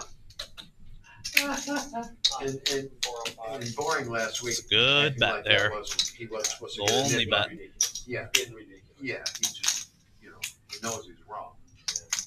Being hard-headed. Because that's what he said, show the bluff. Yeah. Same thing. Yeah. Right, isn't that what he said? Just because you add bluff doesn't change the show. Yeah. In other words, don't muck them. We want to see it and unpay for it. Oh, no. Show your, no matter what kind of hand it is. Same show. This is not advisable. The second best hands going over the top is not advisable in bomb pots. Not to mention, Garrett does not have hearts or spades. And I think he went all in. I'm not sure. Yeah, I believe he did. Can he make it with that? Yes, he can. Enright is about to get gifted some moolah. How much you want? It's only a little bit more. 1665. Looks like 1655. Enright, I mean MGM. One dealer per table, please. Huh? Total? Yeah. Or more? total. And I got Seven, that part. 8, 9, 10, 11, 12, 65. Yeah. Oh, All right, chop it up. Straight. No, Chop it up. not right now. Straight. Well, he does have straight, but bigger straight. he's not in good shape. In the draw. Damn, straight flush draw. And the top side draw. How you got that? What the fuck? Please. Please, here it says please. Essentially getting free rolled. Spade, Oh, look at that. Spade completes. That 4 made me. It's got a flush on top. Oh, spade completed on the bottom board. So Yeah. they're chopping. They're chopping this up. Little did Garrett know he was Yeah, getting his free eight roll for the plays. most part. So what a way to kick off the Power Hour. I would have made hot something. Mike, what we always talk about here when it's the Power Hour is the players know they've got just an hour to go with the live stream. Oftentimes they continue to play, but that appears to be the ending for them for the night. So when you've got Garrett and Buddha in the red, and even Dom, who's looking to make up some of the money that he could have made in that big pot, we're going to start to see, typically in the Power Hour, the ranges opening up and the bet sizing opening up, something we've noticed over time doing this, so then we call it the Power Hour. But that being the case, again, I want to thank everybody for joining us tonight. This has been a special night. We are at 51 likes, and I know in the next hour you all can help us out very much and get us to at least possibly 75. If you haven't hit that thumbs up button, please do. Again, it helps us here at the Reserve in the algorithm with YouTube. But even more so, if you haven't subscribed yet, you like what you Plus, I see, got 3 pair on the bottom. join the team. It's simple and easy to subscribe. And when you subscribe, be sure to hit the bell. The bell will then give Come on, you let's go, Enright. Straddle. notifications when we're going live. You ain't gonna We have a rush regular me. schedule here of I'm talking Tuesdays, my friend. Thursdays, and Saturdays. Take your time. But with all these other events we've got coming up, the Summer Series and the Millie, Power hour now, right? there are times when we will come live with special nights. And if you're subscribing with a bell and hit that bell, you're going to get a notification. Hey, the Reserve's going live. Check in. Jared said it was a power hour. Play the same way. Here we go. Ace Jack suited against Ace Jack suited. What? And Smokey Joe is going to come in here Do half the night. with the Queen Jack. Check in the dark. right now, if I'm Smokey Joe, I kind of like where I am in this sandwich situation. However, boom. I think we're going to see a lot of chips here, Mike. Probably. Oh, wow. $500 bet from Enright. He thinks he's protecting. Little does he know, he's getting free roll. 500?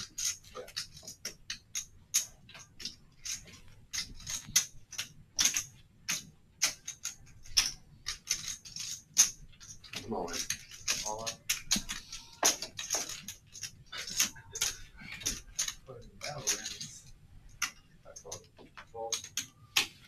Seems reasonable from MGM Bob.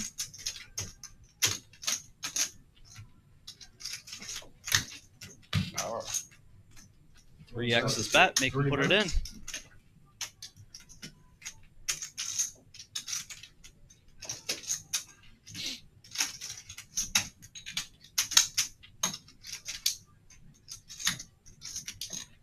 How much?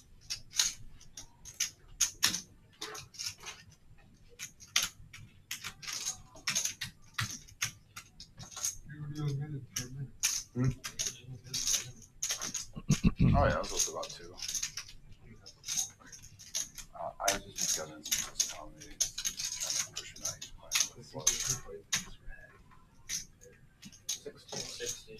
out. Yeah, and then straight. I got shot. Big. Flush Real it. big, or I wouldn't do that. 10-9. I know you got a hand, but you're definitely behind. Yeah.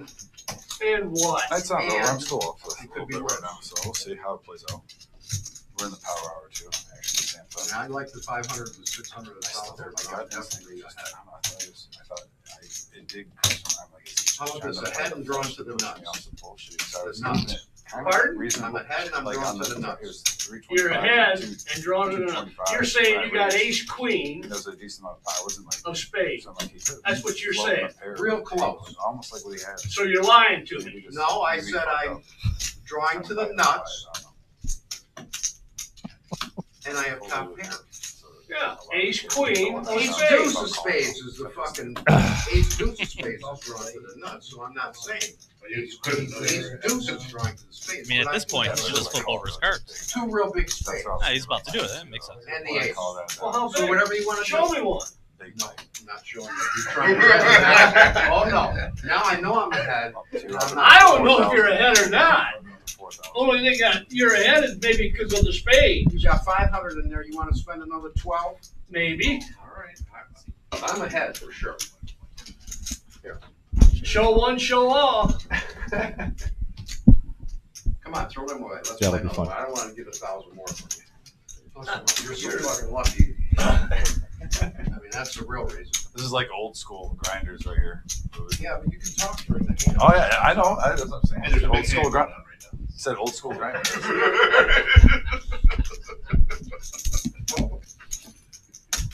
You know, Bob here is You can't. doing everything he can to discourage Enright to call, when in fact he wants him to call. You want to gamble?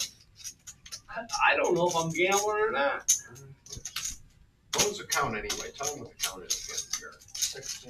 1660. Can you show your hand to the guy next to you, or your hand is 1160 more. 1160 more. He's done it twice. Yeah. Did twice. No, that's not how we do it. But what's your opinion on poker etiquette when that happens? Dead end? Dead hand. Fair Oh, enough. come on, we're playing a big hand, guys. Finally. Come on, go, buddy. You all are waiting for that. Well, no Throw one it else, in, man. no one else was I talking don't want about you to it. shit out on me, honest to God. But I do have the nut flush draw and the ace of spades. And you know I don't lie, especially on stream, you know, it's on your permanent record.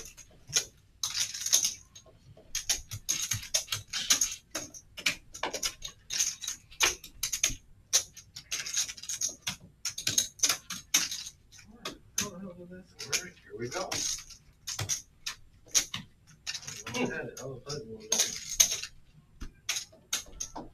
Yeah, I'm not in there. I can't call the clock, but I think I might. We almost never hear a clock being called here on the live stream, at least in the cash games. That's if we play any more hands. I don't know. Will expire.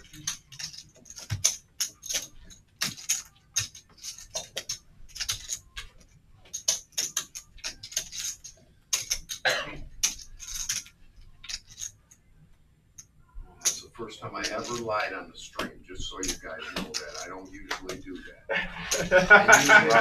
Just remember, you gotta walk to your car. I usually don't lie on the stream. You sounded awful nervous for a guy who was so loaded. Told you I had, man. Come on. And did you? Oh, Come come on. on. Come on. Except I ain't got space. I know. That's what I'm saying. Yeah. Even it. Come on. Yeah. But Same hand. I knew that's what you were thinking. You might have. I'm free rolling. I see that. There you go. Yeah, Chris Roberg, I agree with you on that. You know, when you've got an all-in situation, it really isn't poker etiquette Fire in his eyes when I said to call the top. I know. Then you were I never have light on. If it's, All I gotta do is dodge your fucking spade. That's Well, what I'm that's thinking. fine. He kept saying how strong he was with the spades. if but it's he something kept that acting becomes like, I don't habitual, then yeah, I can see that. But No, I don't want you to call. You're so lucky you could shit. Oh, what a sock. He has no way of winning that Get hand. him out of there. He's He's lucky. No, all I can do His name is is tie. Chops. Right. This His is name a is challenge. Chops. Forget about it. I know what You don't to do tell a with guy this what guy. you got. You Just show it. You gotta. You want him You to fold? basically got it shown. And you You gotta want him have to it fold? done. Show him your hand. Oh, Don't nice, give him guess nice roll. tip. Betting 500. You want him to fold? Show him your damn I hand. hope what we'll see in the chat is hurry up and make Bob stop talking. Yeah, same hand. Mine was hearts. Yeah, I had the You right better be suit. glad hearts didn't come up. Well, I'm glad I didn't show you the jet. here's Smokey Joe now in the big blind with pocket kings.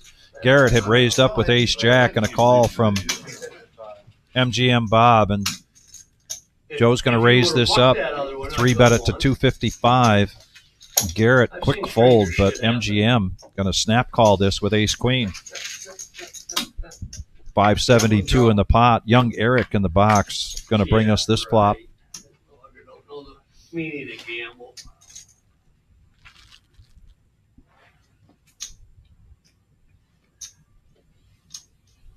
Smokey Joe bets 175. Well, how much are you gambling?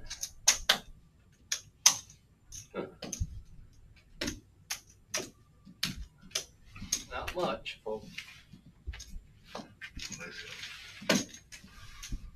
You know when you got ace queen and you get 3 bets, what did you forget? Honey, I got ace in there. I'm glad queen didn't come. It would have cost me a couple hundred. That's the only time I was rooting for you, Joe. Oh, I'm gonna let you call next time. Runner, spade. 2 spades right in a row. Oh, shit. Trying to get all the information before he puts his money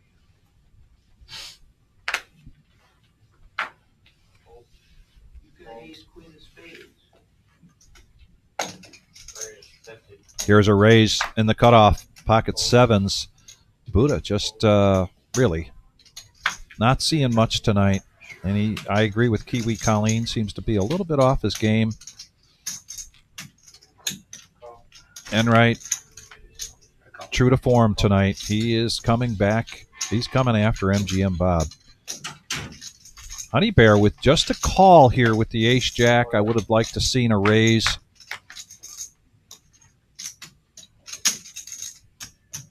And Enright now.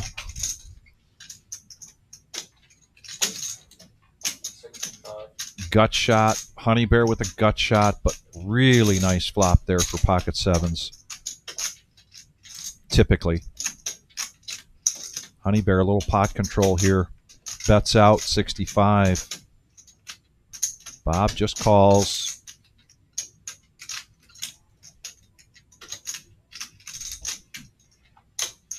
Enright counting out the $65. And if he senses some weakness here, he's going to come over the top, and he does. Makes it 265.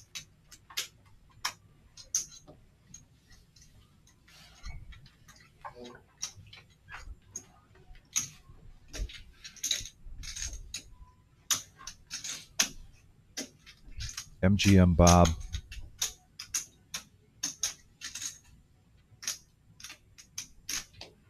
Was just in a big hand with Enright. And it was loud, and now it's quiet.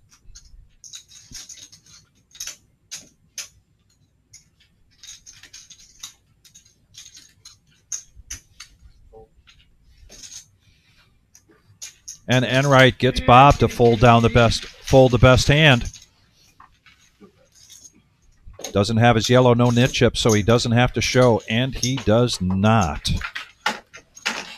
Cooking with Otis, what a pleasure to see you. I believe it was over the weekend.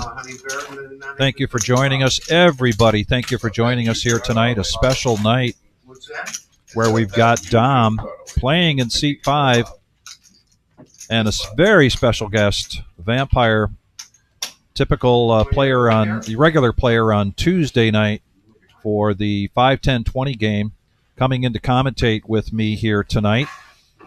He's stepped away right now for a minute, but he'll be back, I promise you, very soon.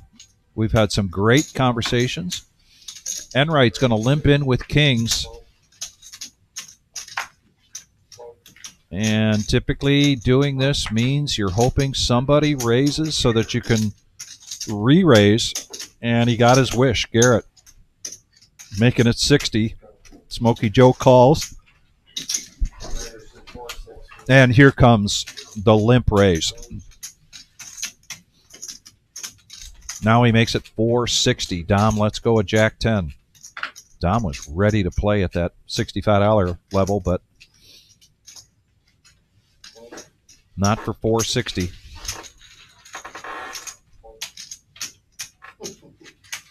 Run over the table. Got more blues? Yeah, how many? I do. You got some? You want 10? I'll take whatever you give me.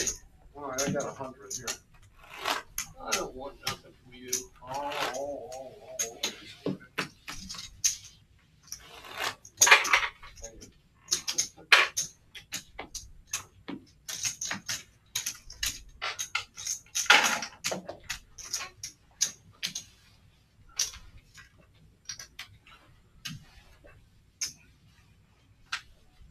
Oops.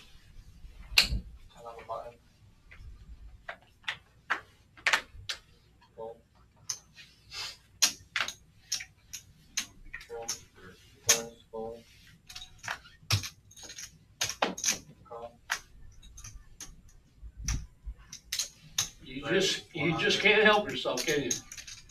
Huh? Enright now aces? waking up to cases. Oh, waking up to aces, and now they're talking. That's inappropriate, gentlemen. Thank you, Eric, for calling them out. We get one warning. Though, You got more players in the hand. Your hand's still alive.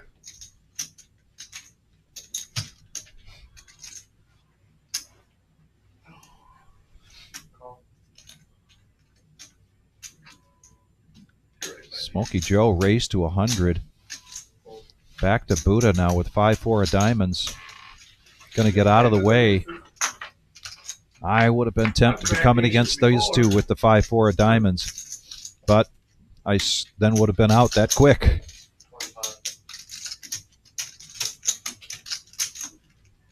And a step down bet here from Smokey Joe, $25.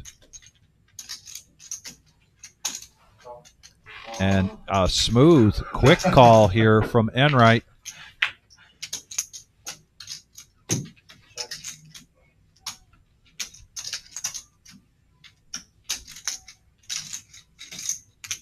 Smokey Joe might think he's got a gut shot, but he doesn't, because if the 10 comes, could be trouble.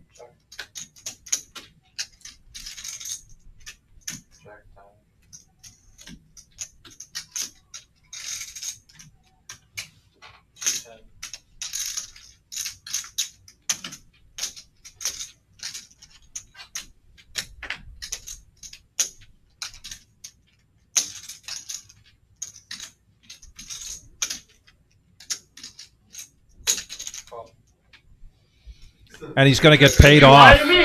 I did. You lied. Yeah. He had aces, man. And then when he called, he said, "You got better than aces." You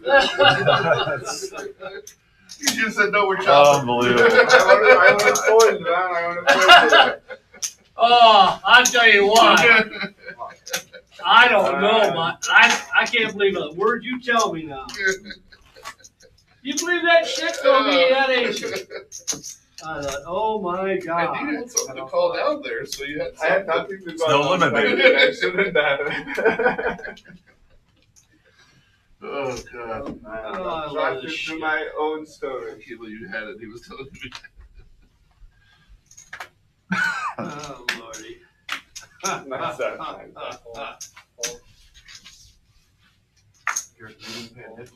Dom called a straddle? No, maybe today. Or right now. All right, we're getting a little out of hand here with the chatter. Judith just asked a minute ago, what happened there? I said, well, you know, you can't be talking about the hands or players except when your head's up. It does impact the action.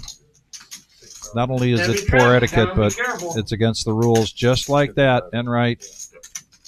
So Eric needs to draw things in here a little bit as the dealer and the captain of the table, if it were. But in the meantime, Dom's coming in with 9-6 of clubs. Hey, Eric, make sure But Enright going to get top pair here with the queen kicker. Smokey Joe with a continuation bet of 100. And a call here from Dom. What time is it, Bobby? And there's a brick. However, it gives Smokey Joe a pair of deuces, and he checks it. Smokey Joe with the flush draw.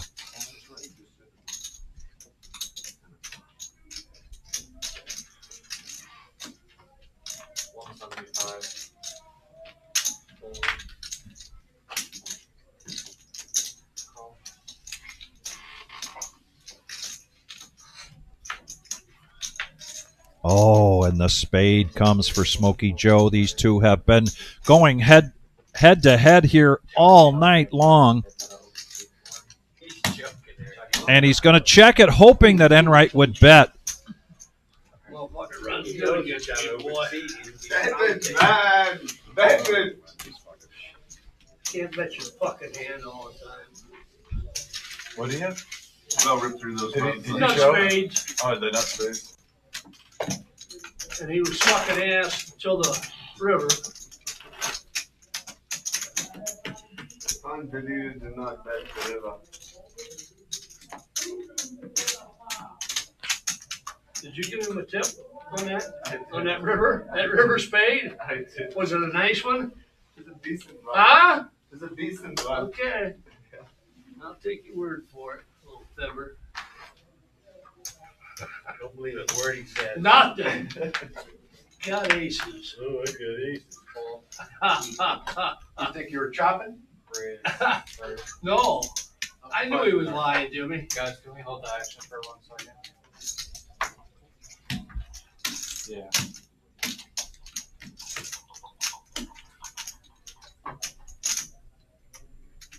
Party.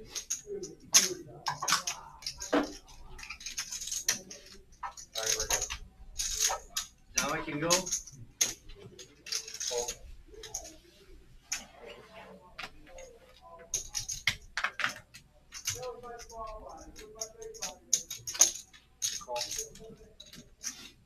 Smokey Joe raising it up. Dom being motivated by this yellow no-nit chip.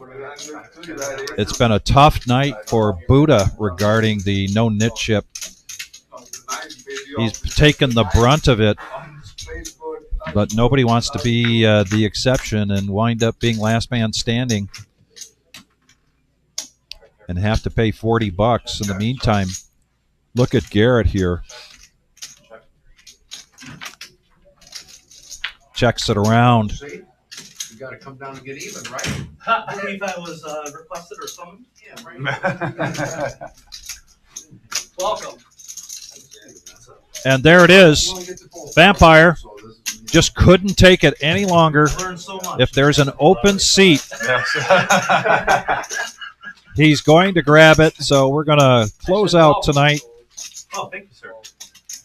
with Vampire switching from commentator mode to player mode. This is really a very special night for the reserve. I know a lot of great comments about having Vampire in here in the booth, and I know we will, without a doubt, invite him back. Oh, get out of here. Dude, get out of here. And hope that he obliges.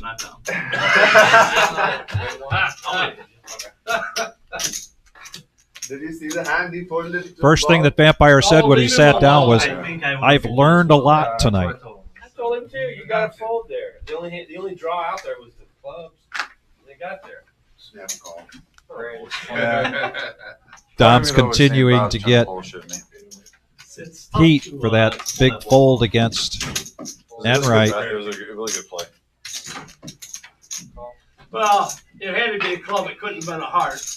He calls him a heart. Right. Yeah. Calls him on the flop. It was one of the worst cards I could have seen. Yeah, any club. If he'd asked me a question, I'd have said to him, "Well, what do you think I've been chasing you with?" So I said on the stream that he should have been talking to try to elicit some kind of response and get more information. Yeah. At least that's what I would have done. Because I'm sure you would have just told me your I hand. don't like this. You would have just told me your hand. You have no choice. Top pair for Bob. Smokey Joe has a piece of this. Yeah, that Garrett was a game changer. checks. They check it around. And Garrett now hits a flush draw. 75. You had fun up there? It was fun, boys. Yeah. Yeah, how'd you like More it fun back than there? playing. Yeah. Really? Garrett not going to chase it. Was the message board active? There was a lot of people. Yeah. Kiwi. Kiwi Colleen, yeah, from New Zealand. She's awesome. She watches like all the shows. Okay. She lives in New New Zealand. Zealand. Yeah, that's what I was told. Yeah, really Pretty cool. awesome. You know everybody? Well, I mean, He knows now. didn't know Smokey Joe or Honey Bear. Everybody else I knew. Yeah. We've never met. Yeah, I mean, I've heard of you.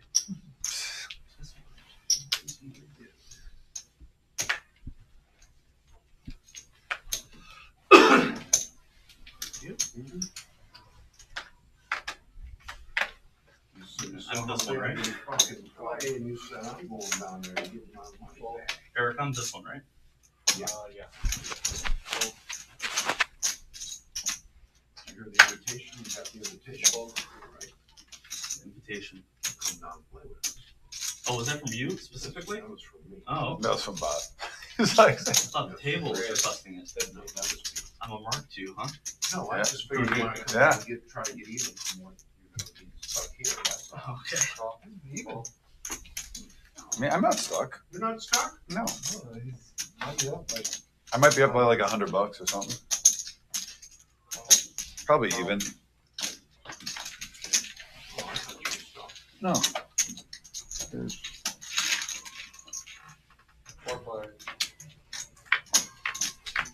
Five, 9, 10.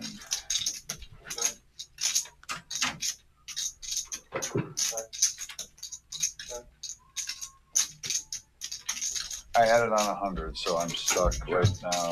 Well, $26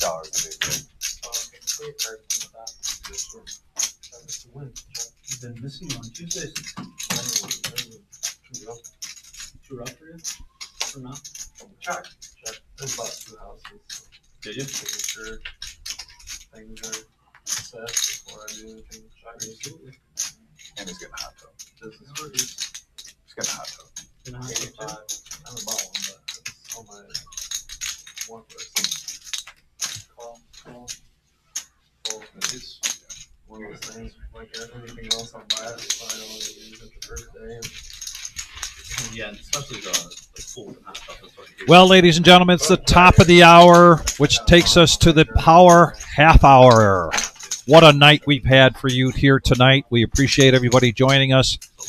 Greatly appreciate it if you make sure that you did hit that thumbs up button. Give us that like.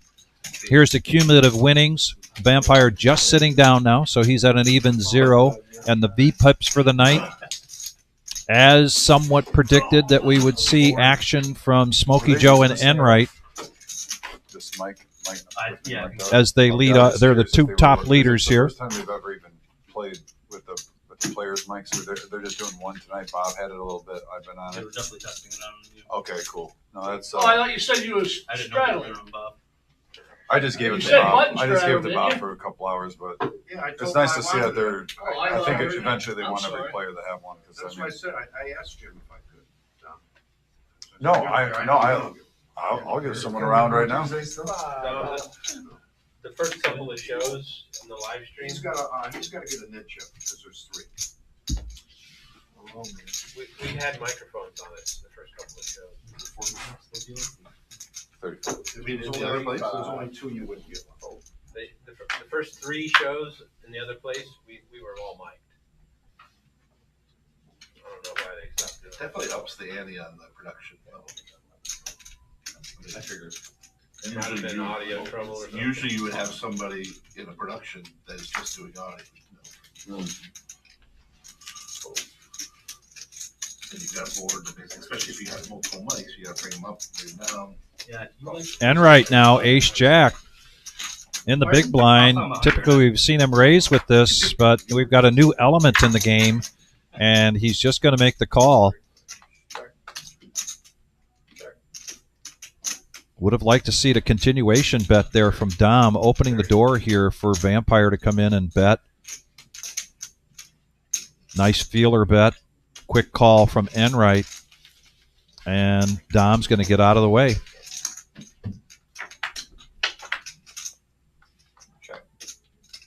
And the ace comes for Enright. However, it does give Vampire a gut shot. 167 in the pot. He bets 110.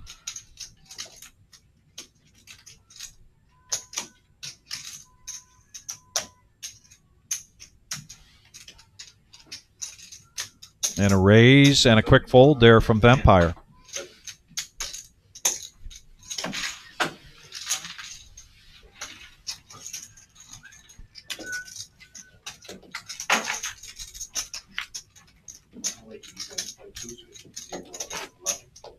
No, we always play till about 2 o'clock. Oh, is it going Yeah. on?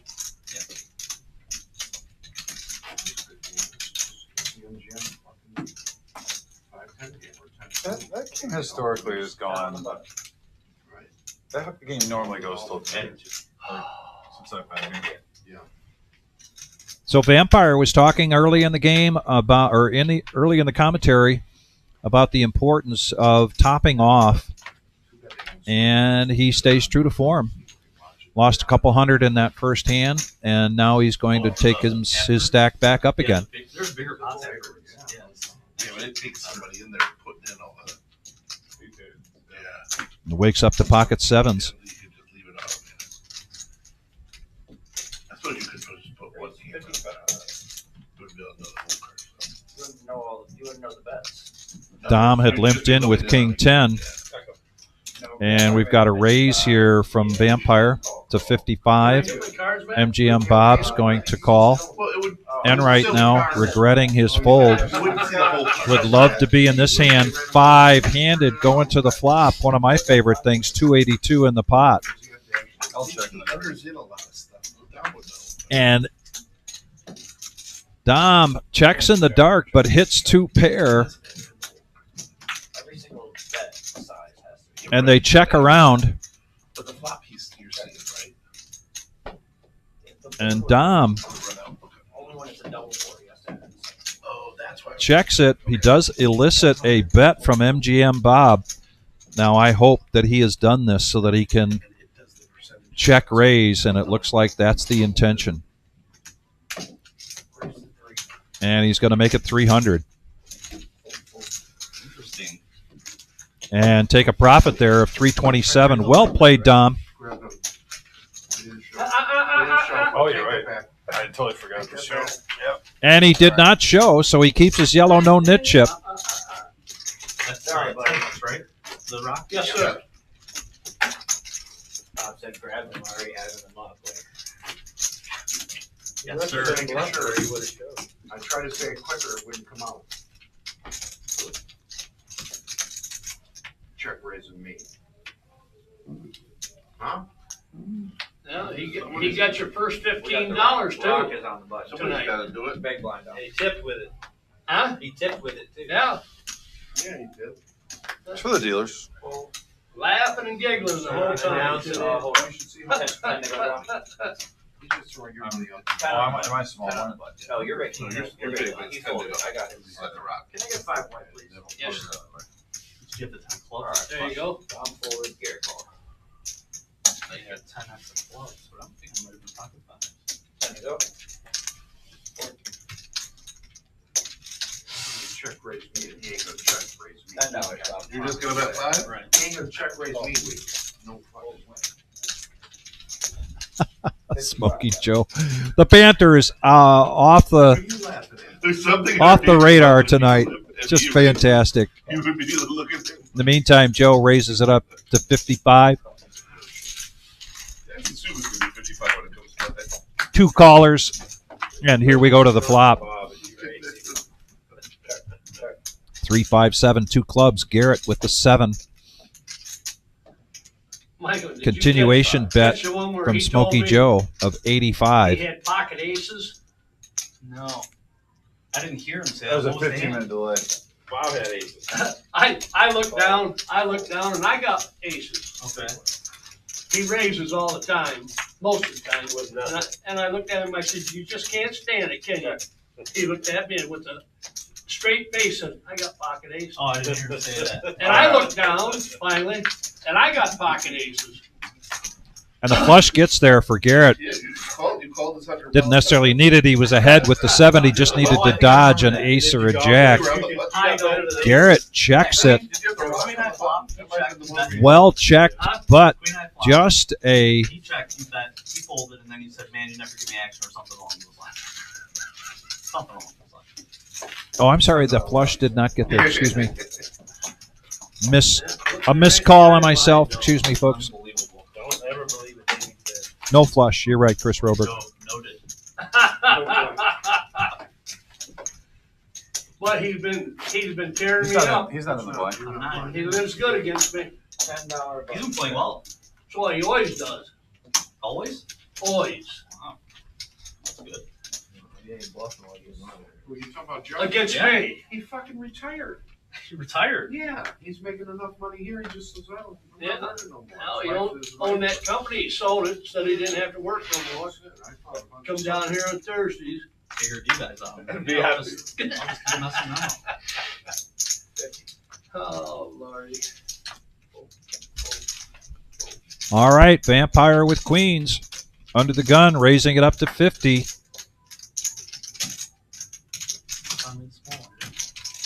And right coming along, Honey Bear suited ace. And the Honey Bear needs to make up some lost ground here. So it is the power hour, power half hour. Why not make the call? And Garrett feeling like he's priced in with King Queen. And here we go, 4 ways to this flop.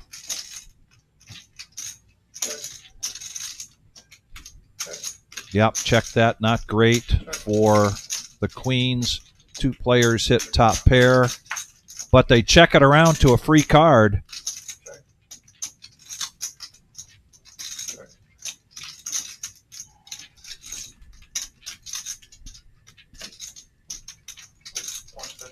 Enright's going to bet his king this time.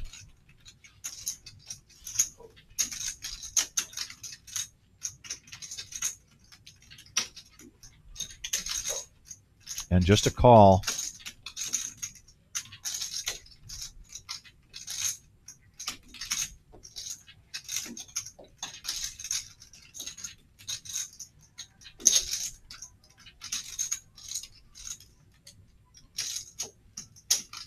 Where's the 400?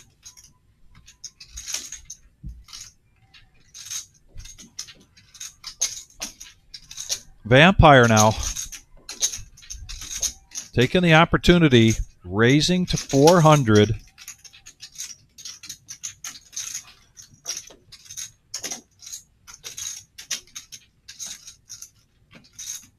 trying to represent a stronger king or perhaps a set. And now a re-raise. 3-bet from Enright to 1,000. And Garrett with the best hand right now. Getting out of the way. Why'd you check the flop? Can't be quiet now. Cat's got my tongue. Cat's got your tongue?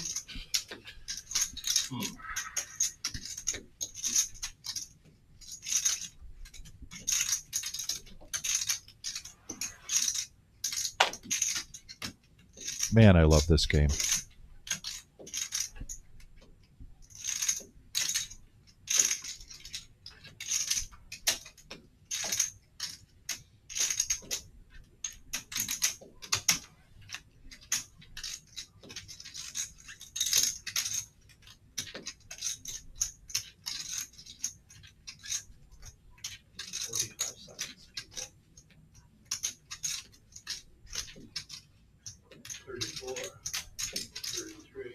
Seconds did not elapse that fast. I thought you said 35 seconds. Oh, okay. I was counting down from 35. Gotcha. He said 45. Oh, 45? I'm sorry. Good hand.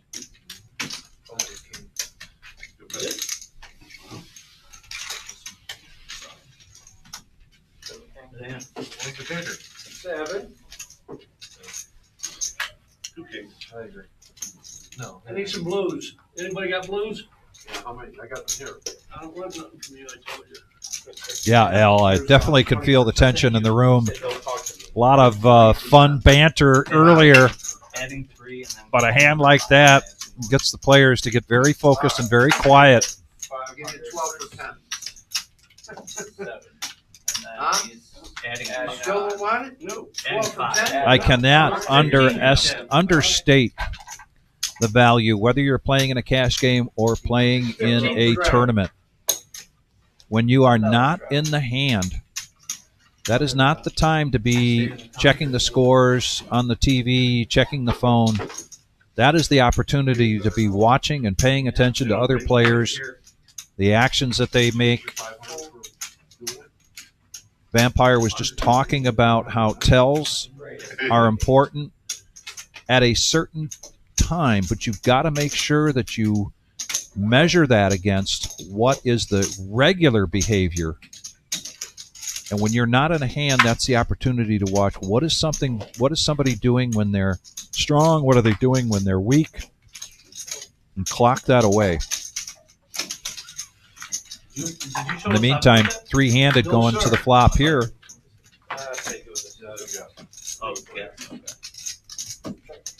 Garrett's going to flop the best of it and check. Honeybear's got a piece. Well, obviously. Bets 125 and a smooth call here from Garrett.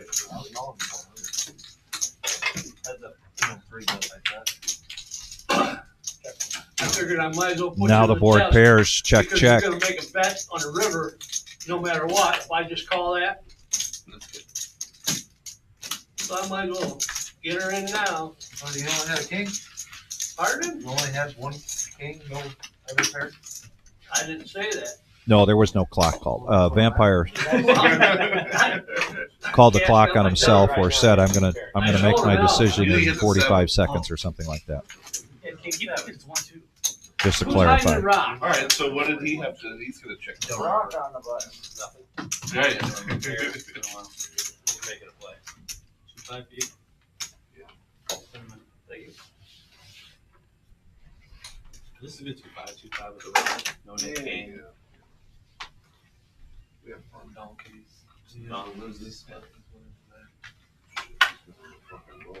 You being a name caller? Yeah. So that's what you think of me, huh? Because you won't tell me you had 2 pairs. I'll tell you what, I've never called you a name. You take that back. I've always respected your shit. I never said. And now you're being I never nasty called to you me. a name. I heard it. What name did I say? Donkey. Oh, I never said. I never called. That's what I heard. I heard it. I heard it too. That's what I heard. Technically, he said donkeys, and it was indirect. So who knows who he was referring to? He looked at me. He did this. This is very vague. I don't know. I think he'd lie and you'd swear to it. Put 5 Oh, I don't lie. No, I said he would lie and You you'd gotta, swear you to it. gotta make a call down there before I act. Should I call the floor in here, guys? That was head. Ain't this shit fun though? Don't need the floor. 4 players going to the flop. And the banter is getting interesting, folks. Call your friends, call your neighbors, call your cousins. Buddha. Exactly it. Ace 3 with a flop of ace, ace, deuce. Smokey Joe, as he likes to do, puts a feeler bet out there. 70 and a smooth call from Buddha. Now the full house. And he checks it.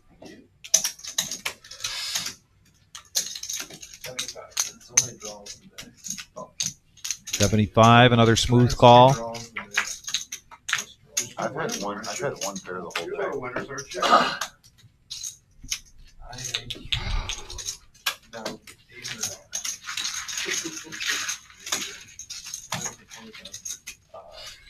Yeah, Tommy, you're right. Tommy Zaker says, we need to put another hour on here. Otherwise, we're going to miss some fireworks.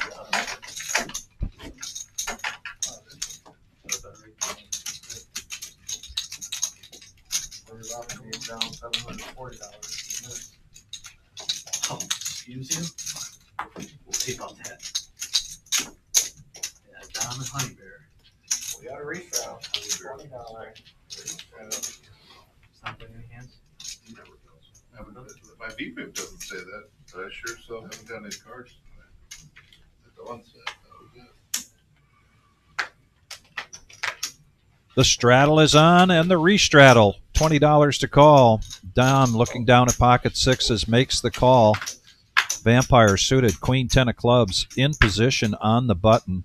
I'm expecting a raise, but I didn't get it. I got a call. Bob making the call. And Buddha gets out of the way. Back around to the restraddler. 10-4 of hearts for in right. And he checks it. One of my favorite things, particularly during power hour. 5-handed. Bob's going to get top pair here. 60. And it's a rainbow board early to first to act, and he makes it 60. Smokey Joe has a piece of it, which means he's sticking around. No, the main Did you see that Grinder cashed? He played 18 tournaments. He cashed every single one. Now a gut shot here Cashed every one that he had. for Vampire. I mean, some of them were mid cash. That's still sick. Yeah. And he didn't play tournaments for a year. And he makes the call.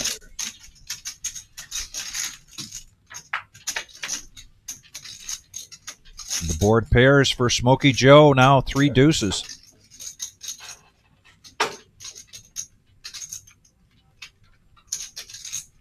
$175.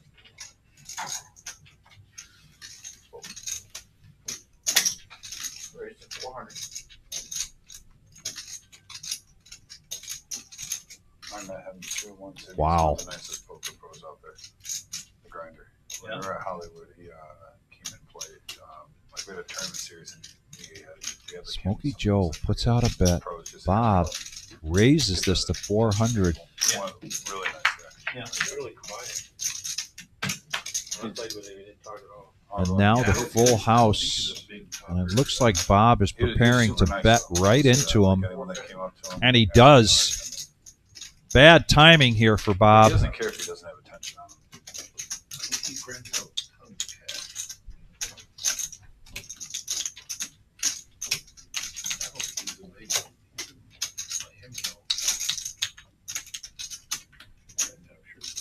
I heard Florida has a really good action. I got a 9. Just a 9? Chop on maybe? Wow. Oh, damn. Joe, no raise there. Well, you were right with him. And Joe continues to have a very good night here tonight. Deuce is 4 king. You have 3 different sets. Nice bet, Bob. I had a crush before. Well, it's been a super fun night. We're coming close to the end, but we've got another show scheduled for you Saturday night, the regular Joe Poker Show 4-hour live stream. Dom will be back in the booth. We'll be calling all of the action. I said earlier today that I felt like I was watching 12 Angry Men, the original. Great movie. If you haven't seen it, watch it. 35. Yeah, Bo, I've got to go with you there. It's possible that Joe was worried about a pocket pair. I don't know, but he's going to play King Deuce again now, this time in diamonds. Just one for him. And Dom's going to call with 3 deuce. A smooth call with ace-10 for Vampire. 4-handed going to the flop. And again, this is definitely a range of cards that is symptomatic of the power hour. Smokey Joe, top pair.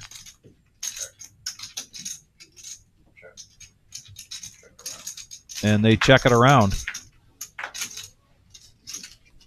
And the board pairs another king here for Smokey Joe. He's going to bet it this time.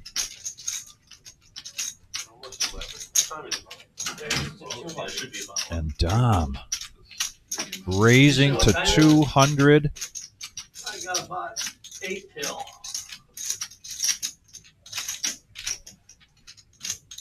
Now, this is where Dom's image at the table here helped him out considerably, that low VPIP, and he's able to take that down.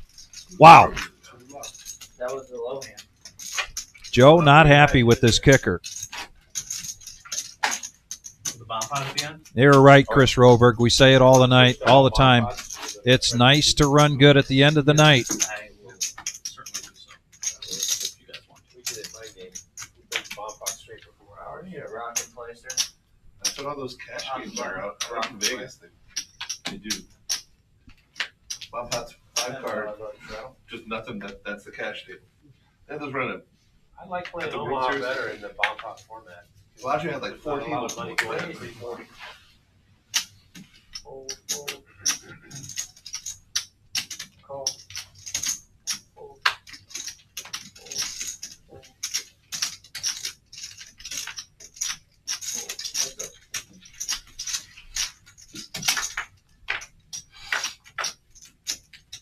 Diamonds against hearts.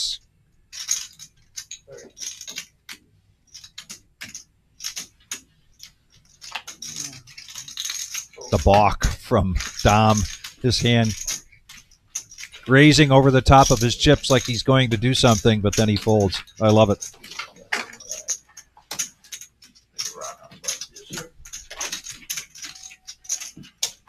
Brent Milton, your eyes do not deceive you. Dom has been playing tonight in the No-Nit Thursday. I had the pleasure of having Vampire in the booth with me They ought to fix their watch. for They quit early all 4+ hours, but then the seat opened up and he just couldn't help himself. So Vampire jumping into the game.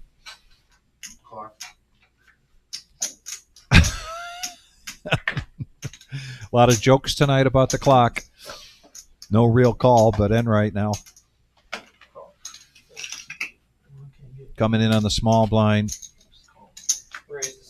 with a button straddle.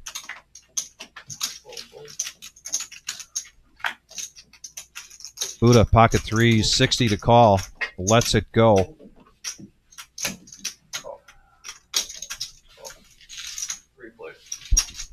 So Adam, the professor in the box, is going to bring us this flop 3-handed, 190 in the pot.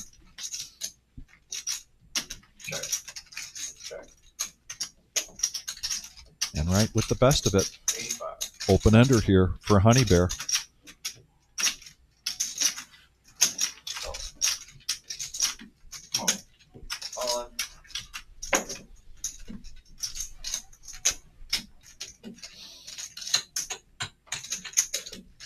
all in here from Honey Bear, trying to right the ship after a tough night.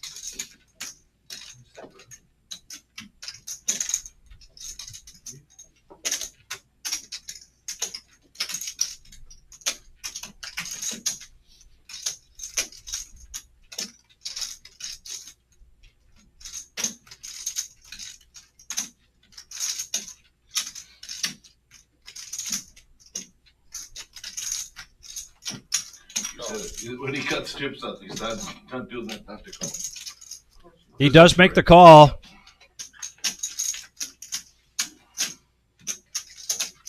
Honey Bear looking for some help here.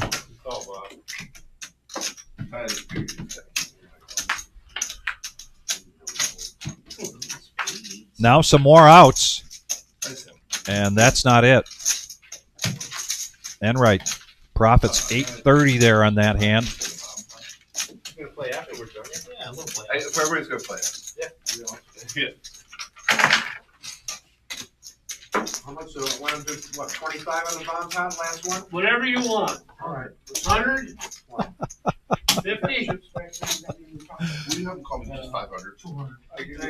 Mr. Enright being accommodating. Whatever you want. I love it. And this is the $25 bomb pot that will close out our night here at the Reserve in Toledo. 50. Thanks again, everybody, for joining us. Before we sign out, if you haven't hit that thumbs up, please do so. And after this hand, stick around. We want to talk about the Summer Series and the Millie coming our way. As always, go to theresearvepoker.com. But I mean, that's okay. You can check out all of the graphics that we have on our big events coming up, as well as our daily tournaments. Follow us on Facebook. There's regular updates there, as well as just about every day putting up pictures of the winners from the previous night. What, we just get bailed out? Yeah. Oh, wow. You guys said so. Bailed out. No, you gotta split it. Figure we keep going in for the stream. Actually, I don't care if you guys want to do that. But hey, If you guys want to keep playing after the stream, go ahead. Well, the dealers keep their own tips after the stream, so you just overtip them. All right, here we go. Bomb pot time. Everybody's got 4 cards, and it's going to be a double board bomb pot. Get the graphics caught up here in a minute, but two very interesting boards there.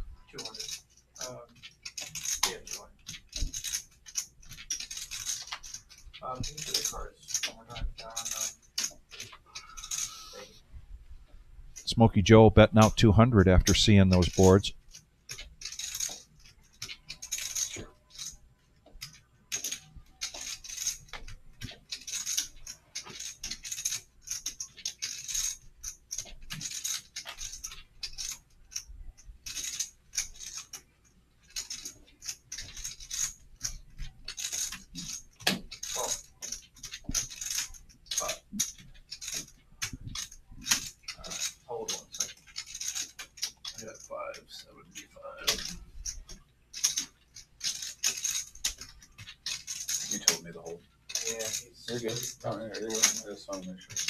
Okay, here we go. Graphics are caught up, and we can see Honey Bear has a set on the bottom.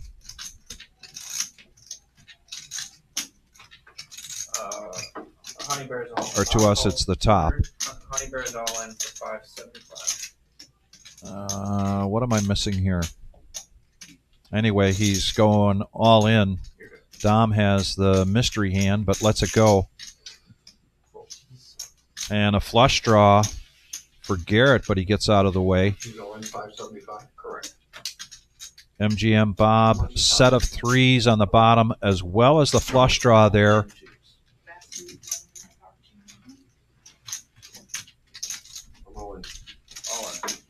And now he's going to repot it with an all-in.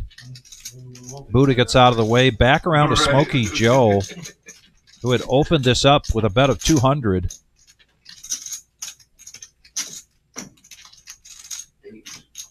He does have a full house by virtue of his twos on the top.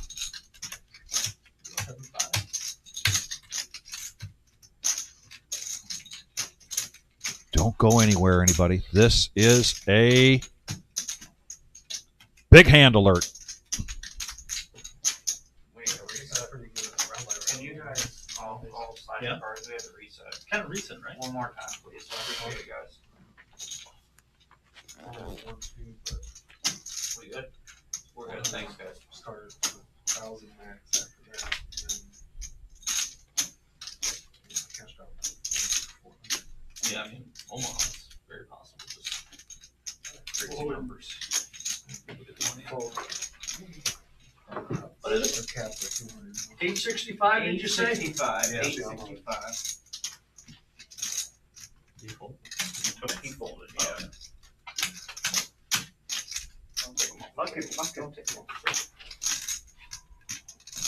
Don't say anything. Hey, don't you say anything. We're all in. It's all I gone. know, but you can't be Done. reacting to the hand that got folded. It don't matter. It does matter. What, he should, 865. you seen his hand? No. Yes, he did. Huh? Are you fucking lying? I'm all in. What difference does it make if I A see lot. a dead hand? It's a dead hand. What the fuck difference does it Well, make? show me then too. This doesn't matter. I'm already all in. You aren't all in yet. You got action. I don't have no action. Jesus, Bob. I don't know about You're you a big sometimes. baby. I'm all in. How I does got it you, matter? big baby. Well, how does it matter? It does matter. 65 total. Does I matter. can't believe you let them look at them fucking Yeah. cards in them. You shouldn't have done that. Oh, what difference does it make? I'm all in. That's a loose game. That's not a game you want to come and play at. Where they're passing cards around that somebody's already all in, he's looking at them, and then you start going like this. Well, I don't want you giving him information. Oh, I give you too much. I got way. I'm watching you to see what they have. I haven't seen it either. I'm all in. I'm just telling you. Yeah, well, If I'm still in I a game went like over that, you. I'm put all I'm my not saying it has chips in. any effect, but you can't defend that. That's a loose game. That's We're a. having fun. Just relax. Jesus Christ. You act like it's going to affect something. Doesn't affect. He ain't folding ever in life. What the fuck are you talking about? Yeah. All you seen was more cards. What difference does it make? It's almost like you seen He's got- 3 flops. He's got no action. That's what Hey, I can't Ah, act anymore. bad. I can't act anymore. I'm already all in. We got no more action, guys. Are we showing these? We show them or no? Come on, let's go. Ron, Alright, we're not. Guess we're not. Honey Bear, keep cards on. Let him do side pop first if you don't mind. Okay. MGM Bob now hits the full house on the bottom. Yeah, it's easiest if they do the side pop first. I got jacks and fours on the bottom, and I got a set of threes on top. You do not have Jackson Force, sir. You have Oh, no, I threes got full of fours. Threes full of fours. And a set of Trips. threes on top. on the bottom. I got a full house on the Yeah, bottom. king. There's a cumulative winnings. Let's get a good look at that real quick before we sign off for the night. Did call it. And what an entertaining night it has been. Very special to have our good friend Dom play and to have Vampire here with me tonight. Of course, then he made the quick exit so he could play in the rest of the game tonight. But it was very special, and it's very special because of you. We appreciate everybody joining us and joining us on the chat and the comments. Let's talk about a couple things before we check out, though. Don't forget the Summer Series 2025. What is not on here is that this is getting kicked off on July 27th with a free roll. Be sure to check that out. We will be live streaming a feature and final table for that. We'll be live streaming a feature and final table for the seniors on Monday.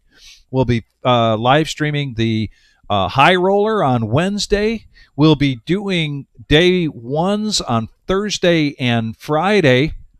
Lots of live streaming coming your way for that $200,000 main event, which culminates on day 2, but also on Sunday, 2 events. And don't forget about the Milestone Summer Satellites. Those are great values. You 1 in 10, and you're going to get a $1,000 tournament credit. Good for any of these events. Go to thereservepoker.com. You'll see this very graphic. If you have any questions, be sure to call us. And then it keeps getting closer and closer and closer, ladies and gentlemen. September 18th to the 28th, the $1 million prize pool guarantee card player poker tour Midwest Championship. And again, go to the reservepoker.com. You can check out all of these day ones. This is going to be a very big event, another milestone here in the history of the reserve here in Toledo, Ohio. And I want to thank everybody again, and thank my very special guest tonight, Vampire, and a shout out to James in the booth. Production outstanding tonight with everything we threw your way. It was fantastic. I want to thank you very much. And from our family here at the Reserve, everybody, please be safe.